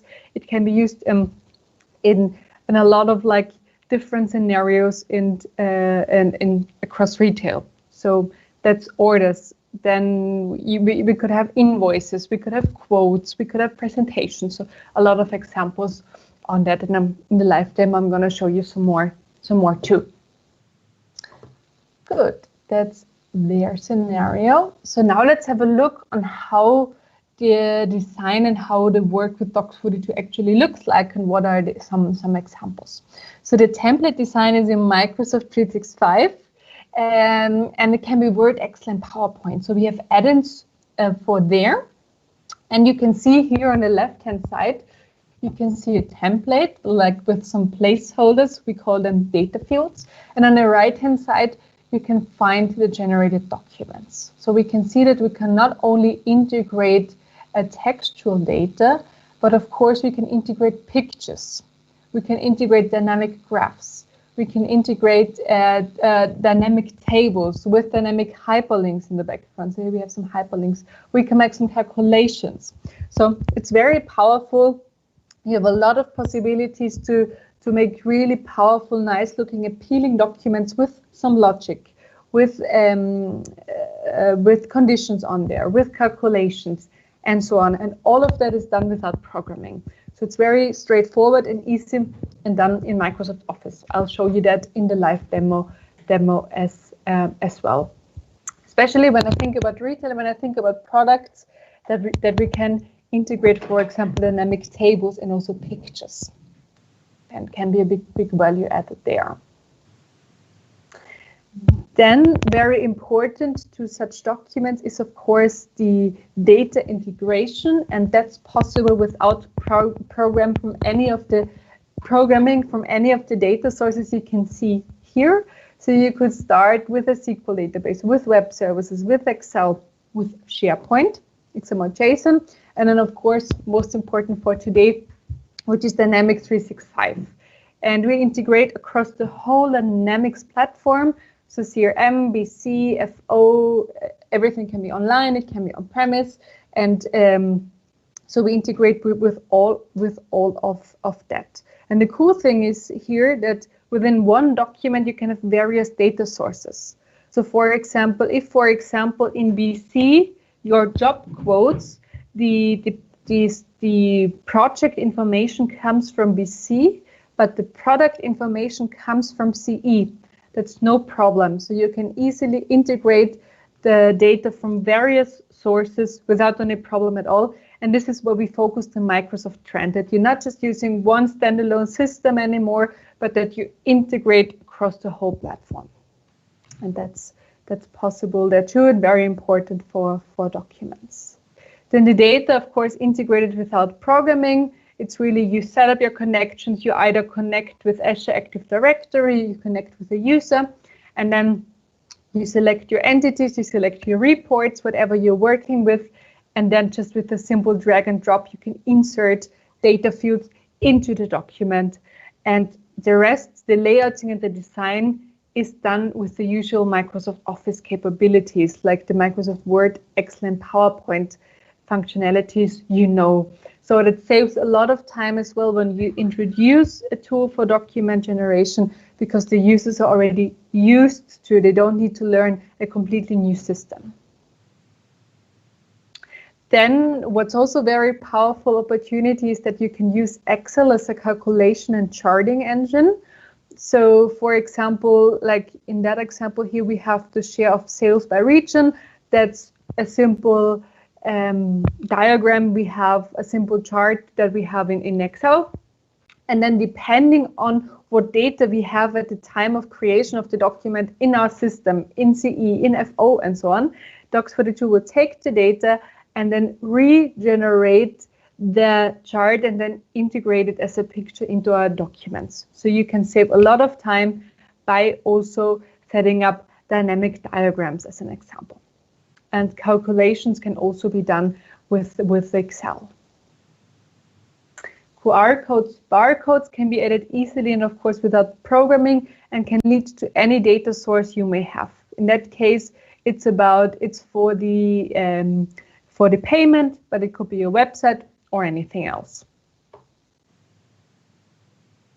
Then, of course, the output management is also super important. So when we think about documents, we often think about just the PDF document or the Word, but Docs42 does so much more when it comes to the output. So, of course, you could just simply generate your documents. However, you could also generate it and then save it directly to SharePoint. Save it in Teams. So we also have a Teams integration. If you want to further streamline your document generation processes, you can save all documents to Teams. You can generate from Teams. You can adjust in Teams. Everything's possible. Then sending documents by email, possible. Sign it before with DocuSign. You could also just generate a draft email and then adjust it later on so that it's even more personalized. A lot of possibilities there are, and then there's also the custom possibility. So also when it comes to the input, you always have the possibility to add your custom and further data sources, and also for the output, you can always add some more custom data. Then Docs42 is available as on-premise and also in the cloud, Docs42 Online. And Docs42 Online, we work with Azure Active Directory, so we have full integration with the Microsoft security, like there's no data ever visible on our server. We take the rights and the business logic and the rights of the user that's logged in, that's generating the documents. And you can generate up to 100,000 documents a month. And I hope that's invoices for you. So 100,000 invoices a month is a nice thing to do.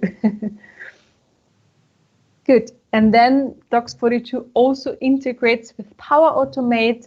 So I'm going to show you the example later on that, for example, when a quote is modified automatically, the Docs42 document is generated and stored to SharePoint once again. So of course, that's possible as well. At the moment, we are working with a custom connector. However, we have a premium connector coming up that you can use Docs42 really easy and simple, just with a few clicks with Power Automate from there. And now let's look at our live demo. So what's on our agenda today? We have, first of all, a sales proposal from Dynamics CE, then a sales quote from CE, which I'm going to show. I'm going to show you the Power Automate, the template design, how that works, the sales invoice, the BC job quote, and a SharePoint contract. And exactly in this moment, my mouse has stopped working for me. So I just need to make a quick change in my setup. And I'll be able to go ahead. So I'm going to start now with the live demo in CE, and I'm going to start with the sales proposal. Set that one up, how that could look like in a personalized way. So think about a scenario. In our scenario today, we are selling solar panels. And I'm working in sales, and my customer is Kaila Mitarbeiter. She works at IAS and at Adventure CO. And they want to receive a proposal that's really all about their project, that's containing all their needs, whatever information she has provided to us.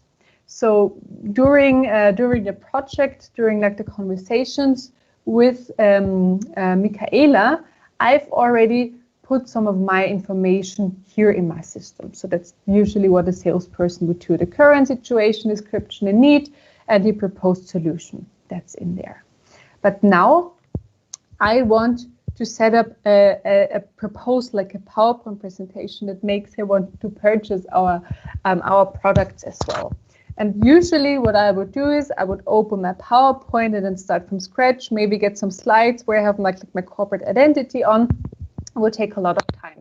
But what I do with Docs42, we've integrated a button here that's generate proposals. And here I have some possibilities to generate a sales proposal. And I'm just going to do a PPTX. I could also generate it. I just need to log in again.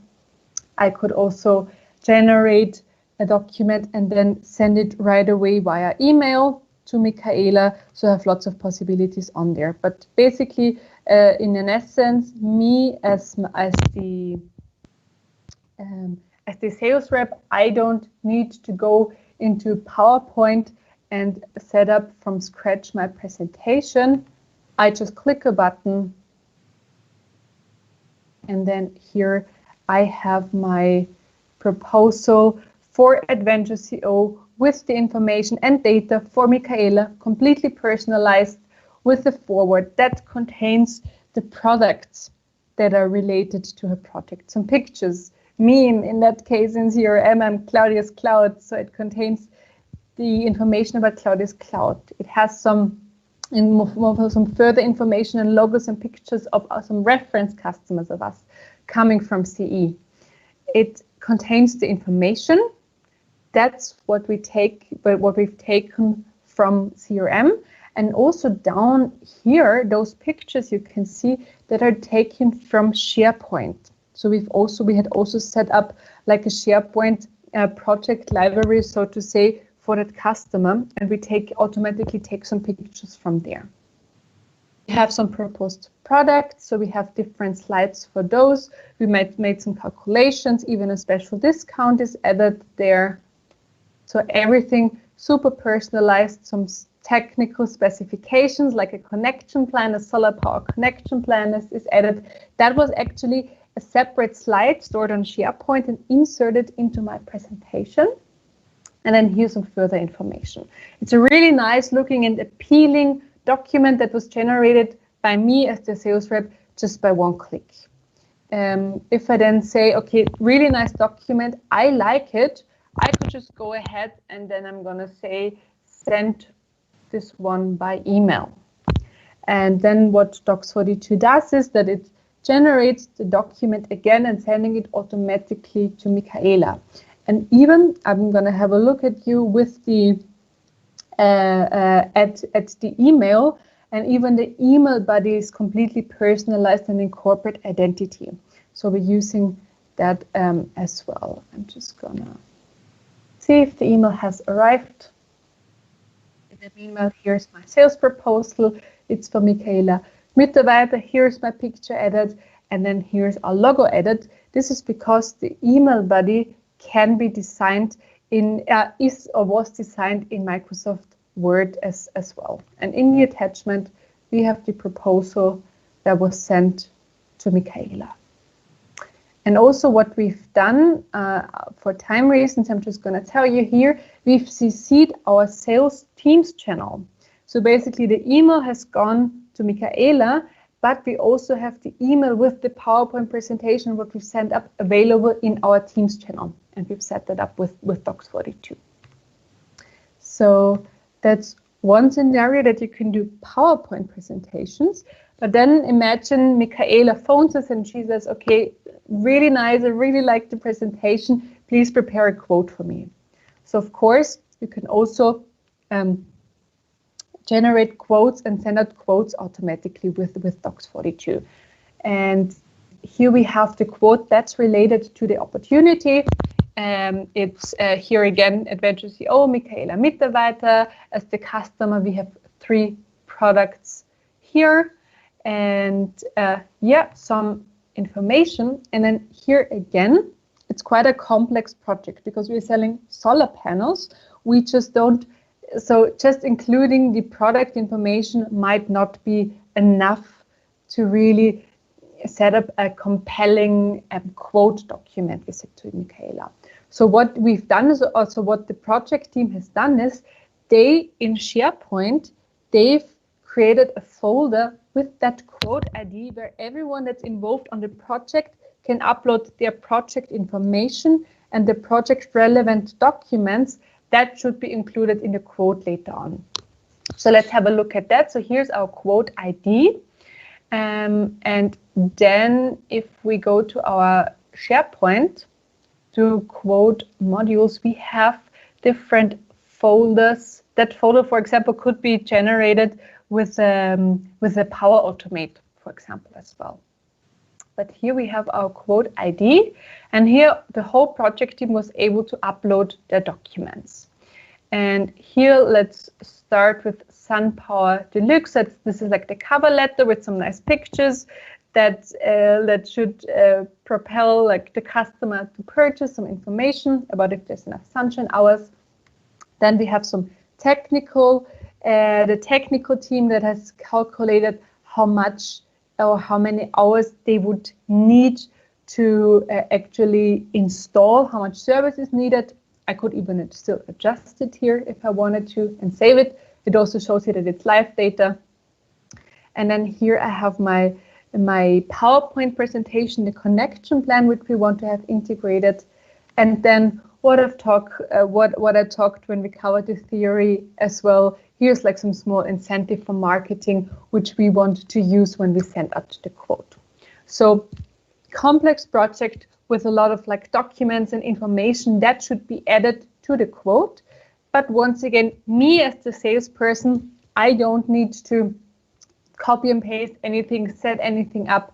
I just once again go here, go to generate documents and say, for example, return PDF quote. So that Docs42 then automatically once again generates the document for me, returns it to my screen, and I can see all information that's been added.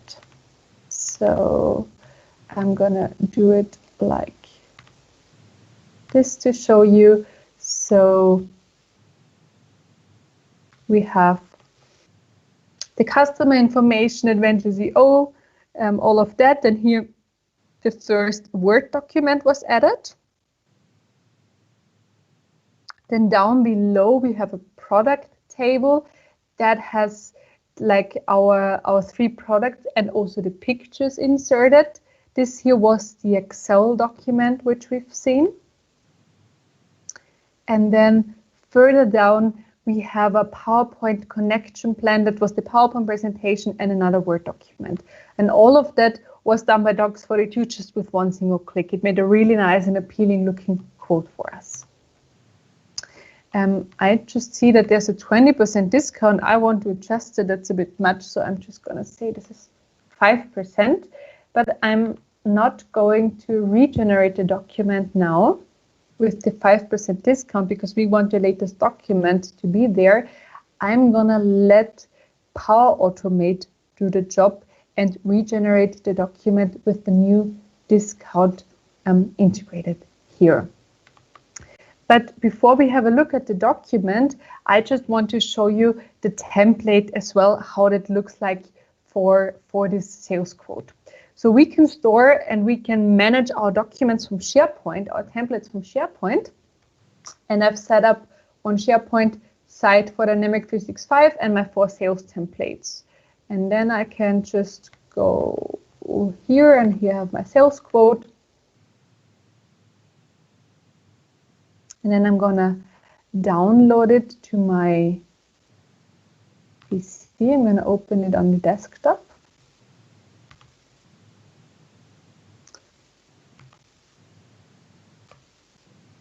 In Word. And so you can see how the template looks like.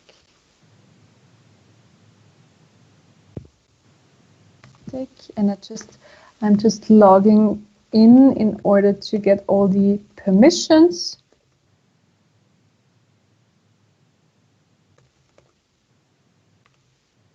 Yeah, good. And what we have here now, instead of like the ready document, I have a lot of blue data fields, and those are the Docs42 placeholders. And if I double click one on the right hand side, the data field explorer opens and it tells me where my data field comes from. In that case, it's a CE data source. It's called organization and the field is name. So it's coming from CE. If I click on here, it's called name, but it comes from SharePoint. It's the modules, and it's going to be inserted as the type Word document. So we can see that this was the first Word document which we've inserted. Then also, let's have a look here at our table. That was our product table, and we can see here that here we have one line of data fields, and here we have a gray field with a red circle before that. If I jump to my Docs42 add-in up here in the ribbon, and if I go to automate range, I can see that here we have a repetition in here. So I say, okay, please take that range, and if I have more than one product, please repeat the data fields. Please insert them as for how many products I have. This is how I make an expanding table, as an example. Or down here, for the freight, we have a gray field with a question mark, and here we say we have a condition, and here we say please only insert that line if the freight amount is not empty in our system. So we have some conditions here. And now if I want to really have a look at, if I, for example, make adjustments or changes to my templates, I always want to make sure that those adjustments, the template are right, what I want. So I can go and always generate locally as well in my documents. So now what Docs42 is doing, it connected to my CE, and it asks me which documents I want to generate, which quote I want to generate. Here I have all my live quotes. I say solar panels, and I click on generate, and now once again it's taking my data from CE, it's taking my data from SharePoint, and it's returning the document here back to me in Word, so I can have a look if that's the document I want. So we can see here 3 product lines. We have the freight was not added as it was empty in the system, and the discount is to 5% because I've changed it before.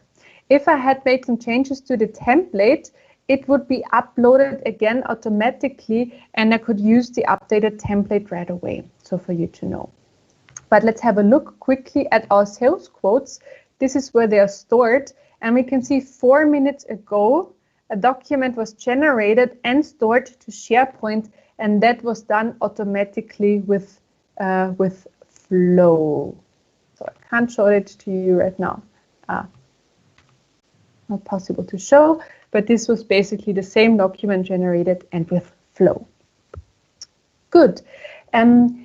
We don't have that much time left, so I'm going to quickly jump into FO and to show you how that setup can look like if you're using Dynamics for FO with Docs42. So I'm going to restart my session, and in that case, I'm going to show you the invoice and how you can generate a really nice looking and appealing invoice with Docs42. So I go to my sales orders, and I'm going to choose this one here. And I go to my invoices. And then here I say for my invoice, I want to view my invoice document. And the ones of you that are working with SSRS know it's big pain to really set up, to do some layouting and designing on their documents. However, with Docs42, it's done really straightforward and easy. We have here our sales invoice here with a table, a dynamic table. Here even a picture is inserted down below, and here the terms and conditions even in landscape mode edit. And I can see here this is in red. I don't want to have this in red, so I can easily adjust it. Also here my templates are stored on SharePoint, and I can say this one I want to open it in the app, and I'm gonna make the adjustment that it's not red anymore, but it's black. And then I'm gonna regenerate, and then you can see how. So again, you can see how fast you can make changes. If the changes were needed to be done with SSRS, it would take you a lot of time. So let's see, now it's black again. I'm just gonna save it. And then going back here, and then once again, I'm gonna go view, original preview. I could also not only return the document, but also send it directly to the customer. That's also possible with a nice looking document. And here we can see the changes are effective and a nice looking document here. And one last example to show you that, of course, this is also possible for those of you who are using BC. So I'm just gonna move my screen, which is here. Whoops, you can't see it. 1 second. Now you're able to see it. No, it's the pain when you have two screens, but I'm gonna show it to you like this. So in BC, we can, for example, have a job quote. So I'm just gonna look for job. Oops. And we have a project for conference room, and I can just say report, and then I can say, please generate my Docs 42 job quote. And I will have a really nice and appealing document in that, and in that case, the document contains information from CE and from BC. So once again, we show both. So here's a picture, Megan Bond. I could change it and adjust it, but I won't do it out of time reasons. Like here, the team, that's like the data from BC. The team that's involved on the project is inserted. Here, a nicely formatted table. That table even with pictures coming from CE. And down below, we have like the layouting and the plan. And I could even just quickly adjust it in PowerPoint. If I move my chair to the table, it would be there. And then if I regenerate the document, it's effective again. But good. That was just a quick view. So that's it for the demo.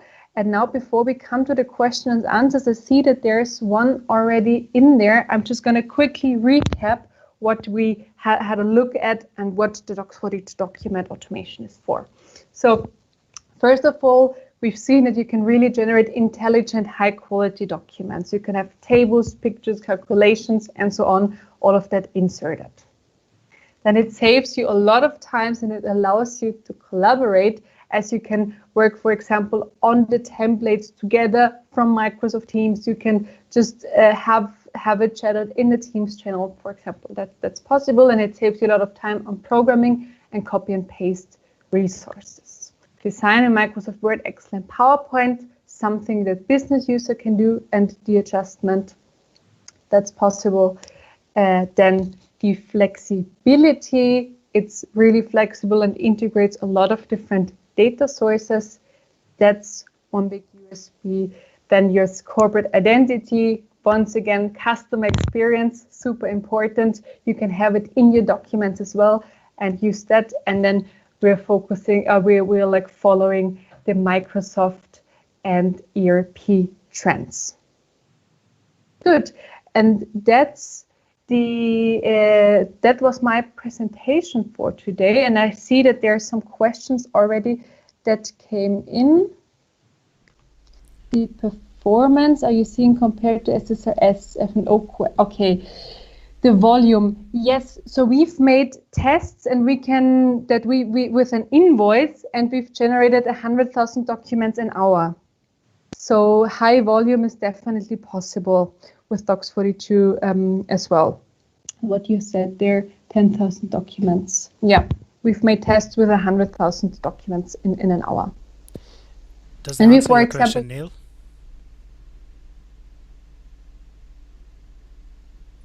Sorry, Lisa. Yeah, no worries. I can also give an example. We have a customer of ours. They are creating, but I think, I'm not sure if they may be using 2 servers, but they are creating 3 million invoices in a batch. So it's definitely also for high volume transaction, high volume document generations. It's definitely possible. Yeah. Fantastic. We have another question from Ravinder. Yeah, the licensing and trial version to get the hands on the product by ourselves and use the same to show in the demo for customers during implementation. Yes, there is a trial version available, so it's 30-day to try for free. If you want to test right away, just send me an email or fill in the contact form on our website. And so to show, to demo to customers, yeah, if you're a partner, or if you're implementing projects for customers, we have a partner program as well, where you can have Docs42 licenses, where you can show some demos, no problem at all. Licensing, so we have the unlimited approach, where you have 100,000 documents with an unlimited amount of users from an unlimited amount of channels. And then, of course, the cost depends on which systems you would be using it from. How many designers would you have? So if you can give me a little bit more specifics, maybe then separately in an email later on, I'd be happy to discuss the pricing with you and how much it would mean for you. Good. Sounds good. And then just quickly, if someone wants to connect later on, here's my QR code for LinkedIn. Feel free to send me a message, add me later on, and thank you. And I'm going to post the website link here as well. And thank you very much for joining and for your questions. And please feel free to reach out to me anytime. Thanks. Thank you, Lisa. That was, again, an excellent presentation with the demos. I have seen this product in action, and it's one of the great products. And the good thing is it works with number of first-party app and all the areas of F&O, so that's really good. So it's a one element could work with, like, one sorts of implementation could work with the different type of applications. So that's a good thing. Thank you. So thank you, Lisa, for spending your time today with us and sharing your knowledge and expertise. And Lisa has shared her contact details, so if you guys have any questions or anything, please feel free to send it to Lisa directly. Great, thank you. So we're spot on with the time, so let's move on to the next session. So next session is coming up, and which is like, I'm also looking forward to that one, because it's about troubleshooting tips and tricks for Dynamics 365 Commerce. And we got Ahmed from Microsoft. He works as Senior Premier Field Engineer, and he's going to share his experience with us. What should do we to figure it out what is wrong and how we can troubleshoot it. So Ahmed, are you there? Yes, I'm here, Narayan. Thanks for introducing. And yeah, I'm really excited to be here for today. And as you mentioned, I will today go through the troubleshooting tips and tricks for Dynamics 365, formerly known as retail, now known as the commerce products. And good morning, good afternoon, and good evening, everyone. Thanks for joining today. Before starting, I want to introduce myself. I'm Ahmet Ziya Yıldırım. I'm living in Istanbul, Turkey. I've been working for Microsoft since 2016 as formerly a senior premier field engineer and newly a senior customer engineer. I've been in IT since 2007, and nearly I have 10 years experience over as technical architect and a developer in Dynamics markets. Let's quickly jump today's agenda. What we will see, I prepared many contents, so I try to be really quick to show you and to give the more value. So first, I begin with the system architecture today. I try to highlight the important points and newly changed about the retail architecture, and then we will talk about the data, the importance of the data when you are troubleshooting, especially about the performance parts. Then we go to the latency part, in order to, of course, the latency between the POS and the commerce servers, formerly known as the retail server, how we can simulate issues and how we can measure the latency. And then we go with the retail servers, aka commerce server API timings, how we can measure our API timings and what can we do in the sense of performance.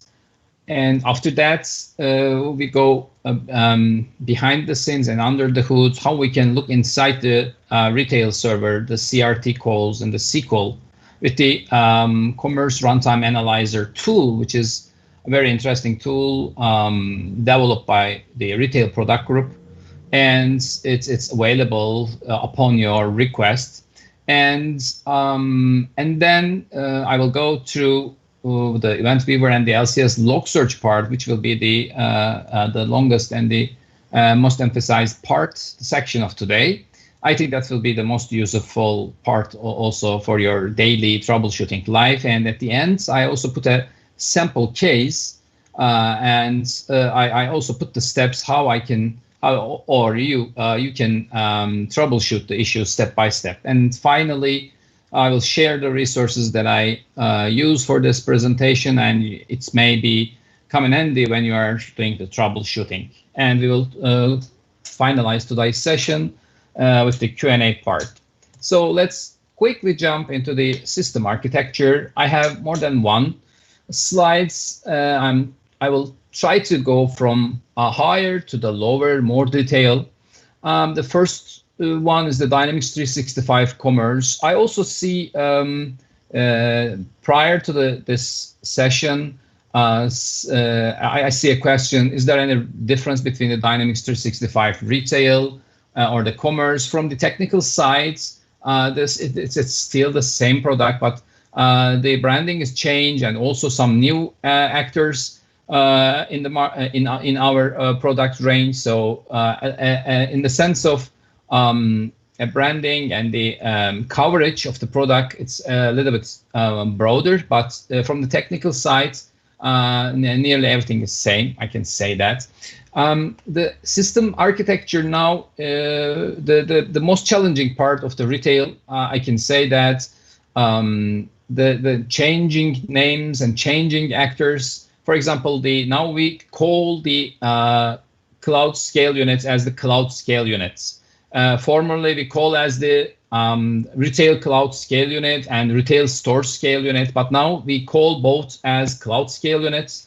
And there are still in-store installable cloud scale unit. And as you've seen here, these are the retail cloud scale units, which means consist of the retail server, cloud POS, the channel DB, and async clients. These four components come together and build up the retail cloud scale unit, actually.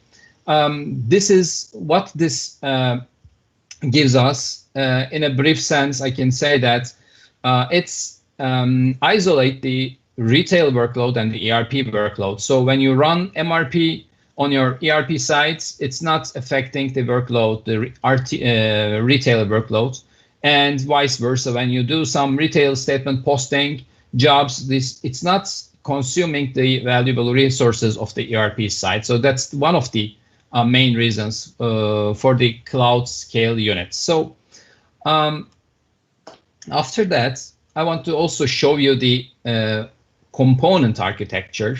That after the deployment architecture and this component architecture, you can see that we have in-store components. You are familiar with that, I guess. The Cloud POS, the iOS, the modern POS with offline DB.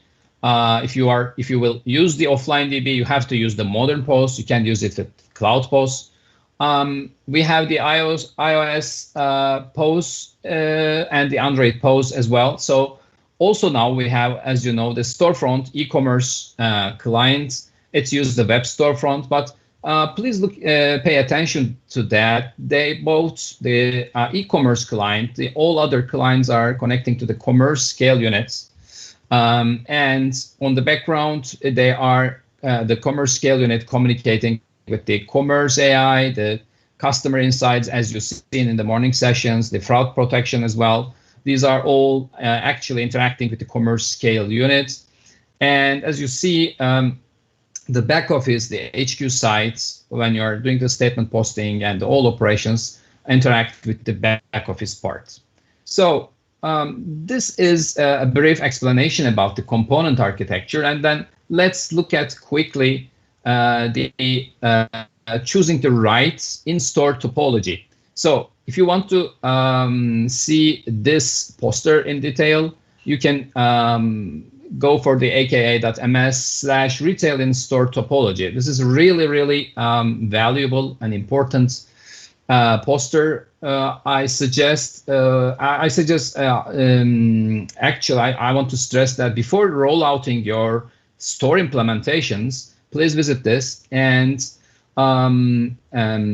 choose your store topology upon this explanation or upon these suggestions. You are starting from here, and if you have no connectivity issues, if you have good internet connectivity, and if you have good in-store connectivity, you can use this one, the zero footprint MPOS or CPOS with the cloud scale unit. As you see, you don't have to install anything additional, so you can use this. I won't go to details of this poster as well, but I want to show you something. If you have any connectivity issue, if you have if you need anything additional to support your in-store topology, I want to highlight that you may need to install an additional channel DB. So as you see that nearly beside the zero footprint option, in all other options you need you may need another channel DB. So when we say the channel DB, an additional channel DB, for those who are not aware of it, when you first go with the, let's say, only the CPOS or the MPOS zero footprint topology, you will only have one channel DB and one default data group.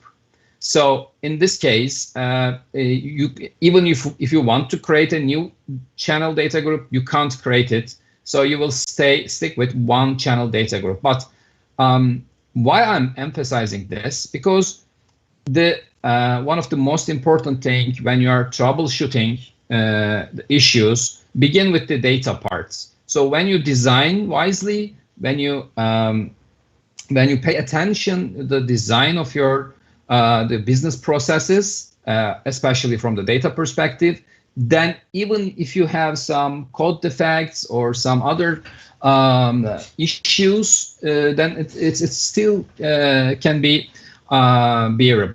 But when the data is not handled with care, then you can easily be in trouble. So one of the most important thing is rationalize your data in order to keep your data sets small. What this means, keep complexity low on your product category hierarchies, attributes, pricing, discounts, and etc. And secondly, assortments, product count, customer count can impact heavily performance. Let's say you have one assortment, that means the same data everywhere. You have one assortment and you're sending all assortments. You may have 10,000 products in one assortment and you're sending all data to all stores. But instead you may have 200 assortments, then it means a lot of processing and filtering. So this is also tricky from the performance point. So you have to find the balance number for your environment. Maybe you can use the trial and error methods, but you have to choose wisely when you're planning your data. For the data configuration, the full data sync is also another important part. When you kick the full data sync operation, this can be really a resource monster. It can easily consume your valuable resources. So only necessary for if you have new channel DB and should not be used otherwise. So if you ask yourself, yeah, I'm not sure that, and let's kick the full data sync, then this is also consuming, besides consuming the valuable resources of your environment, also it's defragmenting your indexes and your table data. So that's also important for your CDX jobs and their speeds. So another thing, the commerce data exchange, the upload and download jobs, use separate data group for one to several channel DBs. Of course, if you are not using the zero footprint, Omni CPOS methodology for the other ones, to reduce the redundant data, you can use the separate data groups, and you can send the only necessary data to the store, not the all price groups, all the other products. Data group generation, so it's the separate data and separate also the offline DBs and use advantageous data groups. So from other perspective, when you look at it, each record relates to one physical database. As you see here, we have one channel database and we have one channel database group. For offline databases, even we can create our own channel database group, so we can actually please note how each record to channel DB and offline DB can have a different channel database group, and we can isolate the data. This is the screenshot that I took from the application. You can see that this is the channel DB, channel database, and this is the channel database screen.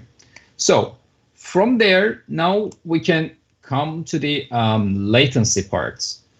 Latency between POS and the cloud scale units.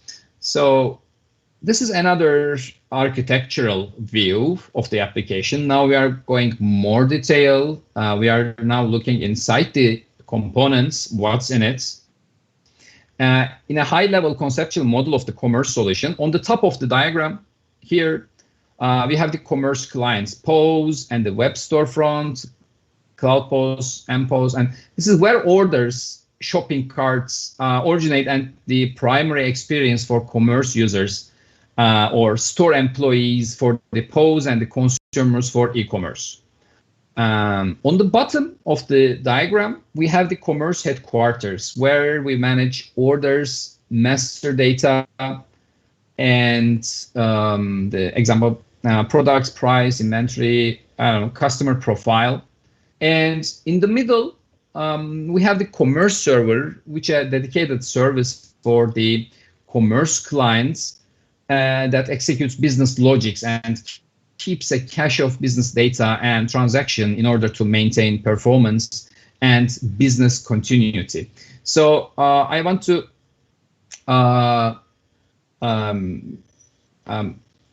say you now the commerce runtime, this business logic, the commerce server, formerly known as the retail server. As you see, in order to interact with the headquarter parts, you have to use the commerce clients have to use this commerce server. You can also write your own commerce clients. Maybe you can write your own storefront application, or you may have your own iOS or Android application. These apps also can interact with the retail server, the commerce server, and by the help of it, you can create your own integrations. I remember this kind of question when we are doing integrations. This is the one of the if you are planning to make an integration like an API wise, then the retail server, commerce server, it's an out-of-box API. So you can manipulate the data on the headquarters or on the channel DB by the help of the commerce server. So after that, I want to come to the point where the latency can happen. So for the latency happen, we need to communicate between the POSes, the commerce clients, CPOS and modern POS, and between the retail server, the commerce server. As we mentioned in the beginning, now the retail server, commerce server, inside the cloud scale units. So let's look at the cloud scale units deployed models. These are the scenarios that you can apply for the store technologies, store topologies, or your general topology. The first one is the zero footprint, zero deployments. As you see, we have the cloud POS register. It's communicating with network addressable peripherals. It's using the Cloud POS website, and it goes directly to the Microsoft Cloud. No additional components needed for that. On the backend, on the Microsoft Cloud, we have the retail server, commerce server, Cloud POS, and the channel database, all hosted in Microsoft Cloud. In store, we only have the browser, and we have only the Cloud POS running in this browser. So after that, we have the cloud scale unit deployed in store architecture. As you see now, we have this in-store cloud scale units, formerly known retail store scale unit. Now we have the retail server, retail channel DB, and async client in it. And in this scenario, the modern POS interact with this inside the store. It's installed in store, and after that, it's the cloud scale unit, the retail store scale unit communicating with the Microsoft Cloud in this sample. So this is the second scenario. It can be so there can be a little or not latency because we are in the store.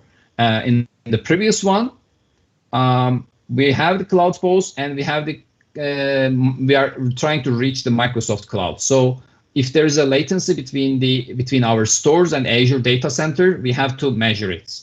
In this one, this is the less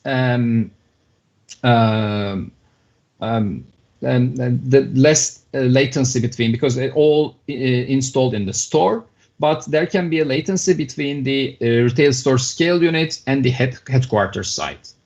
And in our another version of the deploy of the cloud scale unit, now instead of in store, we are installing our retail store scale unit, cloud scale unit, into the private cloud. It could be either our private data center. It's a data center more than anything than the Azure data center. So we have the components still here, and some stores, or maybe the old stores, connecting this one, and we can create additional scenarios that there could be more than one private cloud.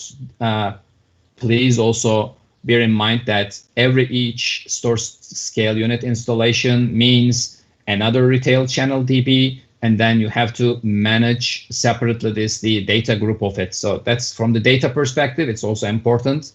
Also, I want to also say that if you are using this one, maybe some of you ask that, So like in the private cloud, don't we have a chance to install the cloud scale units? It's actually, as I show you in the first slides, you remember here are the cloud scale units in different regions. So if you have different stores around the world, you can still use the cloud post with zero footprint option, and you can have more than one cloud scale units, and you can use for your stores.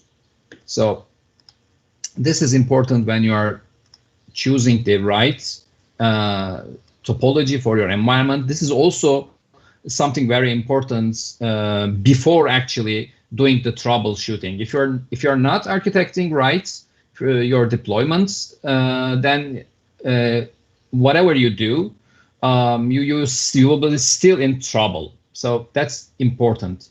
So physical separation, there's always going to be a physical separation between the server, the commerce server, and the client, the modern POS and cloud POS browser instance.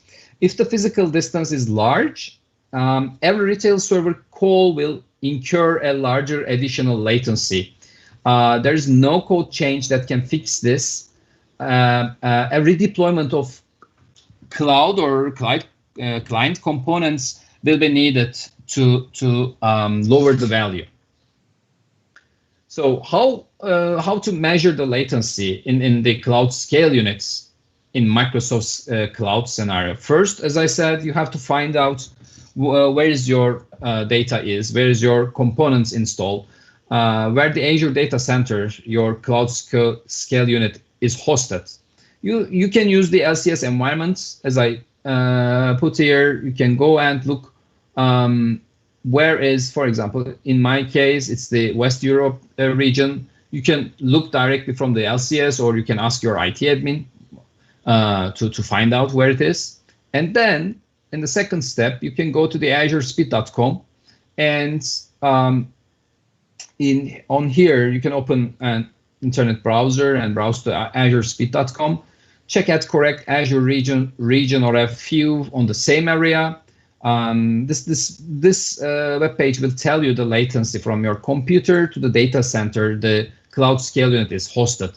So it's very important to use the same computer as the store terminal, as sometimes customers use a dedicated network for the store terminals, and a computer in the back office may be on a different network. So in my example, as you see here, you can see I get a latency about 62 milliseconds for every commerce server call. That's a very good value actually for the particular single store. But it may have been better to use United Arab Emirates Central, UAE Central, for example, to get an even better response. So, of course, the choice should be balanced between all different stores that use this commerce server cloud scale unit instance. So you want to do more. Maybe you are talking with a private cloud and you want to see where's the latency coming from, where I suffer from. So if you want to go deep dive, you can use the free of charge trace route commands. It will list all the routes, routers it passes through until it reaches its destination or fails to and is discarded. So you can easily run it from the start, programs, accessories, from the command prompt. And when you write the trace and space, and after the space, if you write the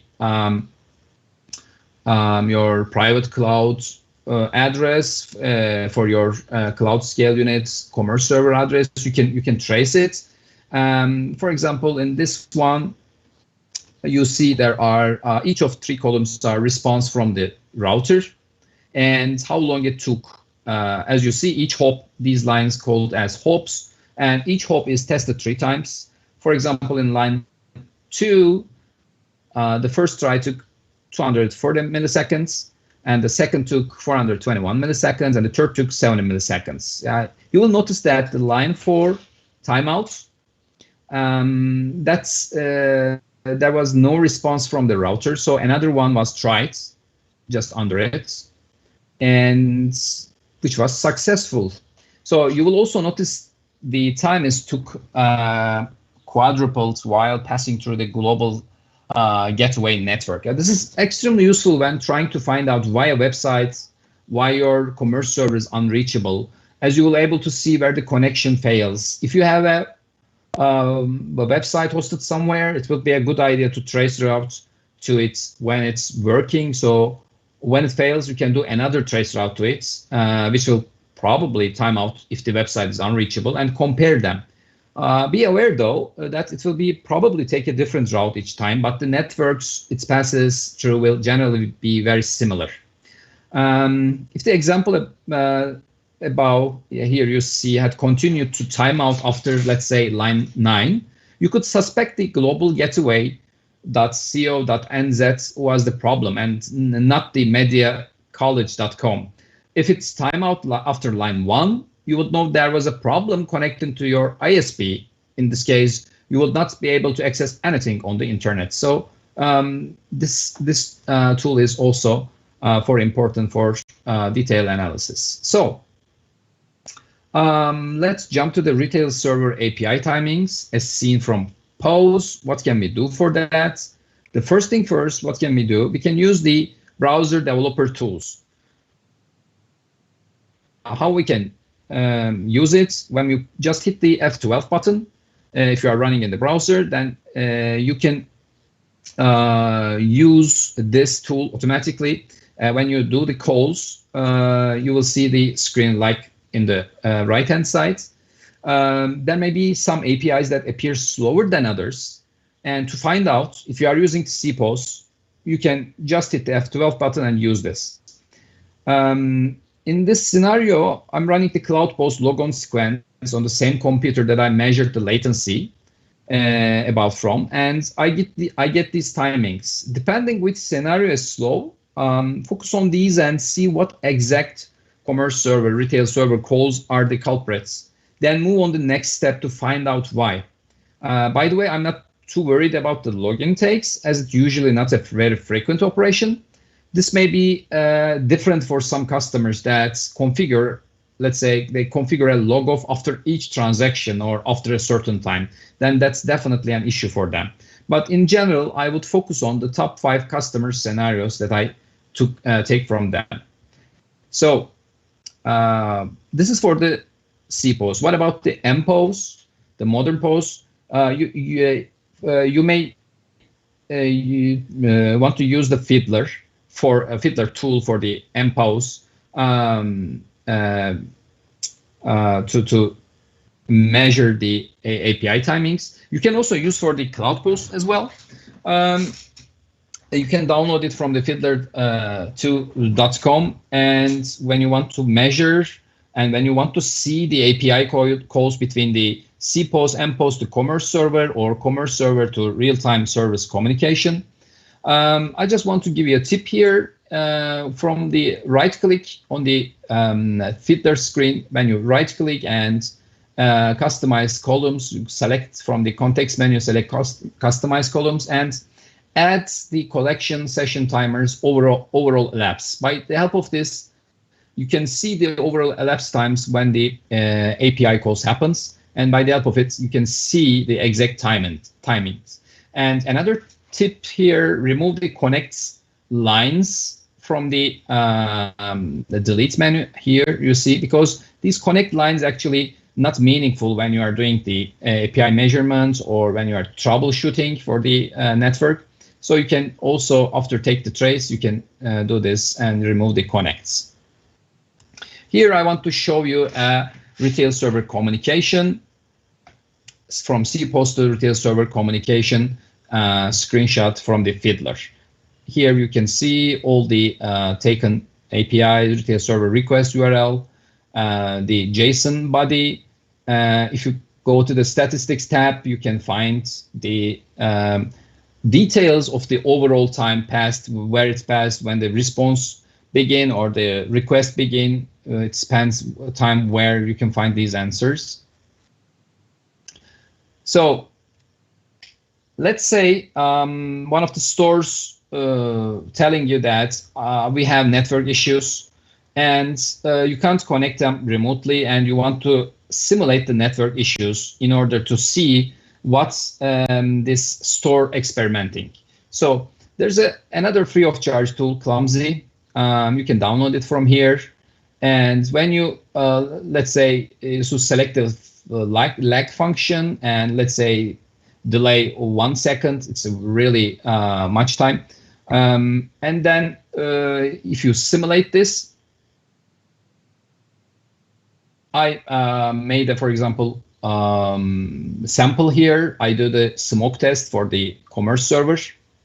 And in the beginning, in the first one, it's without this tool running. As you see, it's nearly under 1 seconds. And when I run this tool, you can see I can create the latency, the lag, and I can see where this time spends here. This is, as I said, in some cases, it's very useful to see how a website would perform under certain network conditions that are worse than what you have currently. So you can use this tool to simulate this kind of issues. So another thing is, another hot topic today, looking inside the retail server, commerce server, the CRT SQL with Commerce Runtime Analyzer. So here you can see the tool. As I said, the retail product team built a tool that can be used to trace the retail server calls, CRT, Commerce Runtime Executes, and the SQL calls. It shows call stack-like information based on event traces, similarly to the Dynamics 365 trace parser. For whom not know the Dynamics 365 trace parser tool, I'm the customer engineer, premier field engineers. In the performance reviews, we are using trace parsers. It's also anyone. It's this trace parser tool comes with the product, can use this. It's creates ETL files. It creates traces, and inside these traces, you can make end-to-end analysis. It covers both the code execution, the call stack, and also the SQL queries that executed. So you can see that where this code execution spends most of the time, or what's wrong with your code, or what's wrong with the generated SQL queries. So this tool, the Commerce Runtime Analyzer, it serves as a retail version of this Dynamics 365 trace parser tool. So this tool can be used to find slow handlers, slow SQL, or just understand what's happening as a part of a call. As usual, a picture says more than 100 words. Let's see my investigation of slow performance of the update cart lines retail server call here. From the call stack, I can learn this. Flow includes a lot of other internal steps. As you see, get identity, get cards, get products, get unit of measures, calculate discounts, calculate sales tax, calculate totals, final saving of the transaction, SQL, and much more. This is very valuable information and can be obtained with the Commerce Runtime Analyzer without reflecting the source code actually. So I noticed that, for example, in this sample, I noticed that calculate cart required reason code service request takes 2021 milliseconds. When I add up the included child timings, there is a full 2 seconds missing. This is my own customization for the sample. I have added a 2 seconds delay in an extended handler. So I just want to showcase how you can see this tool works. In another scenario, to find out what the CRT logic is using, I run a product search, and the tool lets me know the data for the 62 results row comes from. I know that it's coming from the store procedure, CRT get product search result by text _ version 2. So I can go to my dev box and make further analysis to see what's happening. So last words about this tool. This tool is not perfect, but at this time, it's not seemed to show custom handlers properly. If the retail team gets enough requests, I'm sure this could be an easy addition to make to the product. So as we, the retail technical guys and ladies, we need especially this kind of tools to make this troubleshooting easier. I put the Andreas Hoffman from the product group, R&D solution architect. When you drop a mail from this link to him, he can provide you the commerce analyzer, runtime analyzer tool in a compressed version. So now we come to the Events Viewer and LCS log search parts. So that will be the most excited part, how you can use for your daily life troubleshooting. So the first thing first, how we can find the commerce specific events in the event viewers. If you are just begin with the retail and if you want to troubleshoot, of course, you can't reach this event viewer in the production. And after the near time, there will be also remote desktop RDP lockdown will come to the UAT environment as well. But till that time, you can go and look at the event viewer on the UAT environments. But what I'm showing this is actually for the production environment, it's same data you will see in the LCS and the event viewer. So if you are familiar with the event viewer data, then you will be much more comfortable with the LCS log search. So where to go first? First go to the application and services log under Microsoft, and under it there's Dynamics. And under Dynamics we have two commerce specific event logs. One is the retail server, second modern POS, and the third one the logging provider. So each of them has different information. Some of them have the retail call, some of them have this CRT request, but the all data for the troubleshooting you need it, you can find it.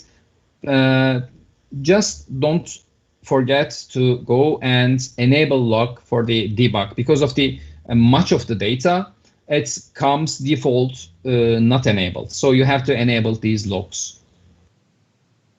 So correlating events. There are many logs everywhere, and how we can correlate these events and these numbers, and how we can do the troubleshooting. The first thing, the post client startup. When a user starts a post client, a new app session ID is generated, as you see here. The app session ID is used to log every event that is instrumented in the post client. All events that are logged to the event viewer and the app insights have this ID, the app session ID. Secondly, when the user sign in, when a user signs in into a post client, a new user session ID is generated. The user session ID is used to log every event that is instrumented in the post client. All user events that are logged to event viewer have this ID, and this ID is maintained for as long as the user is signed in. So when the current user signs out and the new user sign in, a new user session ID generated. So post clients calls to commerce scale units. Whenever a post client makes a call to the commerce scale unit, the app session ID and user session ID are sent as headers, as request headers. Commerce scale units then logs an event for the incoming requests. The event ID will be 5,000. So when you are filtering, you can filter for the event ID 5,000. This event includes two IDs and also an activity ID, as you see here. The activity ID is then also used for all related events. The app session ID, user session ID, and activity ID are available in the event log where commerce scale unit is hosted. They are also available in LCS log search as well. And finally, request activity in commerce scale unit. Every event that is logged as the part of commerce scale unit, request has the same activity ID as the initial event that was logged for the initial incoming request events. Again, the event ID 5,000. And again, these events are also available in the event viewer and LCS log search. So here you can see the app session ID and user session ID in the details tab of the event viewer under the modern POS. log, as you can see here, where retail modern post installed. So you can go there and look at the details. In the cloud post, you have to press the cog button, and when you press the cog button, you will see there the application session ID and user session ID. When you are, I reserve as one slide when you are contacting with the support. What should you do? I will also cover this part on there. So another topic is to correlate data for incoming commerce scale unit request in Event Viewer. You must first enable the analytic channel. To enable it, you have to go to the Event Viewer, and in the left pane, as you see here under Commerce Retail Server, you have to go and click the View, Enable Analytic and Debug Log, and then go there and right-click on the analytic nodes, and then click Enable Log. So in Event Viewer, all incoming commerce scale unit requests are logged to the analytic channel of the Commerce Retail Server, and the source as Event 5000. These events also have the app session ID and user session ID that were described earlier, as I described. And every event also has a unique activity ID that is instrumented for every logged event for the same request. So in my sample, I will also show you how you can find the activity ID and how you go and paste it to the LCS and you find the details of this specific activity. So I also want to show you, you can see in this analytic view which store procedures are executed, and you can reach out the much more data from the execution of the retail server. So if we leave aside the events viewer, let's pass to the LCS log search. Well, what components data we can find in the LCS log search? We can find the retail modern post, retail cloud post, and the commerce scale units running on the retail cloud scale unit, not the store version. But please be aware that the now the channel DB is installed somewhere else in the cloud scale unit. As I said, the workloads are separate. If you are using the cloud scale units, then you have separate channel DB. But for the time being, you can't see the queries that are executed in the cloud scale units.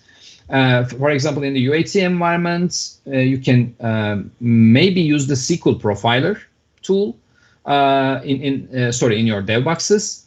But for the cloud scale unit executed queries, you can't use this tool. What are not included?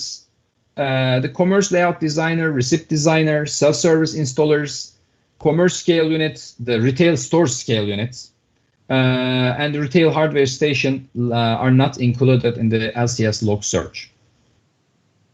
So how you can reach out to LCS log search? In LCS, go to the project details, under environment details, environment monitoring, and inside the environment monitoring, when you click the view raw logs, on the log search page, you will have you can select one of the following queries. One is the commerce client events, and second, all logs. So commerce client events for the modern post, cloud post, and the commerce scale units. And if you select the all logs, it's for the commerce scale units, commerce data exchange, CDX, and the real-time service. You can find these additional logs here. So you can filter by the following criteria, as you see here. So let's come to our scenario. Our error is mpost throws an error on the screen saying something like real-time service call failed. So I go to the events viewer and look for an error or warning similar to the screenshot, as you see here. I copy the GUID about the real-time. This is the GUID. This is the important part. I copy the GUID about the real-time service URL. Note the datetime. Note the datetime the error was created on the machine and converted to the UTC time. And then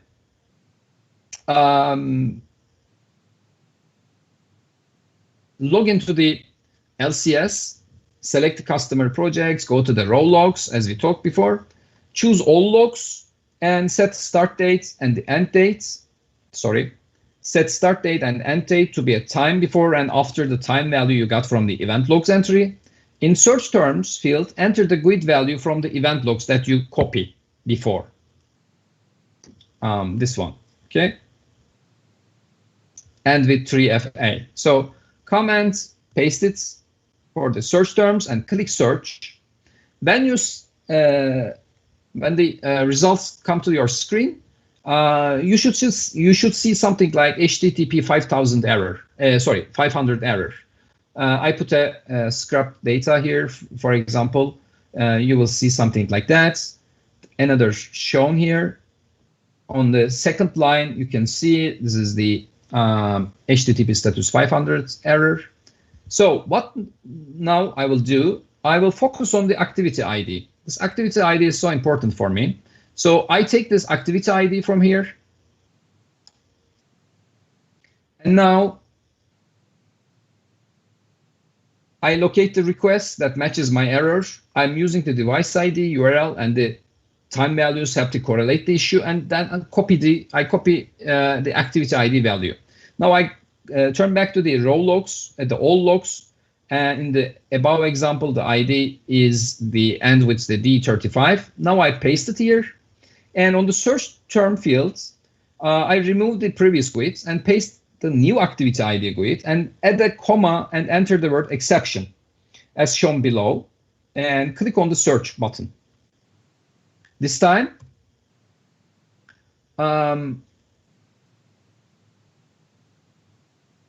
another screen comes to me, and when I search through the results, I can see something like this is in the exception message column indicating why your process failed. So you can now see the real exception message, why this real-time service call failed.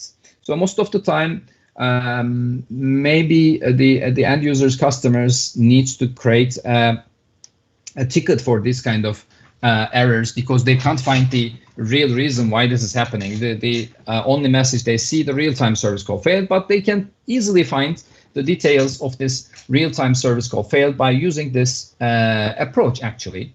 So also additionally, if you look at the method name column, you should be able to see the real-time service method was being called in the case. It was the new customer AXT method. So you can turn back to the application AX, the headquarter part, and you can deep dive into the X++ code to see why it's happening, why the real-time service failing.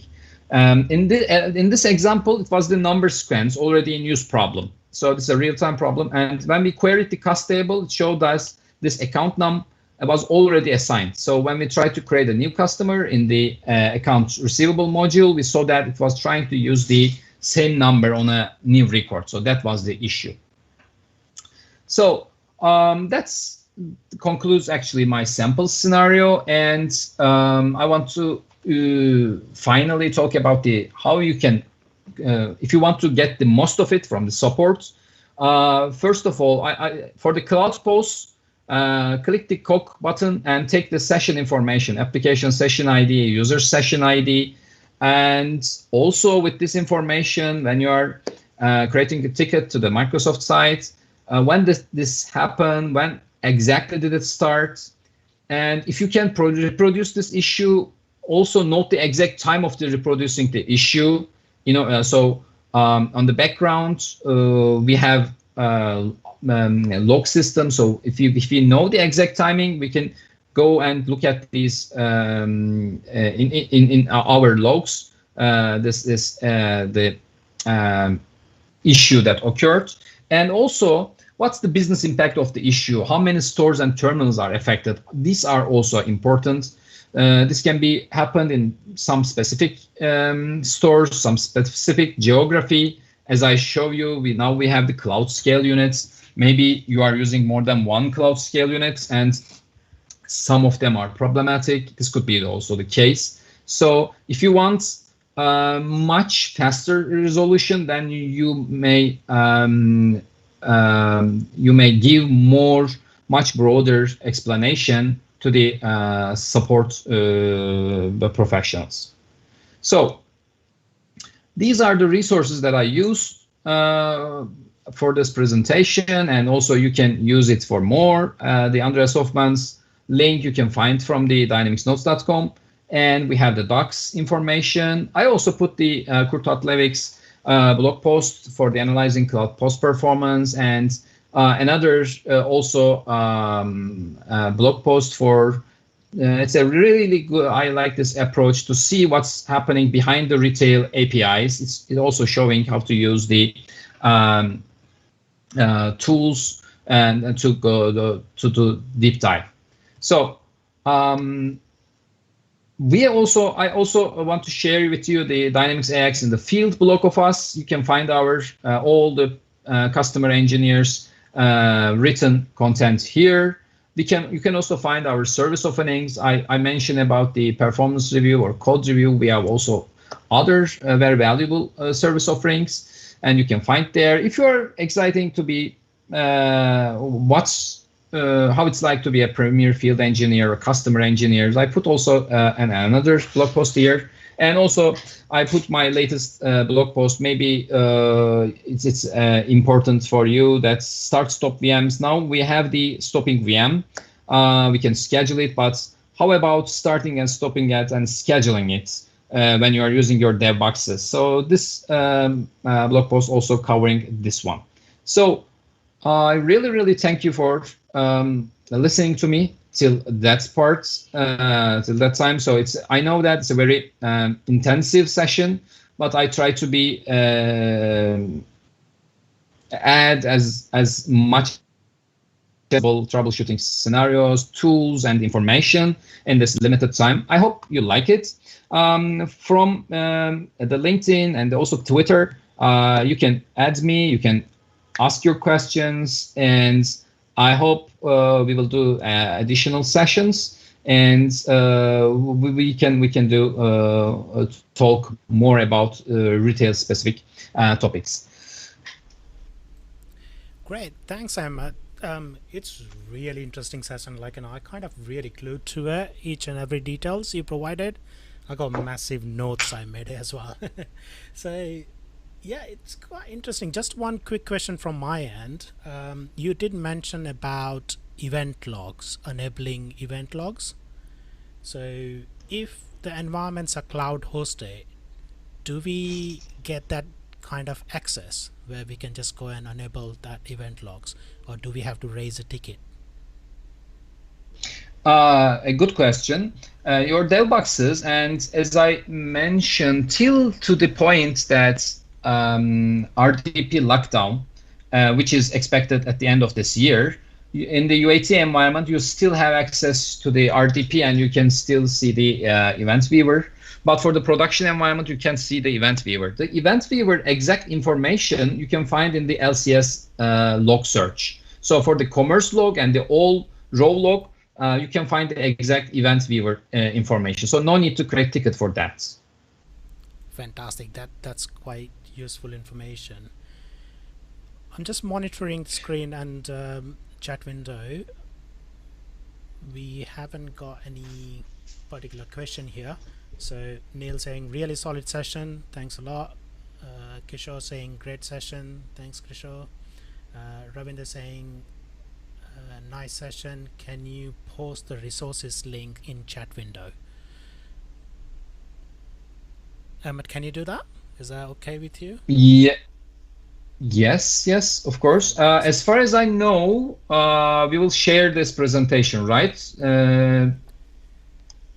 We haven't got that source yet, but if you can share the links at this stage, that would be great. We are working on the website where we can share all the resources, any source code we can provide from the demo. So we are absolutely working towards it, and hopefully we will align that.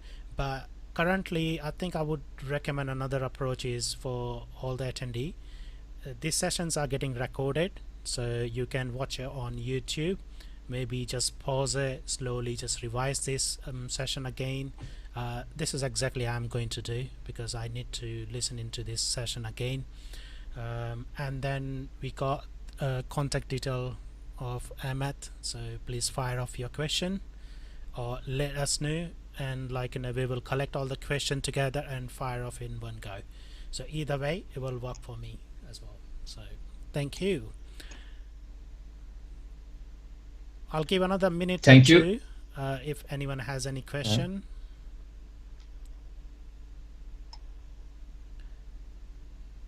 But thanks, Ahmed, for posting all the links. I can see that it's in the chat window already. Yeah, you're welcome. I can also share my contact information. So sure. As well. So if you have more questions, please feel free to reach out to me.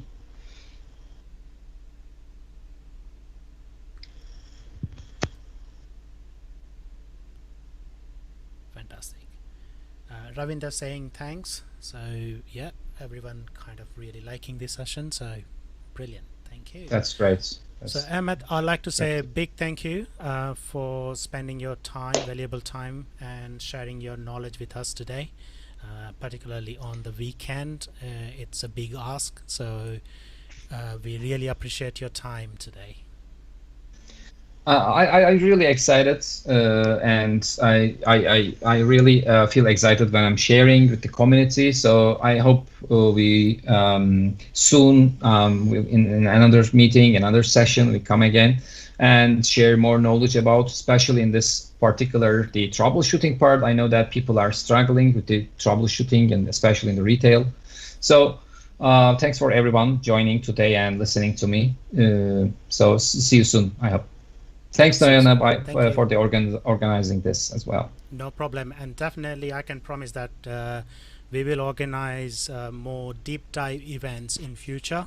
I'll just need to discuss and see which Saturdays are available, and hopefully in near future we will see more sessions like this, but more into deep dive. So definitely I can commit that from my end. Excellent, thank you. So let's move on to the next session, but before we go to next session, I need to start saying a massive thank you to Kaila, because without her we couldn't have got very good speakers today. She has absolutely helped us out and arranging or giving us a correct direction. Who do we need to contact to gain right speakers today? So it's a massive thank you. But as Ahmed mentioned, it's a family, it's a community, it's a massive family, and I like to start with something, but before I do, Kaila, are you online? I am. And I'm partially worried with what you're about to do. So all the attendee, please, I need your support. I'm going to play something. You need to guess it, and everyone must send those messages once you have guessed correctly in the chat window. So let's not waste more time, but I'm going to play this audio now. That's for you, Kaila.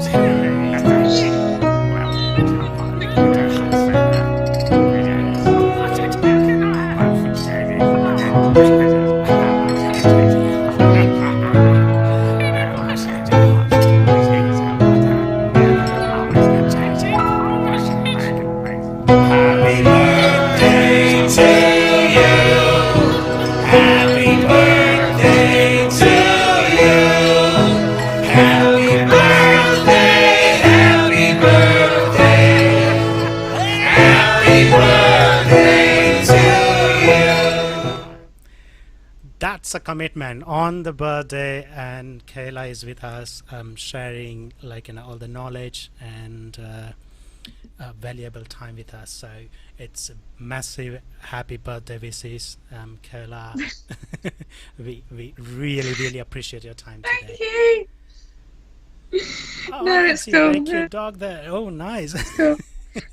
Thank you. Yeah, camera's not coming on because I've got a bit red. But no, thank you. Right, let's go back to the main session. Yeah, not being embarrassed by life. But again, thank you very much. So let's, without further ado, Kaila is going to present a really good topic today.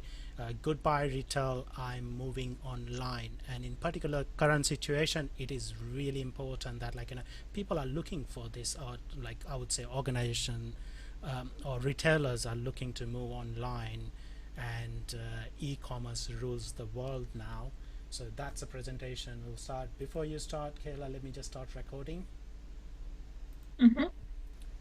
So without further ado, Kaila, all over to you, and yeah, I will let you introduce yourself. Thank you. Brilliant. So hi everyone, and happy Saturday. I hope you're enjoying the lovely weather and managing to join us while still enjoying the sunshine outside. So my name's Kaila Bloomfield, and I work for Microsoft as a partner technical architect. And what that means is I'm supporting our partners and also trying to support in the community for anything from directions to go with implementations and products and services to really helping you guys just get that extra bit of connection to Microsoft, because I came from partner side last year, and sometimes I think we can be a little bit of a closed world when you don't know who to ask or who to talk to. So one of my mini missions since I've joined is to try and reopen those doors of engagement. So I'm covering off the e-commerce topic today because it's quite a new product. And I think when we joined, Microsoft openly admits a little bit we probably could have done a bit of an easier job to help get everyone onboarded to what it is. So what I wanted to cover off today is talking about what e-commerce is, the difference it makes to your commercial retail implementation. So is a a huge difference on how you should go about it, and also how the tool works and what benefits it can ultimately bring, because we want you guys to be able to use it. We want you guys to be able to get excited by it and sell it. So if you do ever want to contact me, because I do try and always reply the same day, it's jump on Twitter or jump on LinkedIn, let me know, and I'll try and help if I can, and if I can't, I'll find someone who can, and just say hi, because I'm chatty as anything and I don't stop talking. So be warned, you've got 45 minutes of this. I'm going to go over the architecture just so you can understand how it all links together, and also how we support it after you get your customers live. Then actually, like I said, the implementation journey and how it works. And then we're going to jump straight into a demo and really just focus on, well, do you know what on earth is it? So for the e-commerce overview, I want to break it right down. So for the first step, we can talk about just the architecture. And I'm going to try and make this non-technical for everyone who knows and uses the system today, because very often techies and then everyone else, we talk French and everyone else talks lovely English. So I'm trying to not do that.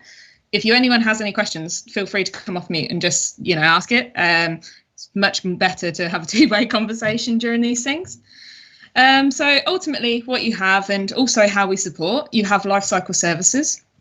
We know that you don't have to worry about lifecycle services either. We update that and we do that automatically. No one has to worry, but it is the hub for environment management today for commerce and e-commerce. So when you're talking about e-commerce and your implementations, actually, I'll show you the difference that you see in LCS in the live demo between the two. You have your HQ. Now, this is identical to what you always knew about retail. There's no difference here in the sense that one version exists and you can pause free versions and you can manage that yourself or leave it to auto update. But then we start going into what's changed, and this is now the new world. So you have the POS and in-store components. There's been a lot of enhancements in here to try and make them more usable, more supportable, and also more capable to be managed updates on your devices and things like that. So really have a look, because we're ultimately trying to make this easier for organizations to manage their POS systems and also reduce any impact you have on the device setup and hardware. So you can manage from each device independently updates, or also you can push out those updates to specific stores and things like that. Now we come into what we need for e-commerce. So what you have is the commerce scale unit, and this is basically, for anyone who knows the old school finance, this is what the same as the sort of AOS server. It's your core processing engine. And what's key about this for your customers This is where you want to focus on. If they're a really big customer, you can get additional commerce scale units. The more you have, obviously, the busier the customer, the more transactions.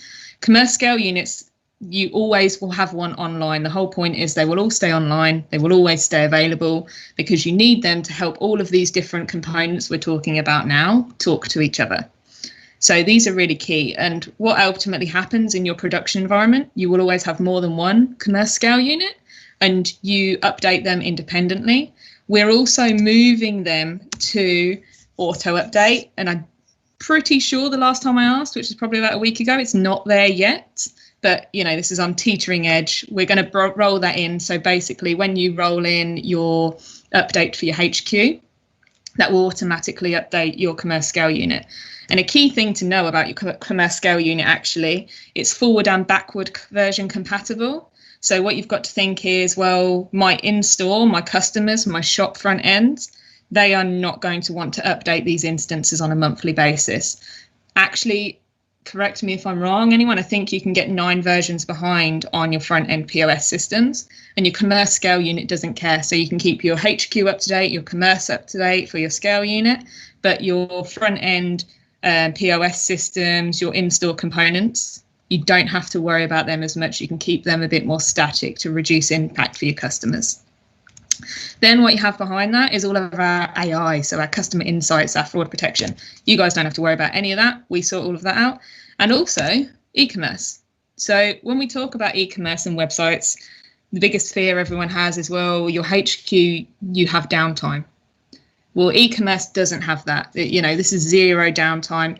We manage the updates. We keep it going. We make sure you have all of the versions, all the components as and when you need it and as we release them.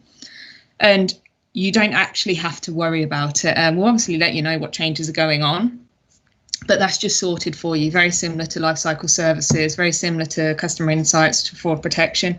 You don't have to consciously be aware of that.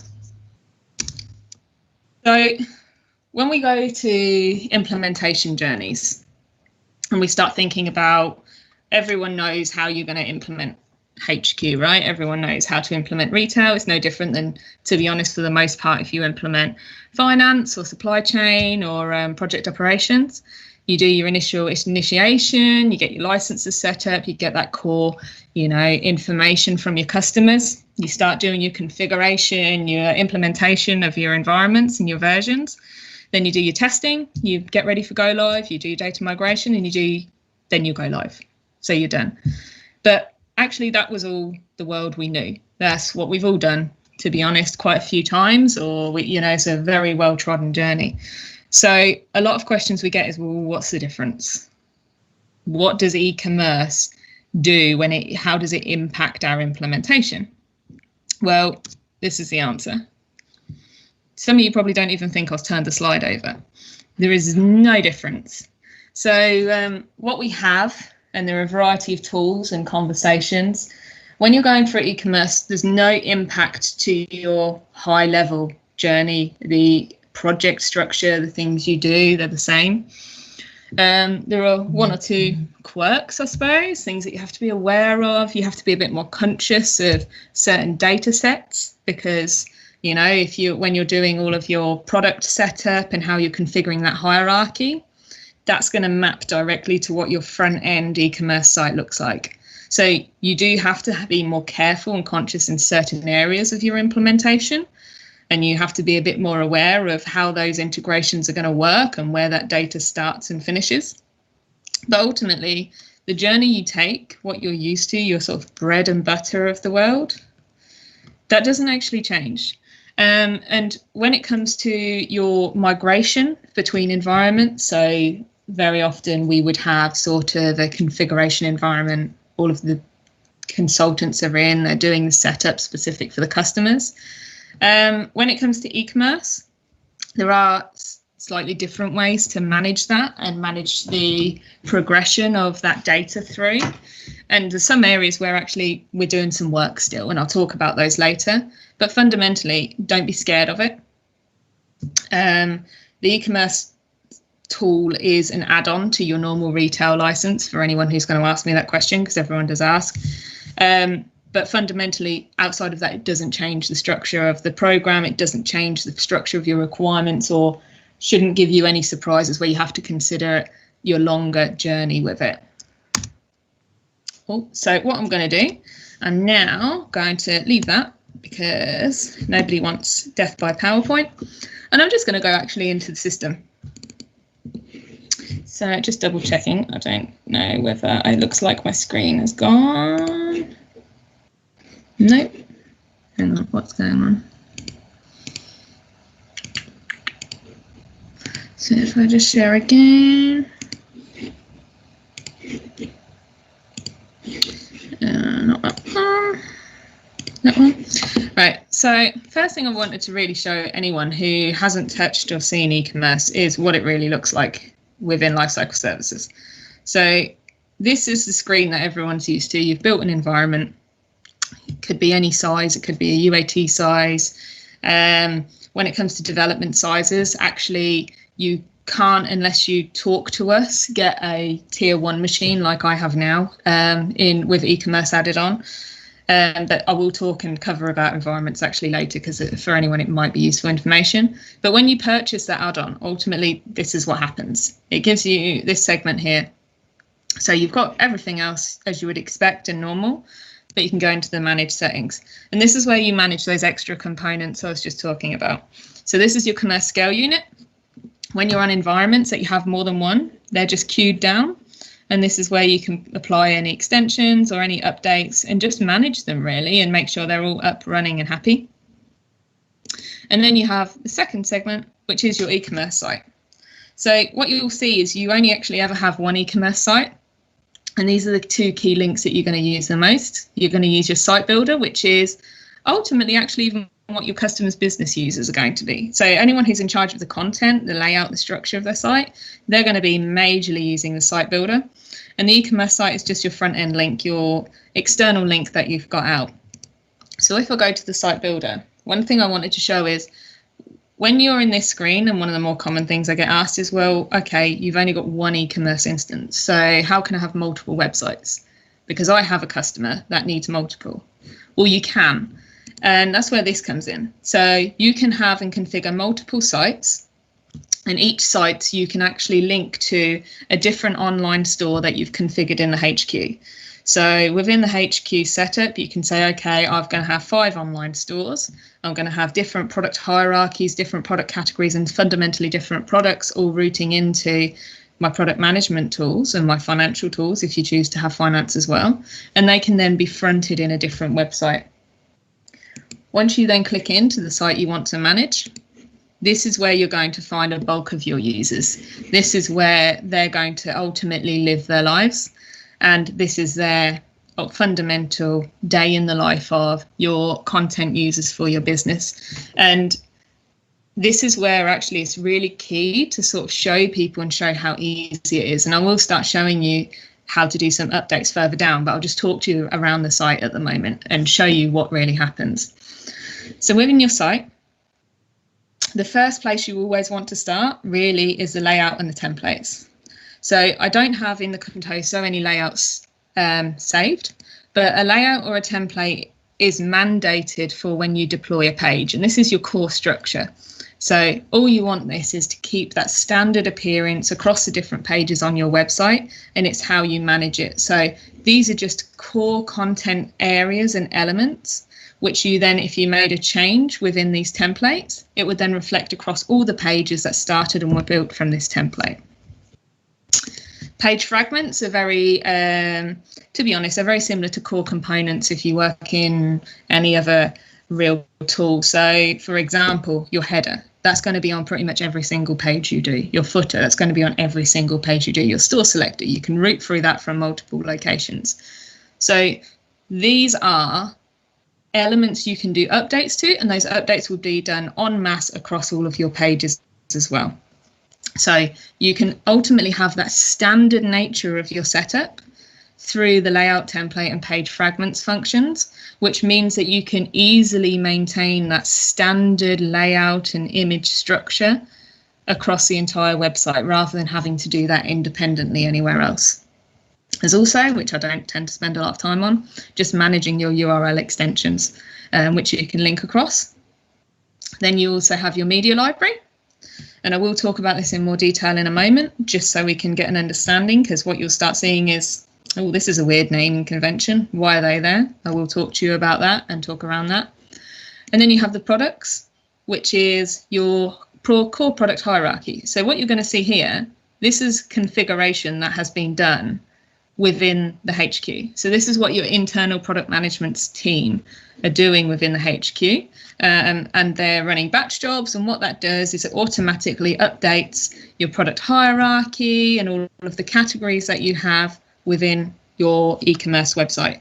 So you really want to make sure that the work that's being done here in your HQ is, to be honest, monitored and managed, because that's making sure you have that natural and intrinsic link between what you have available, what your product hierarchy needs to look like, and also how you're going to design the site, just for that ease of management and structure. There's one thing I do want to cover off, and just because this is what a lot of people tend to ask. In features, we have this thing called publish groups. Now, for anyone doing a project, these are really, really, really important. So people tend to say, okay, I work for, I don't know, ASOS. We want to do a Halloween sale, and we, as part of that, we want to rework our website. We want our site to look different. We want it to feel different. We want to have specific products come on offer, things like that. Within the publish groups, what basically you do is when you switch on this function, it enables you to create a publishing container.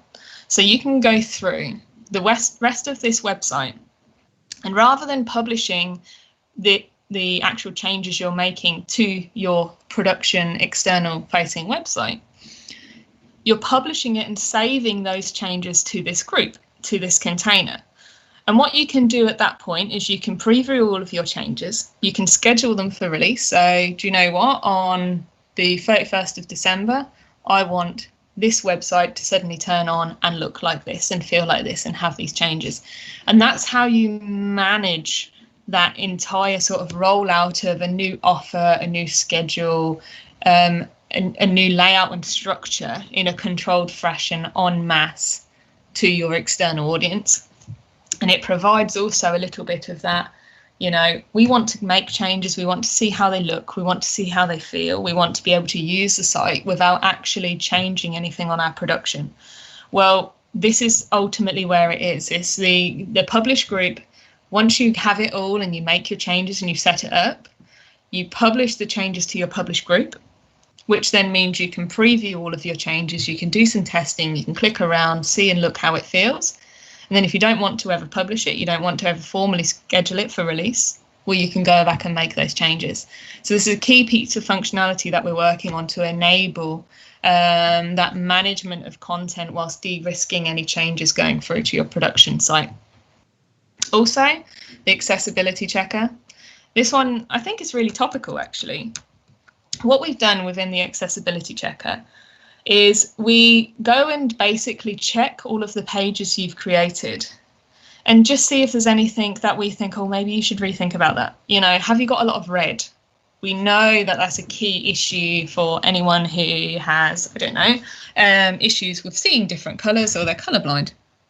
And what we do is we have that accessibility checker running on there, which you can switch on, and it will sort of highlight these things to you and say, oh, are you sure actually maybe you want to change it in this way or that way instead of doing it like that? Because then ultimately what you are allowing it is the system to give you a bit of a prompt to say, you could probably do this a little bit different, so making sure that it's available. When it goes into channels, earlier I mentioned between your online store that you're configuring in and the domain mapping. So here, when I built and deployed this site, I set my domain as fabricam.com and I set my language as English US. One thing I will pre-warn everyone about, just because I'm trying to be honest, is if you try and publish one of our Contoso environments or things like that, and you try and use a different language to English US, the translation between a number of the fields is the standard data is not quite great. So what you might find if you're using a different one to English US is that you start seeing it doesn't quite look right. And that's why it is the Contoso data is not quite there. But also here, what you can do is select map to a different AUN. And what this ultimately means is you can change which store you are actually linking this to. And these are, I've got in my HQ, I've got 3 online stores which I've configured and set up. When I built the page, I selected Fabricam Online. Change that to another store. So this is enabling you that ease of configuration to do that. Naturally, you wouldn't give everyone access to do these sort of setups, and then that does go into the staff tab where we're talking about, well, who has what access. Everything we're talking about e-commerce works natively with Azure Active Directory. So you need to, when you're talking to customers about e-commerce, really, really start thinking about how they're doing their identity management, because this ecom admin, what this actually is, this is an Azure Active Directory group. And so my account has been added to that Azure Active Directory group to say that I'm an administrator. And you can break that down. So you need to just be really conscious, like even when you're doing B2C, so when you're doing your checkout functions, you want to save a customer, that also has to use the native B2C configuration of Azure Active Directory. So when you go through the Contoso site and you save your account, you go through your checkout, you do have to then use the B2C configuration. So it's just things that I suppose you should be aware of, making sure when you're doing this site, you're selling this site, they're sort of key trip up points. And then in the general settings is where you can ultimately manage your cookies, manage any redirects that you've got up and running. So you don't have to worry too much about any of this. So what I want to do is talk about the images, which is what I mentioned to you, and how to manage the content. There is a lot of investment going on that we're doing when it comes to management of the photos and the image library. It's not necessarily as intuitive as we want to have with how the mapping between the e-commerce management site is and also the front end site.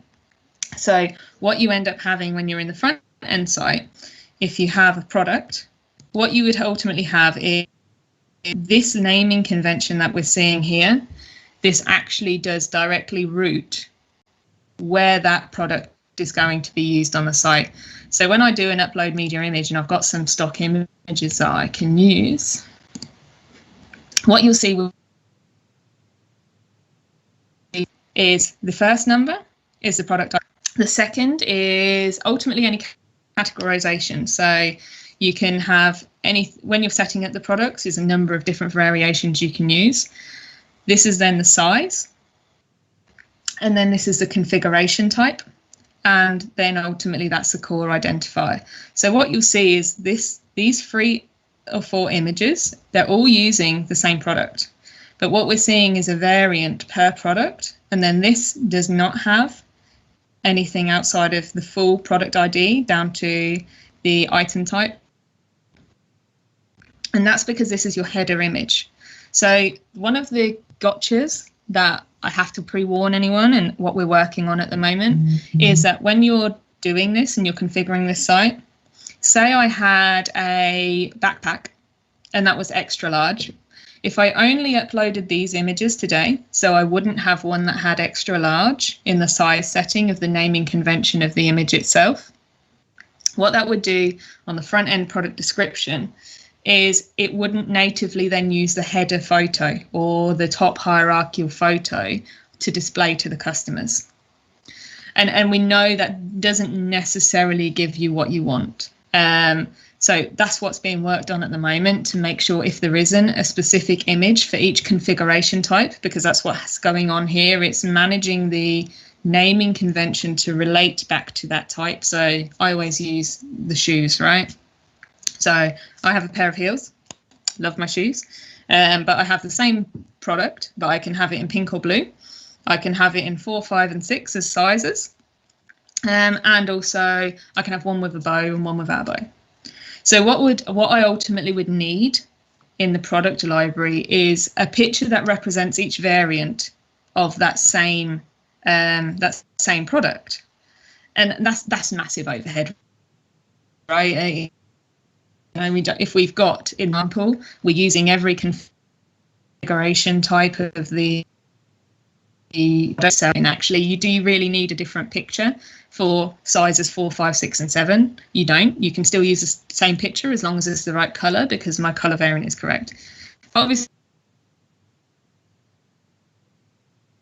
that calculate, and we are hoping to get that changed quite soon. But it is just for awareness,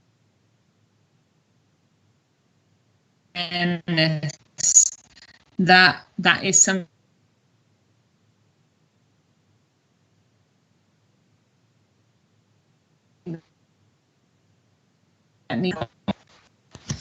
what that's then doing is ultimately asking me through this category, what do you want me to do with these images? And because we know for these products that we need to do some extra calculations going on in the background, and we need to do that extra cleverness in the background, we then have to tell the computer or tell the system, well, okay, we want you to do that specific level of cleverness. So we then would click product, because this is telling the system to actually read what that title of that page is, and also make sure that you're doing and publishing that. So we could say publish that media item, and that would go through, or we can upload it without publishing, because we can publish later. So we don't have to worry about that. With each image, there's a number of things really for us to look at and take note of. So every single image has a public URL. That's how the front end website understands where the image is. And also you can use these public URLs, for example, if you are, for example, get a new image for a favicon. So this is this picture up here that you would have highlighted on your tab. There wasn't a favicon category for upload. But what you can do in your page fragment is you can use that public URL to actually route that back through and say, okay, this is what I want as my favicon now.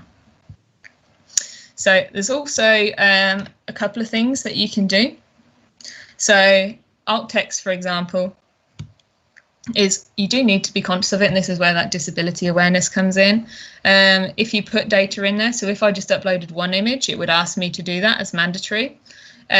What it wants to do is it wants you to put something in there that will help anyone who hard of sight. So if they have any text reader or page reader software on their local machine, that will use the alt text to actually then read out what that image is for them. So it just makes it more accessible and makes it much more available. With the images, this is where you can manually publish them, or you can unpublish anything that has previously been published.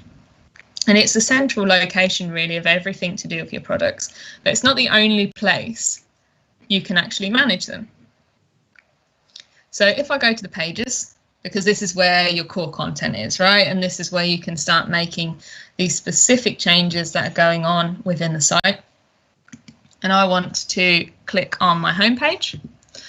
There's a lot that I need to show you here, because actually for me personally, I find it quite cool, because everything I've shown you now, I think is quite intuitive, and the structure is very similar. The layout is very similar to what Dynamics is even within the HQ. So on this left-hand pane, you have your full hierarchy of everything that's in the image within the site.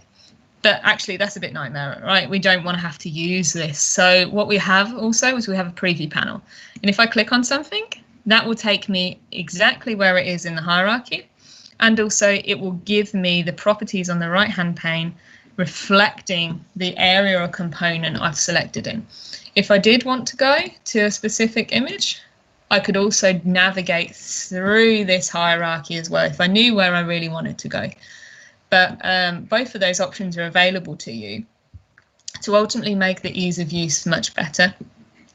When it comes to any pages, if we click Show History, what you have the ability here is for everything you've published, you can actually undo that, you can review what's been done, and you don't then necessarily need to do that core management of it. So when you're doing your publications, and what I'll show you in a second, is you do want to make sure those comments are in there because it enables you to have that audit and review. So rather than keep talking, we can go in and start making a few changes. So what I've got, as you've seen, I've got my core media library and I've got my content, I've got my page, and I'm thinking, right, okay, what do I want to do? Well, realistically, I've decided I want to change this site. I want to make it a little bit, I don't know, more activity friendly. So what I've done, I've gone into the content block. And this is where I said you can actually manage these images somewhere else. So what we've got is the media picker, but the image I want isn't actually here. So rather than having to navigate back out to the media library and then come back in, I can upload a new item here and I can actually just select it from this. What that does is it gives me the information. So if I put here image 1, I can put the category. In this case, I'm putting the category as none, because actually there's nothing clever I need the system to do. I know exactly where I want it to go. It's not going to be reading from the title or any information about it. I don't really need to know a system to know or care other than the fact it's just a plain image. And also this is what I mean about the alt text. So what you could do is add the alt text that relates to the picture, and that then reads out the image, so it makes it a bit more inclusive for anyone who's using that software on their laptop or their computer. So here I've got now my image, and I'm just going to click OK. So what you'll see is it's updating this for me, so I can start actually seeing what I'm doing on the website. I don't have to go and publish anything. I haven't even saved this change. I could go and change it back. I could discard the edits. It's giving me that full control to see and feel the changes I'm making without actually doing anything. The other options I also have is if I had a particularly high quality image, I could then manage that within here, and also I could disable the lazy load if I wasn't so worried about the load time of the website. So there's a couple of things here that you can start doing to also manage your image content. And then what you'll see is we've got the heading. So these ultimately are your normal CSS. So the heading, the rich text that you're using, if you wanted to use some CSS overrides, you can do that.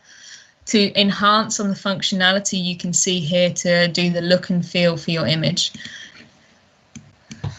So what I'm going to do is just going to update that. And obviously you can see, like I said, going back to CSS, you can manage your heading levels.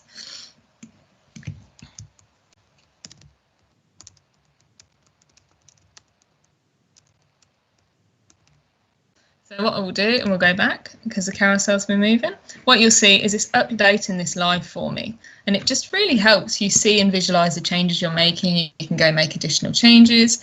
You can just really work on the site and the image that you're doing. And also you can manage the placement of the text of the image if you have a smaller image, and talk about the themes that you're using as well. So you can really make these adjustments to all of the different images on your sites. What I've decided I want to do is I want to save these changes. And then ultimately what I want to do is finish editing. And I want to say updated hero image. I don't know, apart from my terrible spelling, anyone who couldn't undertake this. You know, it's really the point is this is easy for anyone to do. You don't have to be technical. You don't have to have a huge amount of knowledge or experience. Realistically, it's making it such a user-friendly environment. And what you'll see, so I may have published those changes, which would be no different if I was just doing it to a publishing group, but it hasn't made them public on the Fabricam website. So if I go to the website now and refresh them, I've made those changes, I've saved those changes, but actually in actual fact, those haven't been made live. They're not there. And that's because they're pending now. So I've saved them, they're there, the system knows that I've made this change, but it's not pushed it out to my front end website. To do that, I can then publish this, because ultimately what we've got in the background is pretty much my UAT or my stock management, where I could have made a couple more changes and stacked them up. Or like I said, I could have done the publishing group, recognized, and I want to publish them in 2-3 days time. Then when I go back to my website, what I'll see is I've got my update. I've done exactly what I wanted to do. I've made that change. I've had the management, the review. I've managed to talk around and see what I've done, whilst at the same time also protected my customers and had that easy look and feel. The level of changes you can make is anything really. So I could say, okay, for my carousel, I no longer want certain elements of the carousel. So if I go back into the edit function, I can start cloning it to have an additional content block. So I could have 4. What I could ultimately do is remove a couple of these content blocks, swap them around, share it to make it an actual page fragment to use on multiple pages of sites. And each of these text blocks I can go and change. I can have a look and say, okay, where do I want to do? What do I want to change this as? And where do I ultimately want to get in? So I can start making any changes and saying,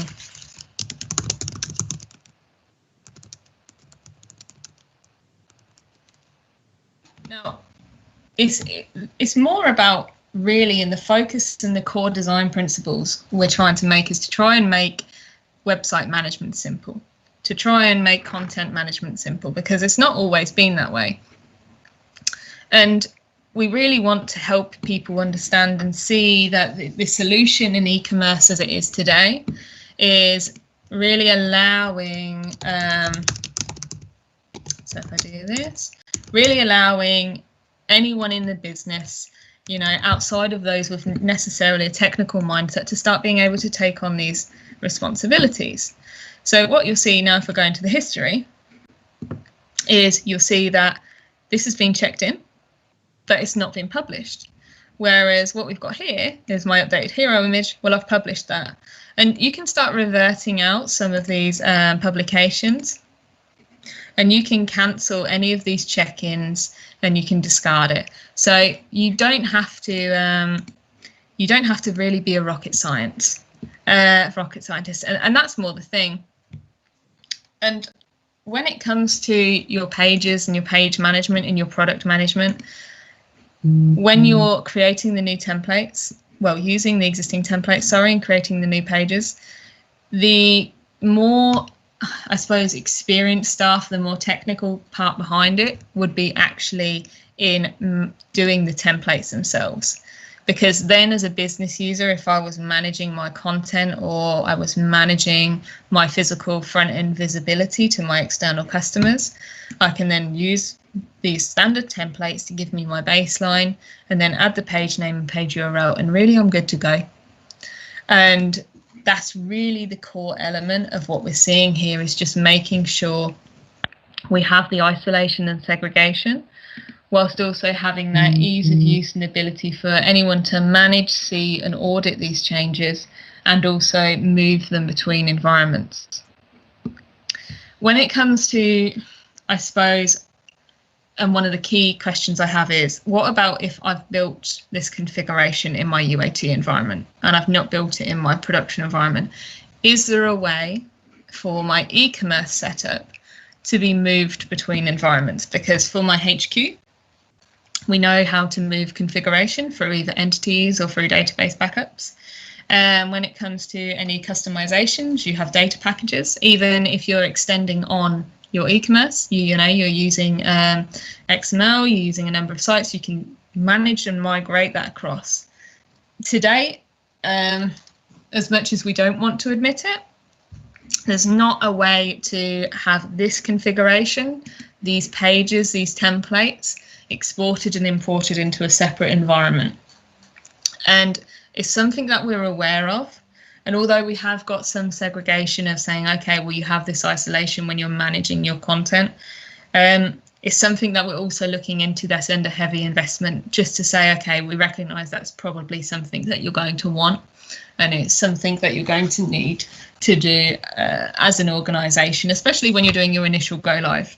Once a customer's in production, it's different. You would probably start using the standard content management settings and setup that are always there. But as of today, it's not quite there. It is something that we're working on though. And really, I suppose for everyone, if you do have comments or you've worked with some of the alternative, or you're working currently on the headless engine, so you're using a different e-commerce tool, I suppose what all I would say to you is definitely have a look and have a play. There are a number of e-commerce sites for the front end you can use to click around and show what you've done. And if you haven't been as part of one of the demos at the moment, literally drop me a mail, because we're running e-commerce in a day sessions, which you'll have to listen to me all day. I'm sorry, but you know, we give you your own environment, you get to play, you get to do everything that I'm talking about now. So if you've not had access to that and been able to understand and get your hands to grips on how these environments work and how they integrate, literally drop me a message, because I can drop you on the queue and we can get you sorted in the next couple of months to go in and have a play. When it comes to environments, they're a bit tricky. When it comes to your development machines, or what's sort of more commonly known as a tier 1 machine for finance and operations, there isn't really a way as of today to get your e-commerce setup running, but that is going to change. So as of October, which is the current plan, no promises, you know what it's like, all the T's and C's on that. From October, we'll be releasing a new tiered environment basically, and it's basically going to be a 1.5 tier, which will be a Microsoft hosted environment that partners can basically get at cost rather than, you know, any additional money. So it's fairly cheap. And what that will have is it will have the e-commerce arm on it. It will just be a smaller version of what you get in your tier 2 UAT instances. And that's because with the complicated infrastructure that we're getting with finance and operations now, it's too much for us to be able to provide on a customer managed subscription. It's too complicated and very expensive, so you wouldn't want it even if we could. And what that will mean is you start getting these extra things like, you know, Power BI, embedded Power BI. It's been our headache for ages. The e-commerce, all these different add-ons that we're rolling out that really help elevate what used to be finance and operations. All of that will then become available in these tier 1.5, so you can start using those smaller, cheaper boxes, but also getting access to these additional tools to do those POCs and that workaround. So the options are there. And if you get stuck, like I said, and you're not getting the access for anything from learning how it works, doing some pre-sales, you want even as a customer just to take a look, literally just shout out, because the stuff we can sort out, the stuff we are sorting out for people. And really my job is to try and make this as accessible and open to everyone as possible, so you can have a go to play. And then if you have feedback, also let me know, because unfortunately for the product group, I've got a direct route into them and I keep telling them stuff that I think they need to fix. So it means that you guys get a perfect opportunity to also start providing some of that feedback and also support on what our roadmap's going to look like and what the prioritization is. But more than that, I suppose I'll open up to Q&A and see if there's anything anyone has to ask or say. And sorry, I don't think I've braved through the entire 45 minutes I've been talking.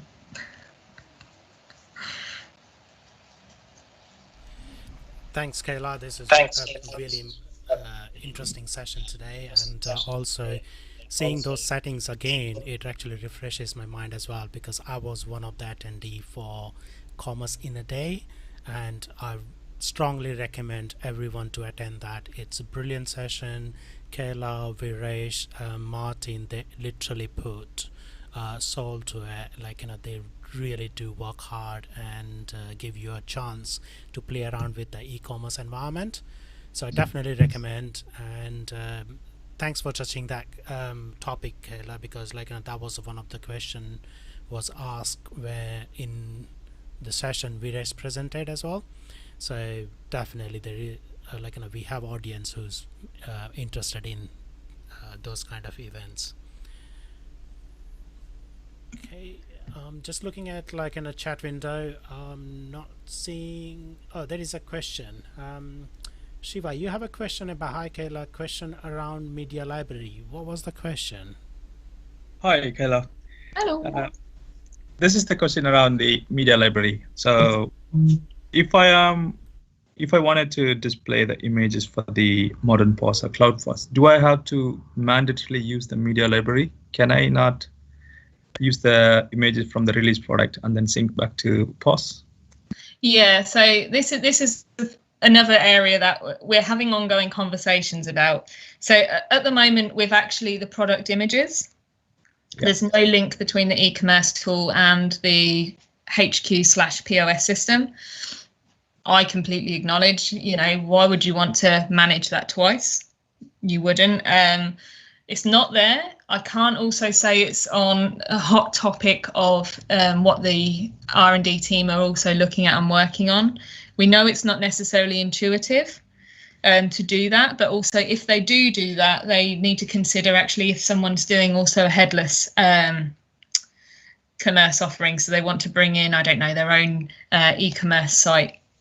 So it's a bit more of a complicated question, but definitely one we're aware.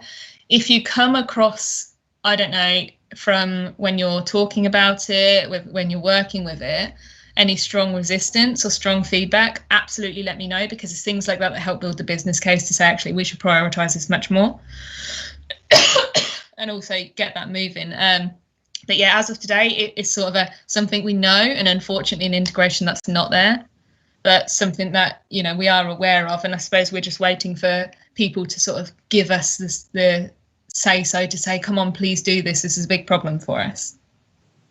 All right, thank you.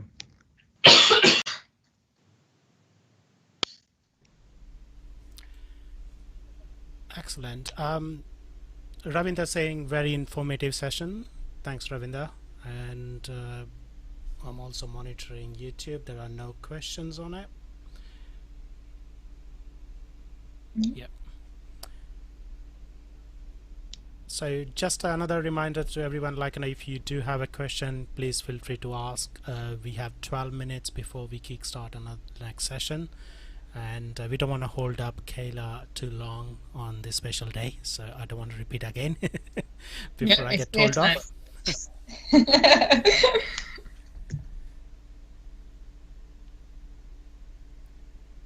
Shiva, you have got hand raised. Do you have any more further questions?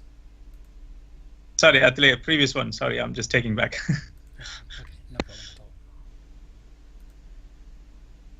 Right. In that case, I would say big thanks to Kaila. Kaila, we got Yogesh saying in a really helpful session as well. Thank you, Kaila. And we can let you free for your rest of the day plan. So really appreciate all your efforts towards helping us arranging this event as well, finding us right speakers, and all sorts of help, even today you're coming online and helping us as well. So big thank you, thanks a lot, and hoping to see you again in next events, and maybe even myself would be very much interested in attending Commerce in a Day event again. So whatever the gaps have left last time, maybe I can fill that up as well, and similar applies to all other attendees who would like to attend similar events again. So thank you. All I'd say to anyone really, let me know. I gave you the contact points, but also just search me on LinkedIn and email me.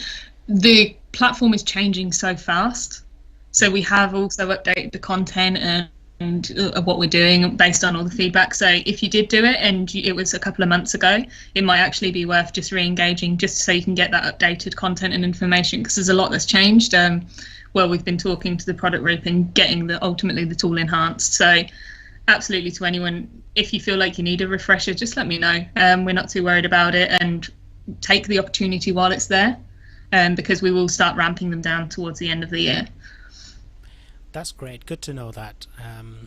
And we will definitely inform. So if anyone doesn't have Kaila's contact detail, or do forget, you guys have my email already. So do let me know, and I will pass on that message to Kaila. Great. Thank you. and I'll give everyone 10 minutes for a break before we start our next session. Thanks, Kaila.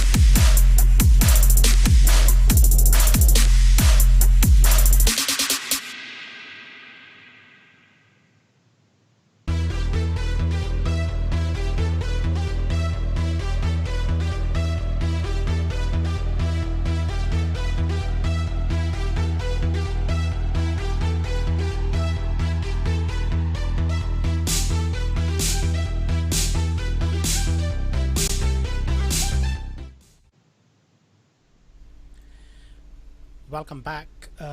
Let's move on to the next session. We got 2 minutes to go before we kickstart.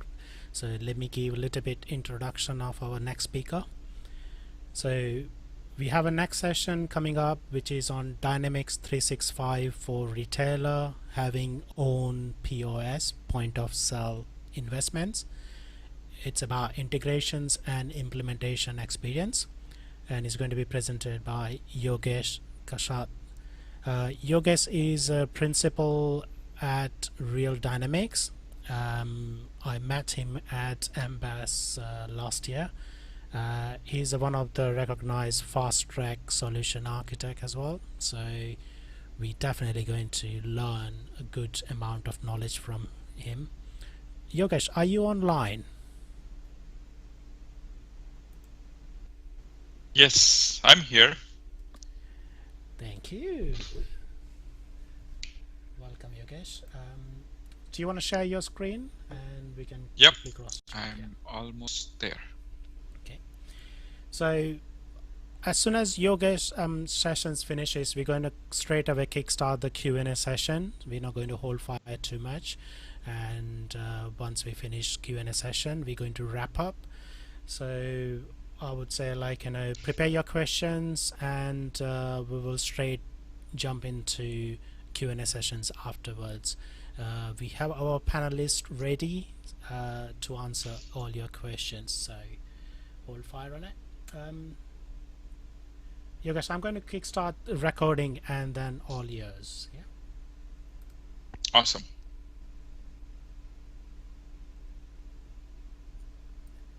Great. So without further ado, you guys, it's all yours. So let's go. Thank you. Thank you. Thank you for the opportunity to present as part of this retail event. We'll be going through something related but the different. Like, I'll not be showing you the POS and what investments Microsoft has made. There were great sessions, prior sessions I was listening into, and great investments Microsoft has made into e-commerce and the commerce engine and POS. However, I'll be talking about if you didn't want to go that route, and I will talk about why and how you can still move forward with your F&O implementation, at least, and how tackle it in the different phases and make it successful. So today I'm going to be presenting with my colleague, Saket. We recently went through the implementation for a customer, and we'll talk more about the customer's background. And they just went live in month of June, and now we got a little bit breather to put this together. So we'll share what we did. Myself, so I'm Yogesh Kasat. I'm one of the principals at Real Dynamics, and I've been very lucky to be part of Elite Group from Microsoft for Fast Track Recognized Architect. A lot of my customers have been part of the Fast Track programs, and it's a great program from Microsoft to make the project successful and providing the support partner needs. And the way Microsoft is investing and making new things available in the product, it's definitely exciting and sometimes overwhelming. So this fast track engagement on the projects does help a lot. I should update the picture on right hand side. It's 2019, and I was also part of this group for 2020 as well. So I'm part of it this year as well. I have my contact information here. I'm on LinkedIn and Twitter, and my email is out here as well. Okay. I'm one of the public author of Microsoft Dynamics Implementation Guide. That's one of the thing which I realized when I left the previous company where I was lead for whole delivery operation. One of the theme was, how do you make the project successful over and over again? And a lot of times with Dynamics growing so fast, onboarding people from, say, coming from SAP or different backgrounds, needed some extra help. And as part of that process, I put together with my other colleagues and authors, put together the book on implementation process. And if you're going through the implementation for first time, I highly recommend going through the book and learning things before you learn them painfully. Okay. I have my colleague Saket here. Saket. Hello. Hi. My name is Saket. I am also one of the co-founder of Real Dynamics. I'm mostly in a technical front. I have about 10 years of experience with Microsoft Dynamics stack and about 16 years of experience with Microsoft technology itself. I have done a good amount of implementation with Yogesh. I had opportunity of doing at least 5 full lifecycle implementation of Dynamics FNO. Not FNO, FNO is part of it, but before that AX 2012 and 2009. And mostly concentrating on development, like kind of customizations, integrations, managing of an environment, and above and all, after that, stabilizing and performing the performance improvements, making sure your systems are behaving the way it should be. So that's my small introduction. So. Thanks, Saket. Thanks for joining today. Thank you. He's my partner in crime for a lot of projects when we do things. So a little bit about Real Dynamics. We are based out of here in California, and really a startup. We've been in business for more than 5 years now and helping customers on their Dynamics FNO journey. Everybody comes with a lot of consulting background from different organizations, starting from Microsoft Consulting, and have been in field and done it. So that's about Real Dynamics. And one of the recent ISV solution that we published was on commissions optimizer. That's something we felt the need. A lot of customers were looking for. How do we do the commissions right in Dynamics in terms of commissionable cost and inventory cost, and tying those together? It's out there in App Source. Okay, let's get into today's agenda. So we'll talk about the background here, why we went crazy and built so many integrations, why Microsoft already supports this. And we definitely had a lot of those questions asked early on by folks at even Microsoft. Why are you going crazy and building so many integrations to do this? And I will talk about what functional architecture we have in place and what are the integration tools, techniques we used. And this is where I'll take my colleague Saket's help to talk about some of the different technologies we used. And then we'll talk a little bit from implementation, validation, and we'll leave you some key learnings we had from the implementation. And we'll get into Q&A. Okay. So just talking about the background here. So customer already had implemented best-in-class warehouse system. So they have warehousing system that was implemented like 3 years ago. They built modern POS system, which was built by in-house team and was in process of being rolled out. So they were kind of halfway there. So some of the stores were on the POS and then some were, so they had taken the approach of like one store at a time and then moving the store, because they were going from like transition, this business transformation after a very long time. So there was people side of it, there was a training and business processes, and then also inventory counting, and even to some degree layout changes in the retail location. So with all of that, they wanted to make sure they took the time. And then last piece of the journey was to replace the backbone ERP part. So POS, when I mean they implemented POS, it also included their website, and it was very well integrated with their warehousing system, EDI, and other order entry platforms. Now it was all flowing from POS into ERP solution. And ERP was really looking at financials, inventory costing, and purchasing planning. And those were really key functions that were missing in there, or on rest of the systems implementation they had done recently, like warehousing and POS was doing good at what it was designed for, but ERP was needed to support all the financials, inventory costing. And that's where they started the selection process. We looked at the overall customer. We proposed a couple of options. Let's just get rid of warehouse and POS, and then let's replace that with F&O.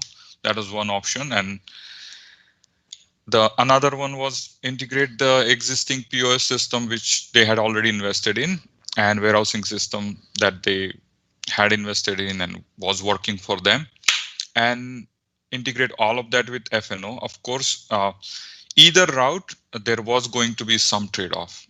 Either you spend the time in replacing the systems or spend the time to build the integration. And of course, we collectively chose the route to integrate. If we had pushed for, hey, let's do whole POS and everything in Dynamics, we might have been kicked out of the pre-sale cycle itself, because that would have been very, very large initiative for them, and redoing a lot of stuff that they had just done and was working. So little bit, so it's just, we have different systems. Those are all integrated. And okay, so now let's get into functional architecture of this solution. So when we looked at this, we were like, okay, now that we know this is the direction we're going, of course, everybody, all stakeholders committed, and we were committing in a way that now we're not going to bring in, oh, if we went with POS, this is how it will work. And we were like, okay, now we are going with this path. Let's look at how this path will work. And that's where we looked at, these are the features within Dynamics. If you look at overall, and Microsoft changes this so often, if they announce something last 1 week, I may not have it here. So apologies if I missed anything. But in general, we looked at the whole thing and then said, okay, what do we want to keep, or what do we want to utilize on this? And that's where we said, these are the areas where we think Dynamics is going to add a lot of value for the customer. For example, product management area, then financials, all the financials, financial reporting, backend processes, create and collections area, and then good portion of purchasing in terms of planning, demand forecasting with Azure machine learning, and creating the purchase orders based on the planning, and then collaborating with the vendors and so on. So this is what we said we'll utilize the Dynamics for. One of the biggest part from inventory standpoint was inventory cost, because costing is really one of the reasons why we were chosen in comparison to another ERP solution that they were considering. And they really like the costing, the way weighted average and impact of changes to the cost even after things may not have done in right order. For example, PO gets received, but doesn't really get received in ERP, but then it gets shipped, and now later on, a PO is received or invoiced with different cost, and the way Dynamics still makes sure that all the cost gets pushed back to all those sales transactions, that definitely was a very impressive thing for them. That was a really manual process in their previous system. Okay, so with this, then we put together very simple architecture. Let's say our key thing was anything we were going to have was going to be one master. So for example, I'm going to like different buckets, how we categorize things. So for example, sales tax calculation, like calculating sales tax by contacting sales tax software. They are using Avalara. So all of that was done by POS directly. Credit card integration, we didn't do any of that in Dynamics. So everything you see here is POS and to some degree warehousing. When I say POS, it's kind of meant both POS and warehouse for this in this context, because for us there was only one system to integrate. They had good middleware, which we integrated with. So inventory reservation, all of that stayed in other systems. So we didn't do the inventory reservation within Dynamics. The next bucket was what is mastered in POS but needs to be sent to Dynamics. So this is where, say, for example, sales orders, sales invoices, those were coming into POS first and then pushed to Dynamics. Same thing with customer payments. They were coming in POS, but not really, as you see, different color here, gray.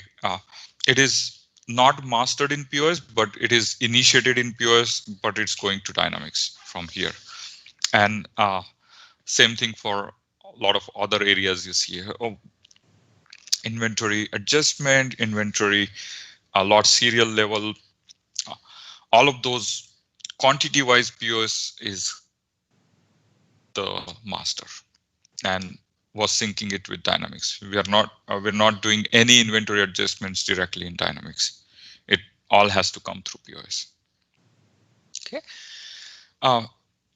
Then transfer order chart, transfer order and changes to transfer order, that was also something coming from POS. And then credit card funding report. So credit card transactions and funding report. This is really one of the key area which we utilize from their POS side. So they had all the integrations and hardware thing in place for credit card transactions.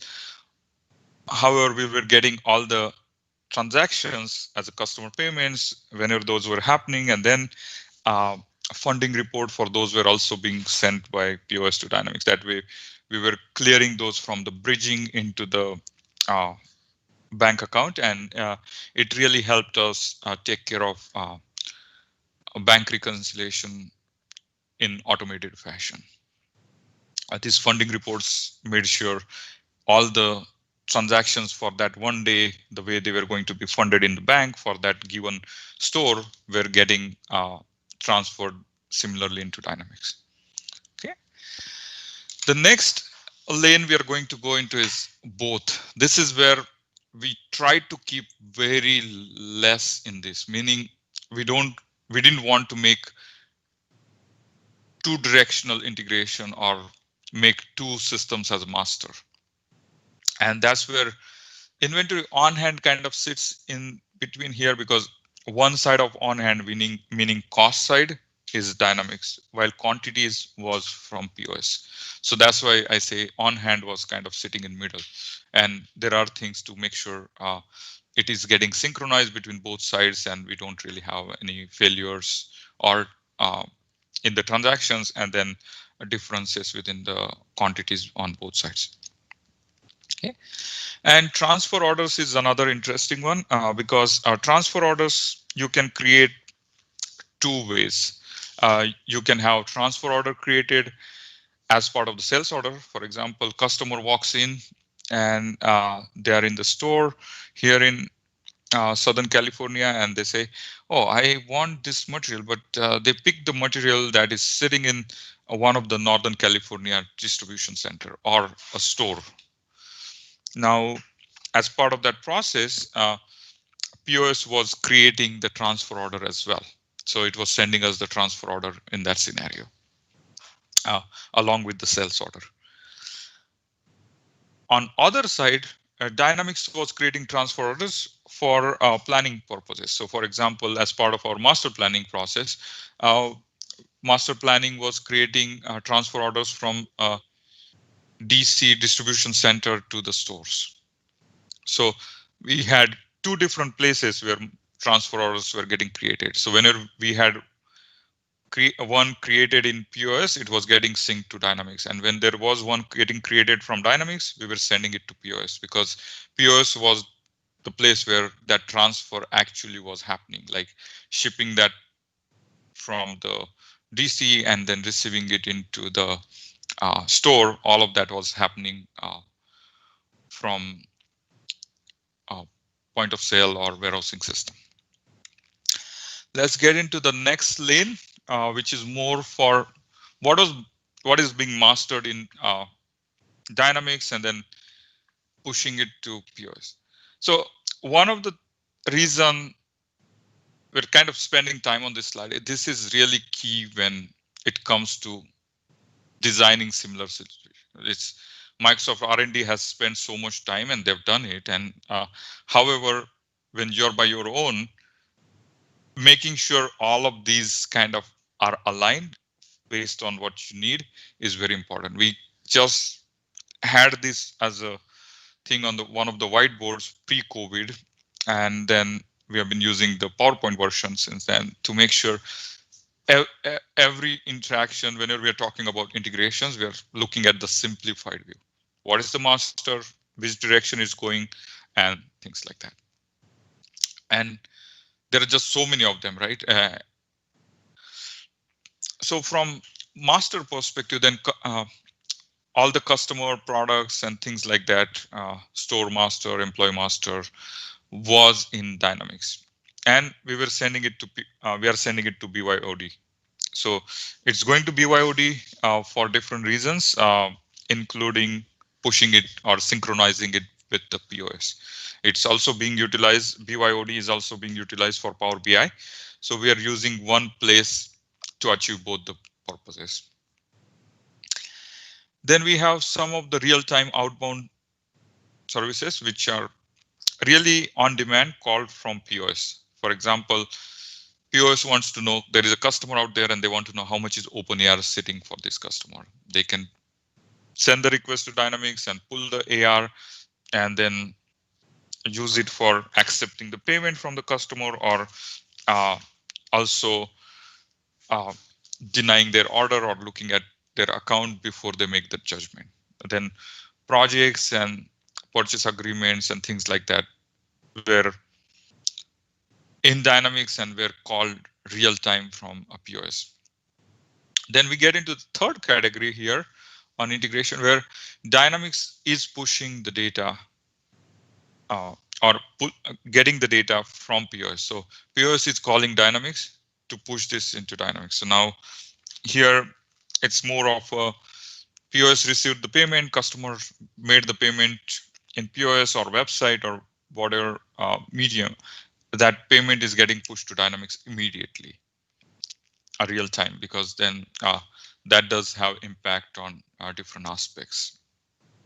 Even if in some cases sales order may not be created, but if we receive the payment, like for example, sales order may be in kind of quote status, which is not yet approved or assigned, we were still getting the payment just to make sure our bank reconciliation and other sides were working fine, because at the end of the day, if you receive the payment, even if the sales order is not ready to be shipped, you still need to reconcile the bank and then for that you need to make sure payment is out there and recorded, and you want to make sure your financials are right. So we have done that as from finance standpoint. We have treated those as a prepayments, and from customers' perspective, their business is more into a lot of specialized products for which they put the deposit, get the deposit down from the customer, and then ship the product out. So if you were to order, it's not like everything is not cash and carry. There is a lot of heavy material involved, and that does need you to put the deposit down and then later take the delivery or schedule the delivery. And from that perspective, we are pushing these as prepayments into Dynamics and then applying those to the invoices once invoice is out there. Similarly, we're getting PO invoices which are coming from EDI and settlements for the customers. Whenever say somebody comes in and says, hey, I want this credit to be applied to this invoice, and then I'll make the payment for other thing. So similar different scenarios we have for real time where POS calls to Dynamics. Okay. And the last one, just for on Dynamics side, this is again a small list, but there are a lot of other areas we're using in Dynamics, but these are in the context of POS, what Dynamics is being utilized. All the sales commissions and commission adjustments, or paying the vendor, inventory costing, master planning, general ledger, bank reconciliation, and then rebates for customers. So again, just to reiterate, we have tried to use power of Dynamics where there was lack of functionality on the other side. So for example, they didn't really have the functionality for rebates. However, rebates is a big part of commission calculation as well, because it does impact the profitability. Right. So rebate calculation on real-time basis as soon as order was shipped was really important for them. And we looked at what's there in Dynamics and utilized the rebates functionality there. After order gets invoiced, rebates immediately get calculated, and then it's available there in the reporting area. And we start accruing for the rebates. Okay. So this is more from functional standpoint, how things are, and there are definitely, one can argue why one is on one side versus other side, but we at least wanted to make sure each of them have home, and the home is a place where it's going to live, and not really do the two different places for mastering the data or keeping the data, because that gets challenging when you have bi-directional integration. Okay, keeping solution simple was really key thing. So the next one is, this is where I'll hand it over to Saket to talk about the toolbox and selection of the tools. So Saket. Yeah, thanks. Thanks, Yogesh. Thanks for the good information on what all integrations we had to build. So Dynamics 365 FNO out of the box comes with lots of technologies which can be implemented for performing an integration with a third party or any outside applications. What we had to do was looking at the requirement and seeing what is the need, whether it is a real time versus can it be delayed, or can it be push notification, or it is a pull notification, and things like that. We had decided based on the requirement which technology will suit best for that side of a requirement. So the first and foremost which comes out of the box from Microsoft Dynamics is OData web service. So this is an OData web service provided by Microsoft, which applies with all the out-of-the-box entities provided by Microsoft, and Microsoft FNO comes out of the box about hundreds of entities. They have published that one, and that can be utilized by anyone out of the box without any customization. The advantage of that OData using the OData web services are like it's a dual right, so you can utilize that in your POS application. As you perform transaction in POS, you can perform the similar transaction in D365 as well using this one. It's a smaller footprint. It is mostly and highly recommended only for smaller data sets. Like if you are doing a mass upload of thousands of products, probably that is not recommended. But for smaller chunk like creation of a transfer order or creation of a journal and things like that, you can definitely utilize the OData. So looking at the capacity or capability of OData web services, for this implementation, we have mostly used it for getting the data from D365. So for getting the information of a purchase order, to get the information of a receipts list, what all is coming, like basically that's an ASN, advanced ship notice, provided by the vendor. So those informations are stored in D365, but POS or POS/warehouse management needs that data to receive those items in the warehouse. So that was the main purpose for getting those information from D365. And the other thing was transfer orders, because transfer orders are also, as Yogesh mentioned, they have multiple ways of a transfer order. One is auto-created transfer orders, which was generated from Dynamics platform. So that can be captured, or that can be, those information can be taken by POS application using the OData web service. So mainly like the smaller footprint, where they don't need the mass data, or they don't need to perform like a complex multi-step process for achieving something. That's where we have utilized OData web services to get the out-of-the-box capability of Dynamics. The second, Yogesh, you can go to the next one. The second technology which they have is, again, it is in line with OData only, because OData underneath it is nothing but different entities, right? You can utilize those entities either via OData web services to consume it real time, or you can use the same entities to export those data out into your own database. So BYOD is nothing but bring your own database. Basically what Dynamics provides is, it provides, you can dump out your flattened entities into your own database, which you can consume for your day-to-day thing. So and you can run this synchronization between your Dynamics and your own database based on your need.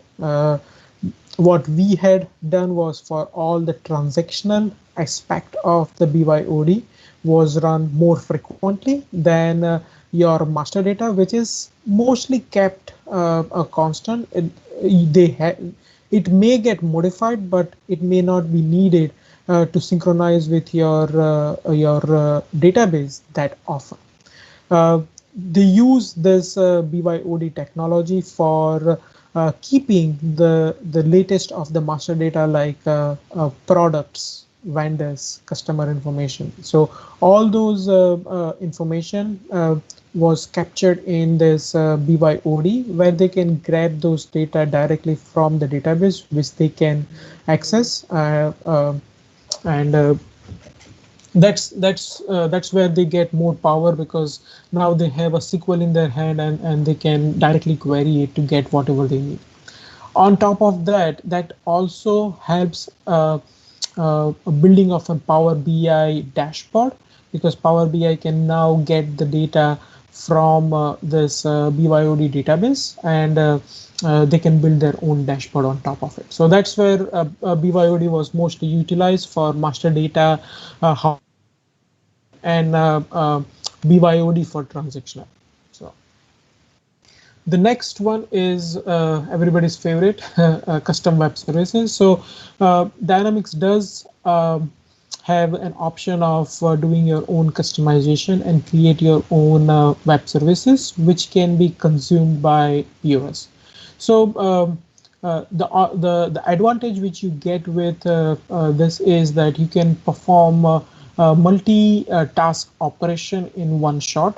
Plus, you can utilize both standard AX, standard Dynamics functionality, and you can build your own functionality on top of it. So you can perform your own data validations, perform your own business validations before you transact inside AX, inside Dynamics, and which can be utilized both on an integration layer and on a UI layer of Dynamics. So for this implementation, we have chose this option only where we had a complex task, like creation of a sales order. in general, creation of a sales order is not a complex, but it is complex in this scenario is because it is doing multiple steps. It is not only creating header and line and charges. They were also creating the payments. They were attaching the payments. They are creating the commissions.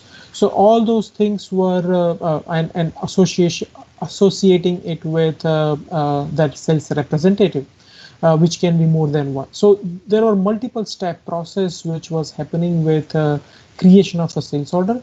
That's why we chose to go a custom web service route where we can where we can get the information from POS that hey, customer A has ordered this 5 things with this quantity and all the other information with it, like payments and things like that. The second thing which we also did was custom sales order invoicing. Again, in the sales order invoicing is not the only action which normally happens. It does the registration, it does the packing slip creation, it does the sales order invoicing, it also does the invoice settlement with a payment. Right, so that's the part on that one. And similarly, receiving of a purchase order. So again, in that one also, it is a complex logic where they do the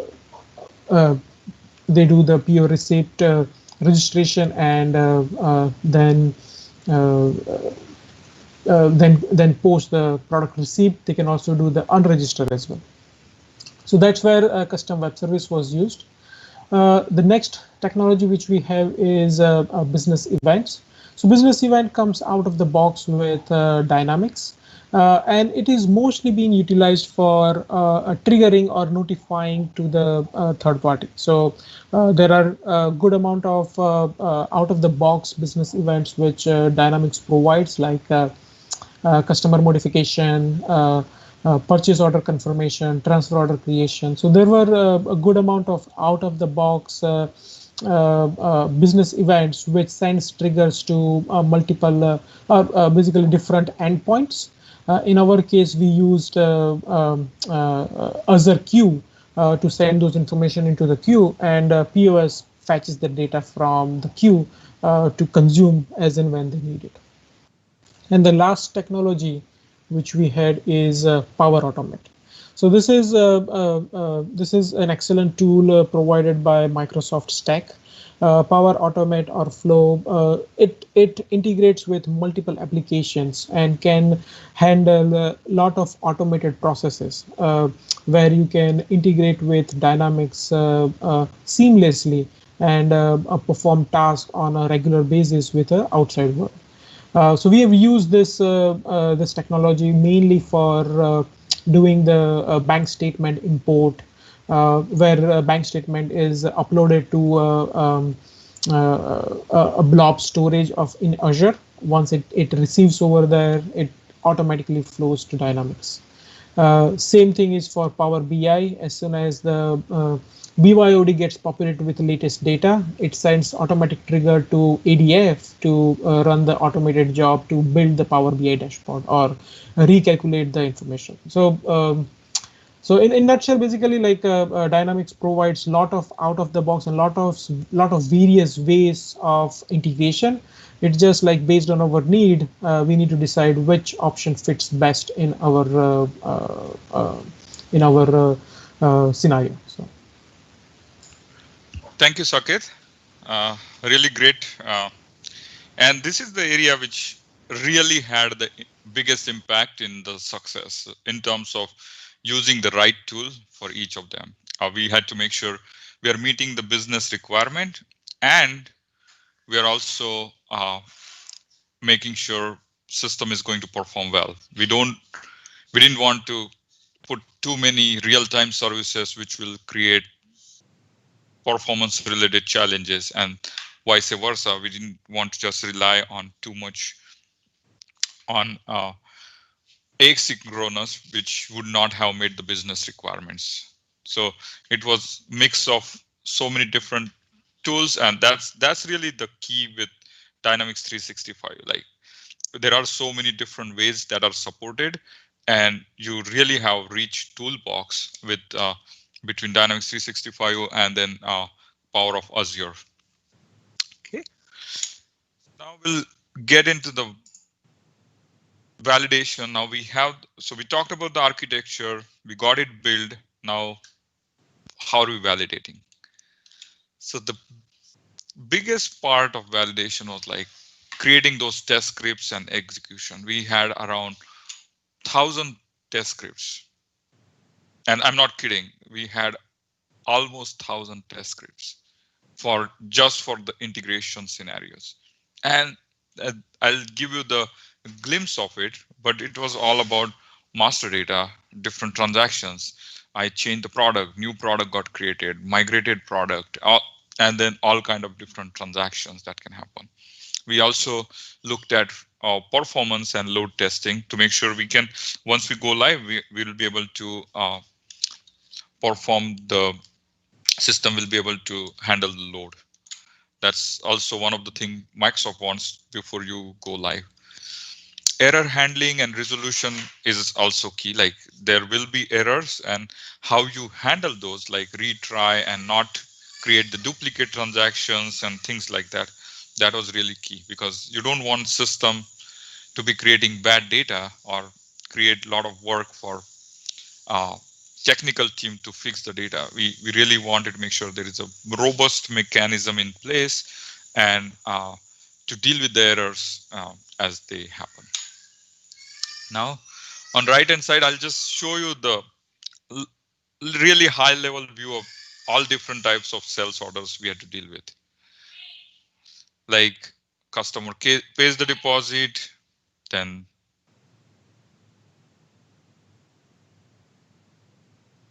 customer pays the deposit, then customer picks from one store, returns to another store.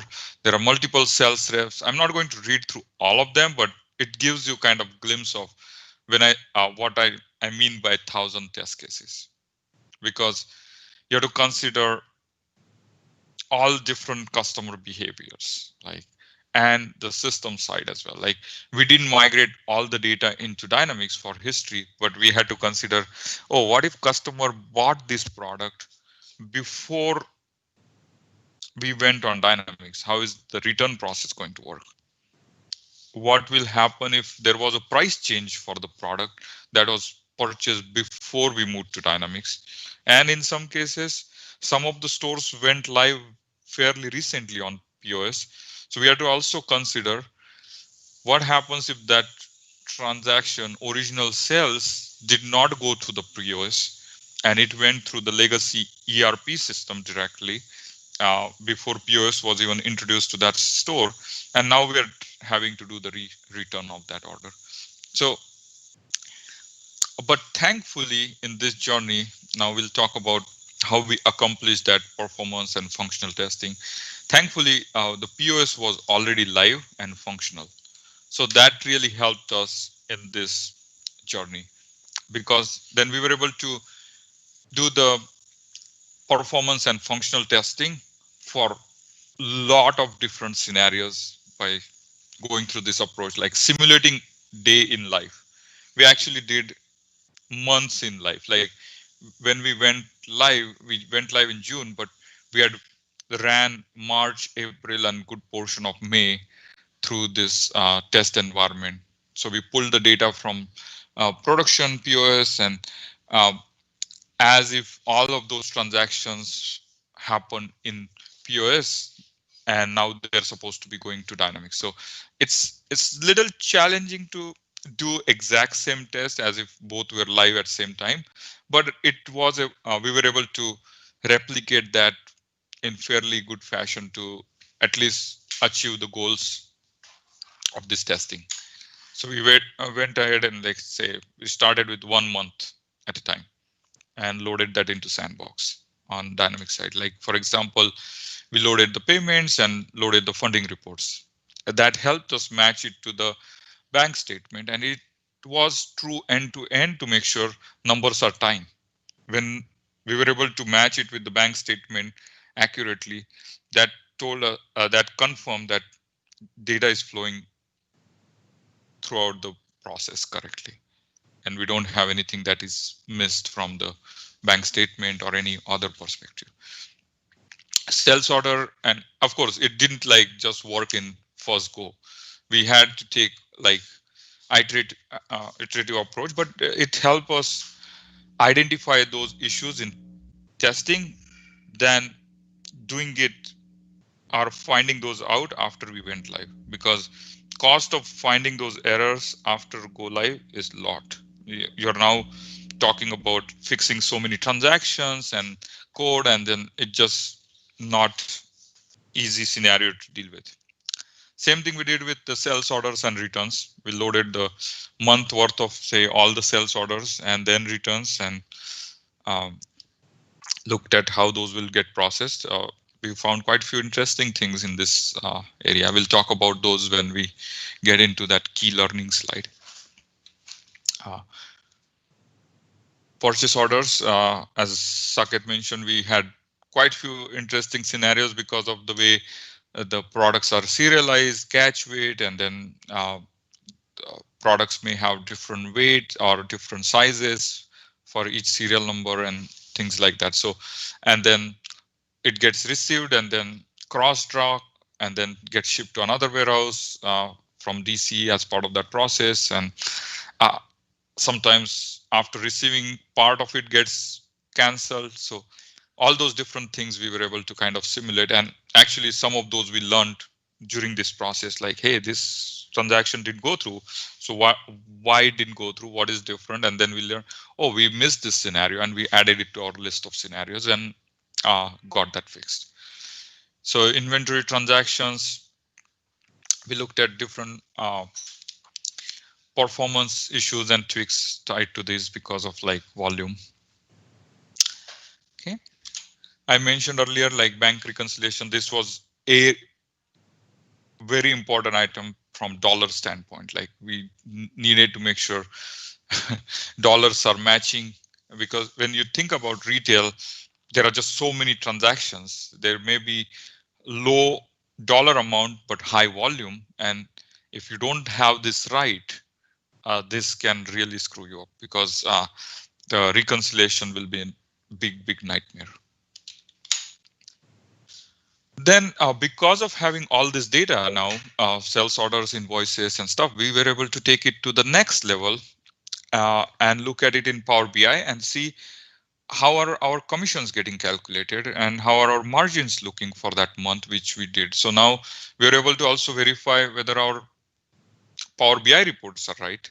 Are those calculating the commissions correctly? So we compared those commission number and then margin numbers with the other legacy ERP. Of course, there were differences, and as far as we were able to justify why there were differences, because inventory cost was different and the logic for commissions had changed a little bit. But the key thing was we were able to identify quite few issues that were obvious in that. Like if margin is supposed to be, say, 50% on certain product, and we are seeing it way extraordinary or way less, then that is good sign that you need to investigate and find what's wrong. And in some cases, it was issue with all the way back to data migration tied to the way we migrated the inventory cost. Like we found in this process, we found that some of the inventory on hand that was getting migrated was wrong, because we were using total cost for that lot as a per unit cost during migration by mistake. But it was really good find before going live. Otherwise, it would have definitely had a lot worse impact. Then invoice copies. This was another interesting one. So we pulled the invoice copies, like what went to the customer, and we pulled it from production and then validated that we had AR team signed up to just look at different customers and invoices, and we found some of the fields were not getting migrated. For example, customer PO number or job number, or in some cases, bill to ship to was not coming along or stuff like that. And we found quite a few things that we were able to fix with the invoices. Again, if you see the theme, it was all about how do we protect the external facing things like and dollar amounts, right? Invoices, once you send it out, it's already gone. And if you have issue with the invoices in current time, that's the last excuse you want to give it to the customer for not paying the invoice on time, right? That, hey, your invoice was wrong, so I sat on it till due date, and now I'm asking you to resend me the new one, and now I'm going to start my aging again. And I don't think CFO would be happy to hear that in current economic situation we are in. So we spend a lot of time verifying invoices for their accuracy as part of this process. Errors in integration, and then things that were failing to post and dealing with those failures and stuff like that. We made sure our processes were good. And as I mentioned earlier, there were quite few scenarios. Just as example, they had like freight only refund, like customer comes in and then buys something and then they go away and then comes back, hey, you charged me a lot more freight than, and we never talk about the freight, and now somebody's trying to give them refund for the freight. In Dynamics, there is no way to just do the miscellaneous charge invoice or credit note. So we had to come up with the some ways to deal with that. Same thing for returns for pre-POS invoices, which we talked about. Okay. So again, this is like talking about all the testing we did in like one slide, but I think it gives some background on what it took. So now we'll talk about some of the key learnings. I'm sure we learned this along the project, and thankfully before going live. But if somebody else is in same boat and trying to do it, I'll definitely make sure you look at this. For example, invoice posting, there are always rounding differences, right? So you need to make sure you're not letting those get posted. Like, for example, we have code in place where we get the invoice total from POS when, as part of sales order invoice service in Dynamics, we make sure the totals are matching. And if it doesn't match, then we don't post the invoice. We just say fail because numbers don't match. And because once invoice gets posted, now it's a lot more painful to fix it because invoice number is already used, and now you can't really fix it easily. So we made sure amounts, and then inventory quantity. Inventory quantity is a little bit tricky when you have multiple units of measure, like you have quantities in different units like pieces and square feet, and then different systems are talking about different unit of measure. So that's really the thing we verified as part of that to make sure unit conversion and those were dealt with from rounding perspective, same way between both sides. And retaining keys between both the system is very critical. It saved us big time. This is very basic principle when it comes to architecture, but sometimes it gets overlooked. For example, when there is a invoice number in the POS, we made sure that invoice number gets saved. And when same thing when customer payment gets posted, sent from from POS to Dynamics, we're making sure that voucher number was passed back so that there is a key between both sides to track what's happening with this transaction. And it helps us deal with the errors and avoid duplicates and so many different things.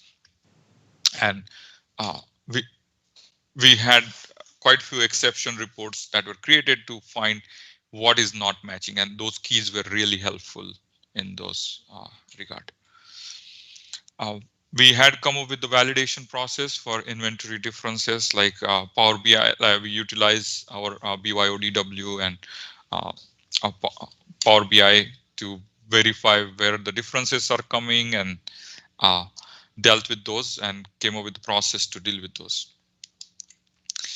Okay. Error handling, as we talked about, that's definitely key. Testing a day in life, which we talked about in previous slide, that is absolutely important when you go through that this kind of implementation. And I'm again saying we did this because customer already had POS investment, so they already had the POS live.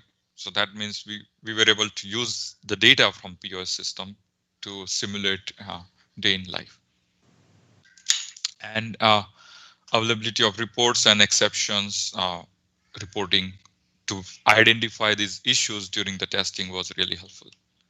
Okay, with that, I have a few minutes left for Q&A.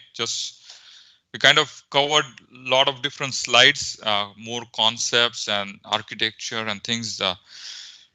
Unlike a lot of other previous presentation, there was a lot of stuff that was shown related to product, but if you want to see some more from product standpoint, how these integrations work, we can definitely follow up on that later.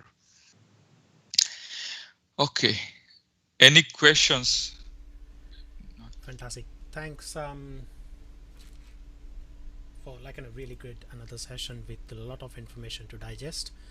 I'm just looking into chat window. We haven't got any question, Yogesh, so looks like we can actually move into Q&A session.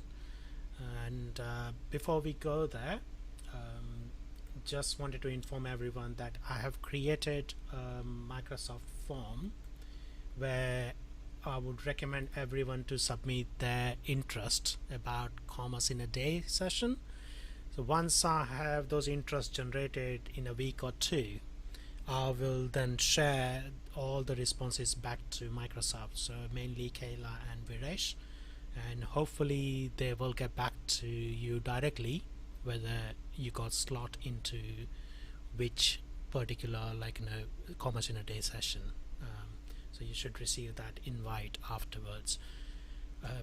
Again, from 365 Saturday point of view, we can't guarantee your place to be secure there, but we will try and do everything possible to pass that message. But yeah, thank you, Yogesh. I don't think there is another question. So Ravinder saying, thanks Yogesh. Now I have a good knowledge about the integration technologies which are available in D365 F&O. Thanks. Thank you, Ravinder. So let me just switch to my screen.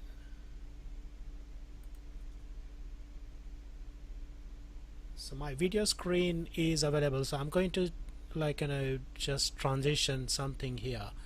So for Q&A session, we have number of panelists. So Yogesh remains continue in that panel. Neill, are you still online? Yep, I'm still here. Fantastic. So we got Neill in the panel as well. We got Rahul Mota. Rahul is another expert. Unfortunately, we didn't have enough time to include his session. So again, apology, Rahul, but definitely more sessions, more events are coming up. So we will definitely learn more from Rahul as well. Also, we have Saket remains on the line as a panelist, and I'm just going to do the moderation on that one. Great, so let's start with the Q&A, and let me try and record that.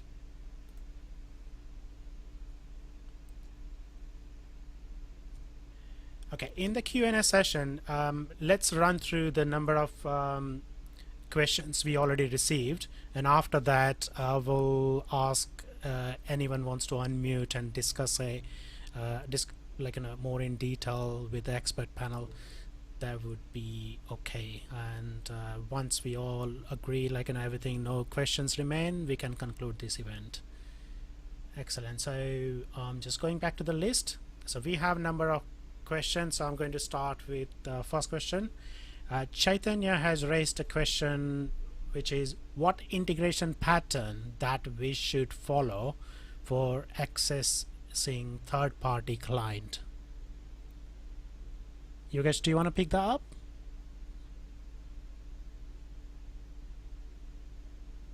So I can take a stab at that one. So when we are talking about accessing a third-party application, you are saying that you need to grab the information from third party. So it purely depends in terms of what your third party is and whether do you have any middle layer or not. The reason why I'm asking that question is D365 Dynamics can provide multiple ways which you can use to get that data from your third party, right? So you could use you can inbuild that interface via customization in Dynamics. That is one way. The other way is you can definitely use Power Automate to grab those data from third party and push it inside Dynamics using a standard interface or standard entities. Take an example that let's say you have a disconnect between your Dynamics and you might be getting purchase orders from some third-party EDI system. I'm just giving a wild example, but you have a EDI coming from somewhere else and you want auto, basically instead of building something of your own in-house application, you want that data to directly flow into Dynamics. Power Automate can help you over there. You can literally connect two separate applications together using that Power Automate. But again, every scenario is different. So you need to take a deep dive inside that scenario and then decide which methodology or which tool you want to use for meeting that particular demand. And it's purely because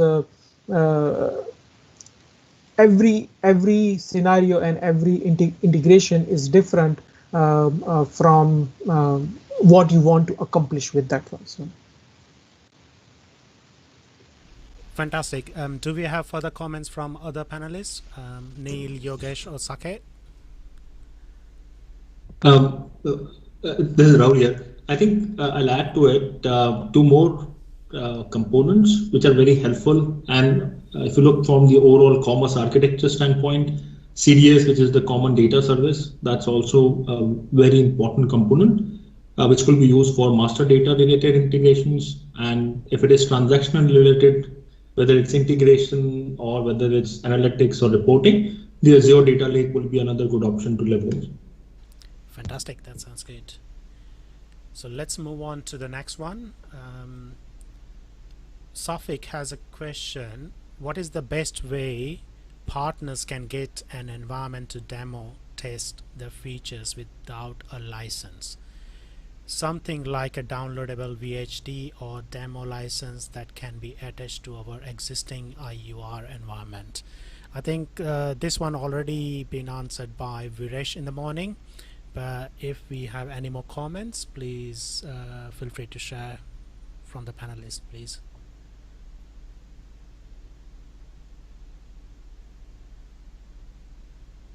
I think that's it. It's a based on my personal experience, like, you know, I'm being myself a partner as well. You can't get any free environment, but there is something available for the partner which is called CDX.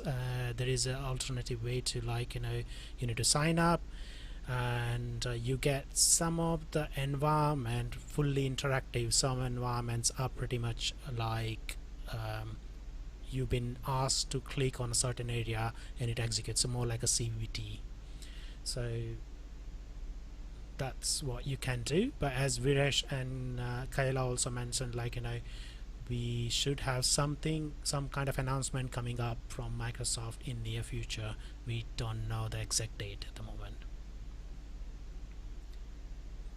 Okay, we got next question. Hussein, does D365 Commerce have a plugin to use Azure ML framework built-in Commerce?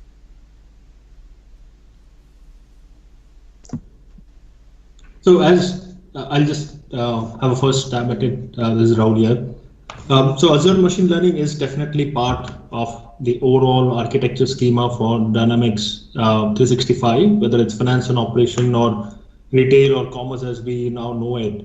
It's definitely there. Some of the scenarios are something around demand planning. That was something we were planning, but we'll definitely have a session around Azure Machine Learning that the retailers as well as the regular finance and operation business also can leverage. Yeah, hi, it's Neill here. I think I'd agree. The short answer is yes. The long answer is probably we have things like the recommendation engine. which is based off that. But it does depend on what you're trying to solve as your problem. But the likelihood is, because we will soon be able to get the data into Data Lake, and then we can chunk that whole Azure cleverness across it, there's a good chance that we could probably fulfill any requirement in the future. Fantastic. I think that covers it up fully. So let's move on to the next one. So we got a question from Ahmed saying, if there are more than 100 devices to roll out, what is the easiest way? All devices are modern POS with an offline feature, and during a version upgrade with the extensions in modern POS, it is not easy to perform without technical support. Will there be any enhancement to push the upgrades to each device from the server?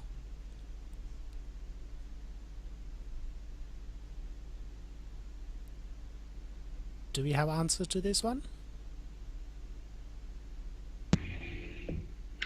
So I'll take part of it. If I can remember correctly, there is something coming in around a scripted process for install, which can be rolled out en masse. I'm not entirely sure if that has landed or is due to land, but they are definitely looking at that use case, because it's true. Right? We have large rollouts. I had to do a 900 POS rollout, and we basically had to have it all in a warehouse. So there is definitely need for this kind of scenario, and my answer is it's either imminent or it is definitely on the roadmap. Fantastic, that's great. Just wanted to sorry, go on. And just to add to this one, as Kaila mentioned earlier, Microsoft is coming up with another functionality to be able to run on a different version than HQ, which will take some ease for needing to update the devices more often and schedule them as you're ready, instead of having to do that along with, so you can push it or pause it up to 9 months. That's what I heard. Got it. Yeah, so just wanted to send a message to all attendees. If you are still online and if your question is getting answered, and if you would like to elaborate a little bit more, please unmute yourself and feel free to discuss it. Great. So moving on to next question from Sneha. We have recently upgraded from Dynamics 365 version 7.3 to version 10.0.11, and there are multiple issues to the process which used to work fine previously, and they actually facing issue with the new version. How Microsoft is planning to provide the stability in the product?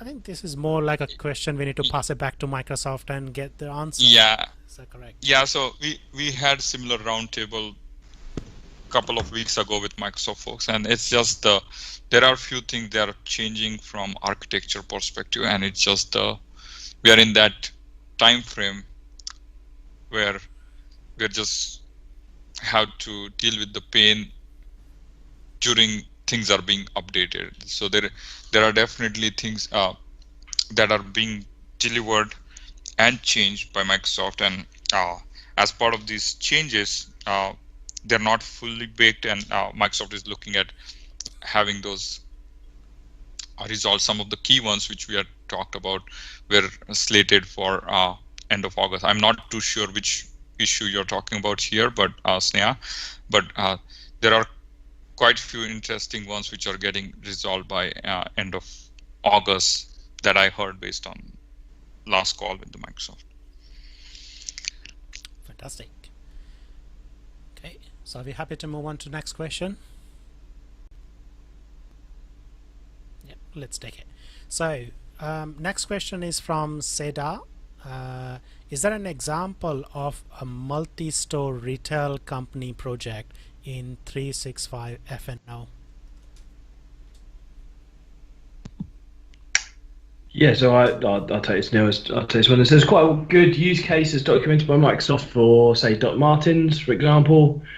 They are retail bricks and mortar. They are online. They are multiple countries. They are live. All the important things. I'm guessing that's what you're asking from that question, but there is a number of them. So if you did want to reach out, obviously all these have to be referenceable. So the ones that come into the public domain, everybody should be aware of.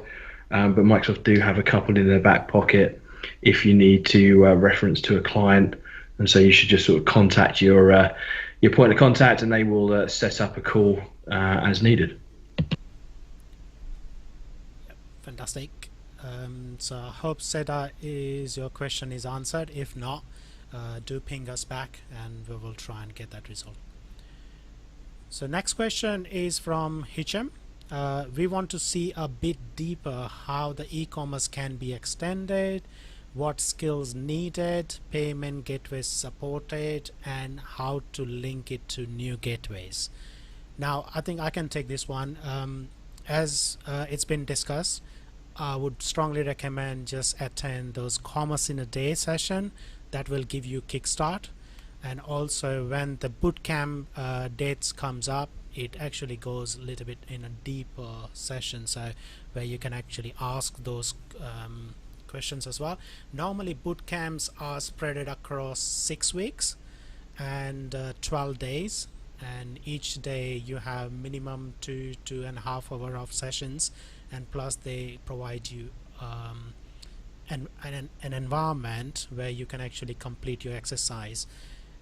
The last one I attended, which they had somewhere around 300-400 page long exercise booklet, which you actually just go through step by step and execute each and every corner configuration yourself. So I would strongly recommend, just register for those sessions, and you will gain enough knowledge to perform any sorts of customization or extensibility or extending your functionality. You will find more confident after that. The next question is from Ahmed. Step-by-step or end-to-end implementation of D365 Retail MPOs and CPOs user manual not available. I'm not sure whether it's a question or it's just a statement, but do we know if step-by-step or end-to-end implementation of Dynamics 365 Retail, now we call it Commerce, is available? Which I believe it is. It's on a docs.microsoft.com. But MPOs and CPOs user manual not available. Do we know from the panelist? Yeah, I think Rahul here. There are still the partner source is still available, and even if on the latest version it could be a little bit behind on, let's say, with DocSite, still can leverage a version prior, and it will still hold good in terms of majority of the functionalities. So DocSite, number one reference point, second partner source, we strongly recommend to leverage these two. Fantastic. Okay, so next question we got from David.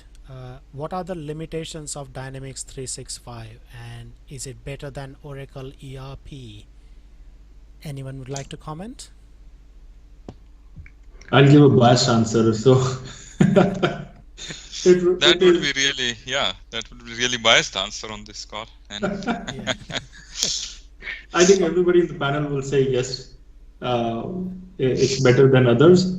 But with every software, there is definitely some shortcomings. Some are vertically strong, some are horizontally strong. It really needs to be evaluated based on the customer need. You just can't do the comparison. It won't be apple to apple. Yeah, I think it's really hard to do. I think one thing, there's a couple of things you can say about Oracle. It's been around for a while. It probably has better references at scale than Microsoft at the moment, which was always one of the problems we used to face in a pre-sale scenario. Can you show me somewhere that's got 10,000 retail outlets with 50 tills running in each one? That was very hard for us to do, but very easy for Oracle to do. Outside of that, there's one or two pieces about Oracle which are quite nice, but then again, they don't automatically post from the subledgers to the general ledgers. So, there are definite failings. It doesn't look great. But then again, they do have Accountancy Hub. So there is a pros and cons, but overall, if you look at the trajectory, I would say that Dynamics from an R&D trajectory and a feature trajectory is way in advance of where Oracle is. And I don't see that stopping, if I'm honest. So I think for the long term, especially with the rest of the applications such as the Microsoft 365, the DataFlex Pro, Please Teams, all that sort of stuff, the answer is more compelling when you look across the stack rather than trying to do a product by product comparison. Fantastic. I think the next question, which is already been answered, Mohammed is asking how to set up e-commerce website. So Kaila's session was clearly indicating like what to do and how to do it. So I would recommend Mohammed just have a look at that recordings again. I'm sure you asked this question beforehand, so I hope your question is already answered. Now next question we have, actually we got 3 questions in one. So Shiva Prakash, Shiva, are you still online? Hi, yes, Narayan. Do you want to just for the ask the question which is not answered already? Right. I think we haven't touched the topic yet. I think all of the 3 questions I would like to have some answer. Just to give you guys a quick overview of the particular project I'm engaged.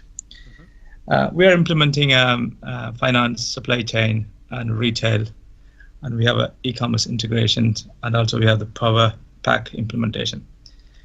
Now, you know, we have a particular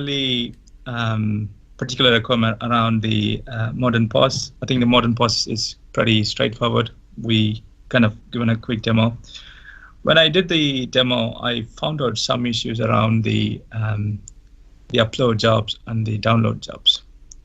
There was a synchronization issue. We couldn't work it out. We are not sure whether it's a tier 1 environment is causing an issue, or it's there any known issue. But by looking at the known issue list, I couldn't find out an issue around that. So basically, sometimes when I automate the upload jobs and download jobs, it's not picking up the syncing properly. So it's not basically syncing my product to the POS. Same way the transaction from POS to headquarters, it's not bringing it properly. Is there anything particularly you guys can recommend on that? Then I will throw the follow-up questions.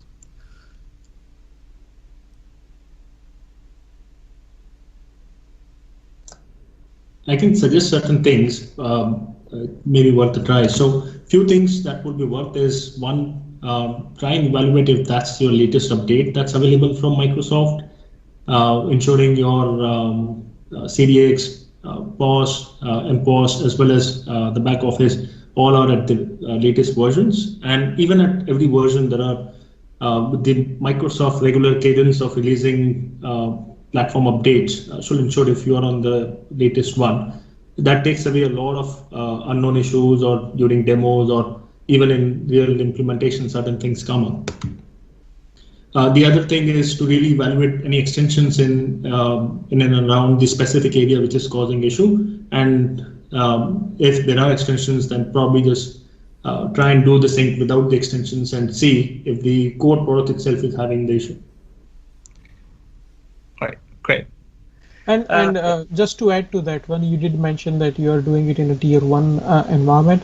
So yes, there may be some performance challenges with tier 1 environment. There could be, because it doesn't have that much horsepower as it needs. But again, we need to really evaluate your scenario to see whether it's really due to the lack of performance versus it's a standard bug, or it's not able to handle the vast majority of your data. If you have millions of product, whether it is taking time in terms of syncing all those things. So it needs to be evaluated on a case-by-case basis. But yeah, whatever Rahul has suggested, I think that should be your first point, and second point should be to look at the environment and see if you see any bottleneck in the environment performance. So,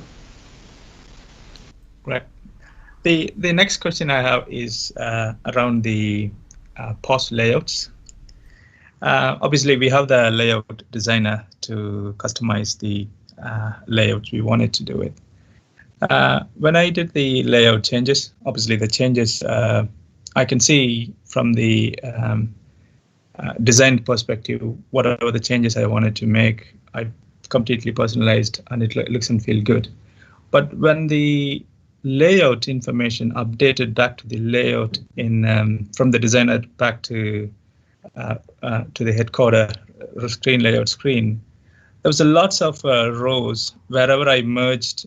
For example, if I'm merging two rows into a one button, as a one, it's creating a space in between the layouts. That's causing my changes not to publish back to the post.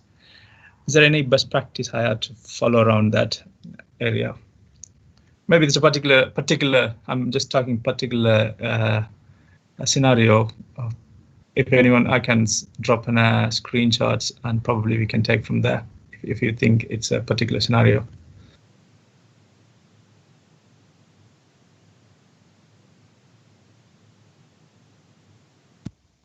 Yeah, Ziya, it's Neill. Drop me a line, mate. I'll look. All right. Okay, great. Thanks, Neill. Third question is obviously it's I'm really interested in getting to know more detail about the catalog discount. So the client I'm working on basically running a 3-week promotions and weekly promotions and daily promotions. And obviously they are making use of all the quantity, mix and match, threshold, all of those simple discounts functionality. So when I looked into the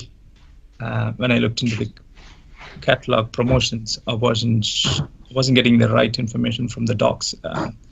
That's why I'm throwing a question. If you could, is it worth using the catalog-based discounts? We have other options to tackle the discount area. So basically, the client has a 3-weekly catalog. So those are the discounts. They have a catalog template. So the customer will pick it. It's a 3-weekly offer. They just walk around the shop, and then they take the product they wanted to take it. And then if they wanted to buy additional products, which is non-catalog sale, they do this discounts as well. So, Ziya, we saw your question beforehand because you registered it. So I've got you a little demo.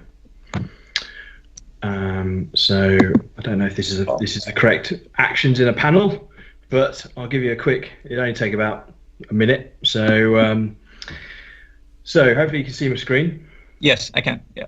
Right. So this is the docs page, which holds very little information about this process. Yes. So basically, what you need to do. Hopefully this hasn't timed out yet. I am still here. Thank you very much. So if you go to 2 seconds. If you go to your catalog, I've just got the standard Katoso one here. The whole piece around this is price groups. Correct. Okay, so it all links into the price group piece. So what I've created is I created a little discount. I am still here for a gloves and scarf brown regular piece, which basically had a discount of 50% for you. All right. And what I did was I then took that discount. Yes, I am still here. And I applied it into a price group. Now, what you do for that is you just go up here and you push the price group button. Yeah. And then as long as you've got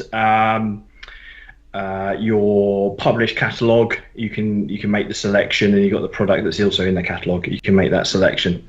So then that basically joins that promotion, and that can be, I've done a straight discount with quantity limit, but it could be any of them into that group. And then basically that allows me then to go into the price simulator. And so what I'll do is I've got the 75 here. I'll just show you if I select this customer, I've given them a unique price of 80. Okay, just to show you the price simulator working. And that comes right down to 75. And then I come into the catalog and I just choose my mini accessories. And I select that.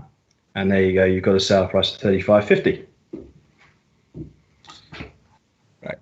So when you obviously when we create the catalog, the price group will be automatically attached when we create the discounts, whether it's a quantity. We have to attach it. Then we have to point back to catalog. Yeah, that's it. You've got to put it back. So you have to basically create. You've got the catalog running anyway. You have to create the discount, point the discount to the price group that's associated to the catalog. All right. Okay. So, but it is a good idea to use the catalog discount in that case, correct? So we have you can have a lot of catalogs. Yeah, you can have a number. I could think of. If you, I would almost go coupon coding at the till. Maybe it just depends. I'd have to know a bit more about the use case if I'm honest, but you are going to come into a data position where, unless you're clearing out those catalogs as well, you know, you are bringing yourself into a decent bit of maintenance. Oh, okay. So what I thought is initially, so because the catalog has the ability to have the start and end date, I can set the start and end date based on the offers. And then obviously they wanted to have ownership of the catalogs, whoever is managing the particular area of the product. So that's why I recommended catalog would be an option. Then I went back and tried to do some more testing, and I found it maybe more work. That's why I was thinking, is there any better way of doing that? Thanks, Neill. That's right. Probably, I may drop it if I have questions.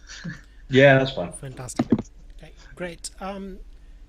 Pranab, I know you have raised your hands. Just bear with us a minute or two, because I can see Gunther is online and he's got one of the question here.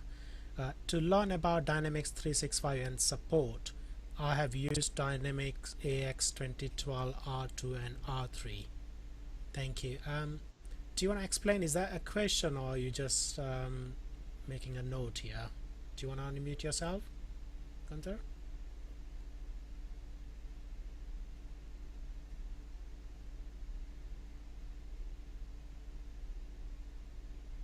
Okay, seems like you may be offline. I'll skip it for now and move on to Pranab. Do you want to ask your question before I move on to other questions? Narayan, hi. Yogesh already answered it over the chat, so I think I'm good. Fantastic. Okay. Yeah, thanks. Great. So moving. Yeah, on to I can just add to that question. So just to make sure. So the question was really around the integration and the story we presented, how much time it took and stuff. So from timeline perspective, it took almost 8 months from the integration perspective for building and testing and all. But all of that was possible because of the maturity of the customer, they having good integration framework on their side as well, similar to the richness of integrations that we have in Dynamics, and maturity of folks. And of course, if we had to do it in less time, it could have been done. The challenges were they were still rolling out POS, and it was still same team to a large degree who was helping integrate with Dynamics versus implementing POS. And of course, something in production always takes the priority, right? So, so that was definitely the factor as well. Excellent. Thanks, Yogesh, for sharing that information as well for interest of other attendees. So, fantastic. Gunther, is that the question answered now? Do you have any more doubts, or should we move on?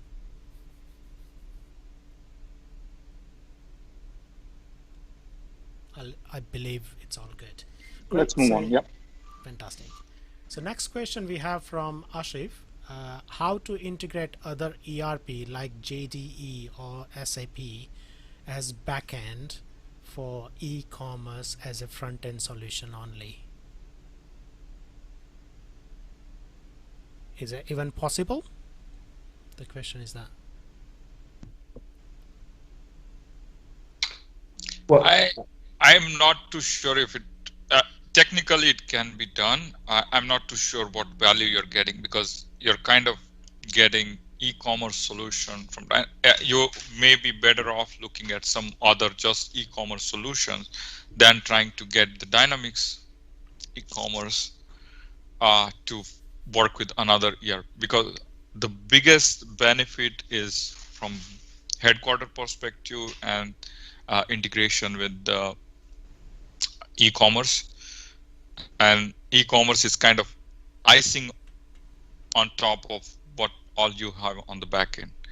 If you were to try and use just e-commerce with something else, I'm not too sure what value it will add as compared to other things which are out there in marketplace. Great, Yogesh. I think that's the best answer we can give at the moment. So the next question is from Walter. Is it e-commerce a channel like online channel on AXR3 for retail? So I think my response is like, yes, it is a different just channel. But do we have any other different answer to this question? Yeah, I concur with you, Naren. It is part of the overall omni-channel experience, and this is yet another channel, and more so important for all the retailers who want to leverage the e-commerce space. Fantastic. Okay, great. We recorded that. The next question we have is from Unain. How can one start their career in Dynamics 365 retail commerce? Do we have any advice? That seems like a session in itself. I think if you're a totally new person to Dynamics 365, I think getting a good hang of the breadth of the solution, going through some of the Microsoft learning videos, and then also a lot of helpful videos on the Microsoft Dynamics channels are there. Plus, we have forums like this, plus certain blogs and the doc site to start with, and it cannot be complete without having a hands-on experience. Yep, and Rahul, just to add to that, if I was to start my career today with Dynamics, I would start with retail, because that's the area which is growing so fast, and it will be kind of pretty much same investment for somebody who knows the rest of the Dynamics to learn the retail. Of course, they will be a little farther ahead, but there is good amount of learning they need to do. And as compared to that, you are better off just learning the retail side of it. And there is a lot more value you can get for those skills relatively quickly than trying to learn other areas and competing with folks who know those areas well enough. Yeah, I think I'd just like to add as well that the key to being a good retail consultant is also understanding an amount of the actual industry area. Retail is just very different. Terminology, concepts, the way they calculate margin, things like this. It's worthwhile getting yourself across a couple of the key concepts or terms within retail as well as the product to help aid the conversations with the client. And just one of the feedback from me, maybe Yogesh and Neill can help me with that. When I actually started learning retail and commerce myself, I found a bit fiddly in terms of number of menus and the path I need to go through, which is like, so click on this button and completely irrelevant, there is another button we need to click to complete process. It's not really a kind of a smooth journey to complete a cycle. Like, we have business process flows in a standard first party apps like sales, marketing, customer service. But I think this one is a bit difficult. Is that, I don't know if you can sense that difficulty there? I think you're absolutely right. It's for trying to train the end user in things like catalog management, assortment management, what to do here, there, and everywhere is quite a difficult task. To be fair, that's why previously, before the dual write turned up, there was a lot. We used to put a lot of UI layers over the top of the process because the reality is if you take Dynamics to a pre-sales engagement and show them how to create a product, for an example, and then have to go and join it in here, join it in there, and join it in there, you're not going to do very well. So yeah, we had to spend a lot of time in just basically looking at usability of the processes for the end user, which then just helped the consultancy team as well. Correct. Actually, that's the same feeling I have. Like, you know, yeah, you can learn yourself by having a deep dive, but teaching end user, it's going to be a massive challenge, and they will get easily confused, and it's like even how much documentation you can do for them, that's a kind of a challenge as well. Great. So moving into last question from the list, and then we can open the floor. So Uday has 3 questions, and those 3 questions are: how different is D365 retail to D365 commerce? I think it's the same, it's just evaluated to commerce. Is that correct? It's a new name. Any comments? Love this one. Yeah, this is really just the Microsoft's marketing thing. It's they changed the name so many times. It's like every day you wake up, you first check the name of the product. It has changed before you talk to the customer. So it's just the name change. Absolutely. The second question sorry, go on. Yeah, so just interestingly, the project we just talked about in the previous presentation, we are putting together a case study, and will be out there this week. The biggest challenge was not to put together the case study itself. How do you fit that, or press release, how do you fit that within certain number of words? Because of using Microsoft Dynamics Finance and Operations so many times, and it just takes so much space. So, no, absolutely. Okay. And also, I kind of found some inconsistency after changing the name as well.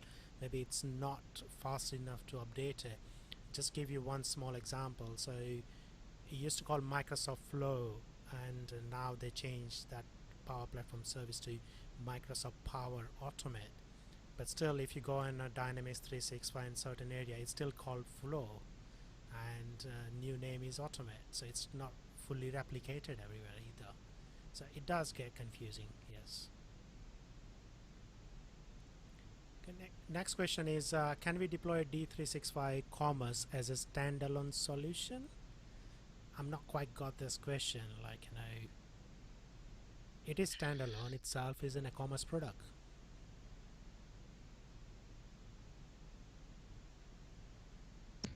Yeah, I think that's the answer. Yes, yeah, absolutely. It is if you want a retailing solution without finance and without SEM, you can absolutely deploy this on its own.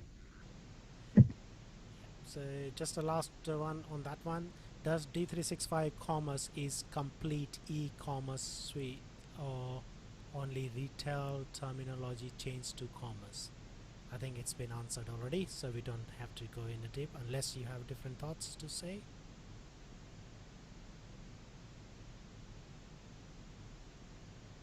Okay, so everything looks good. So we still got some attendees online, so does anyone have any question? Please feel free to unmute yourself and discuss it. So floor is open now, so please do that. And if you don't have any question, then we can wrap up.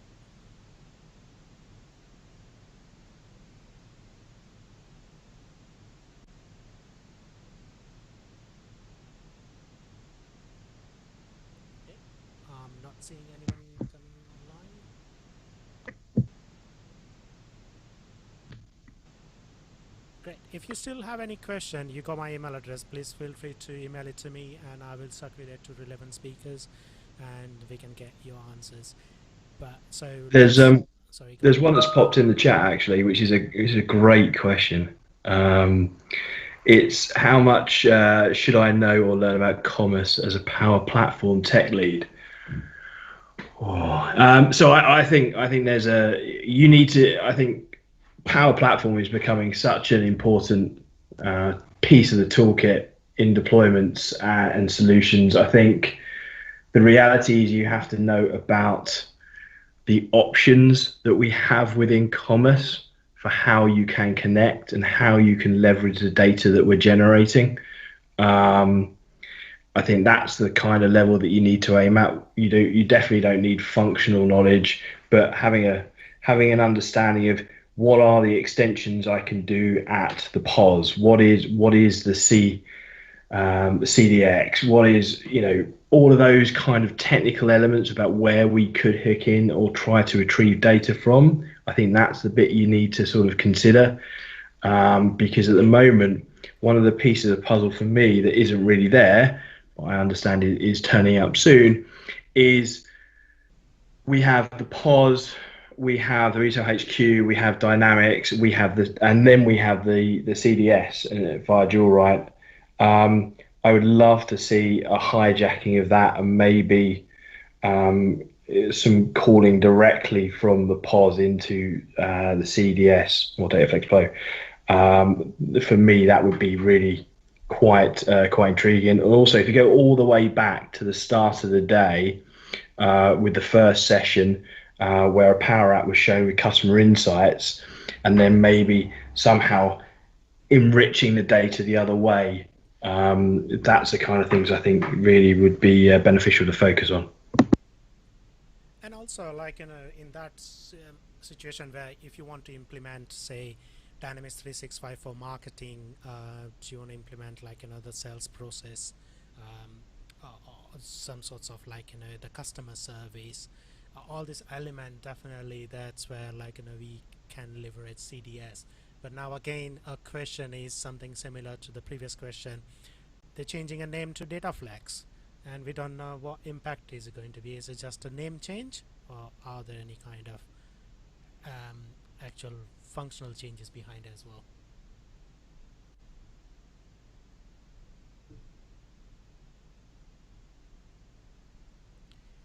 Great. I don't see any more questions in the chat window, so I will call a day here, and we can give you 20 minutes back in your diary. So what I like to do, I like to thank everyone who attended session today, and specifically without the great speakers we had today, the event is not going to be that brilliant. So again, thanks to all the speakers who's not online at the moment, but especially Yogesh, Neill, Rahul and Saket, thank you for staying back and answering all this question. We really value your time, effort and all the support you have provided for this event. So feel free to unmute everyone, and you can just if you want to just say hello to each other, is fine. So I'm just going to stop recording, so it won't be recorded. So bear with me a minute. Thank you all. Thank you, Narayan, for hosting this session. I really enjoyed the session today. There's a lot of information, and thanks for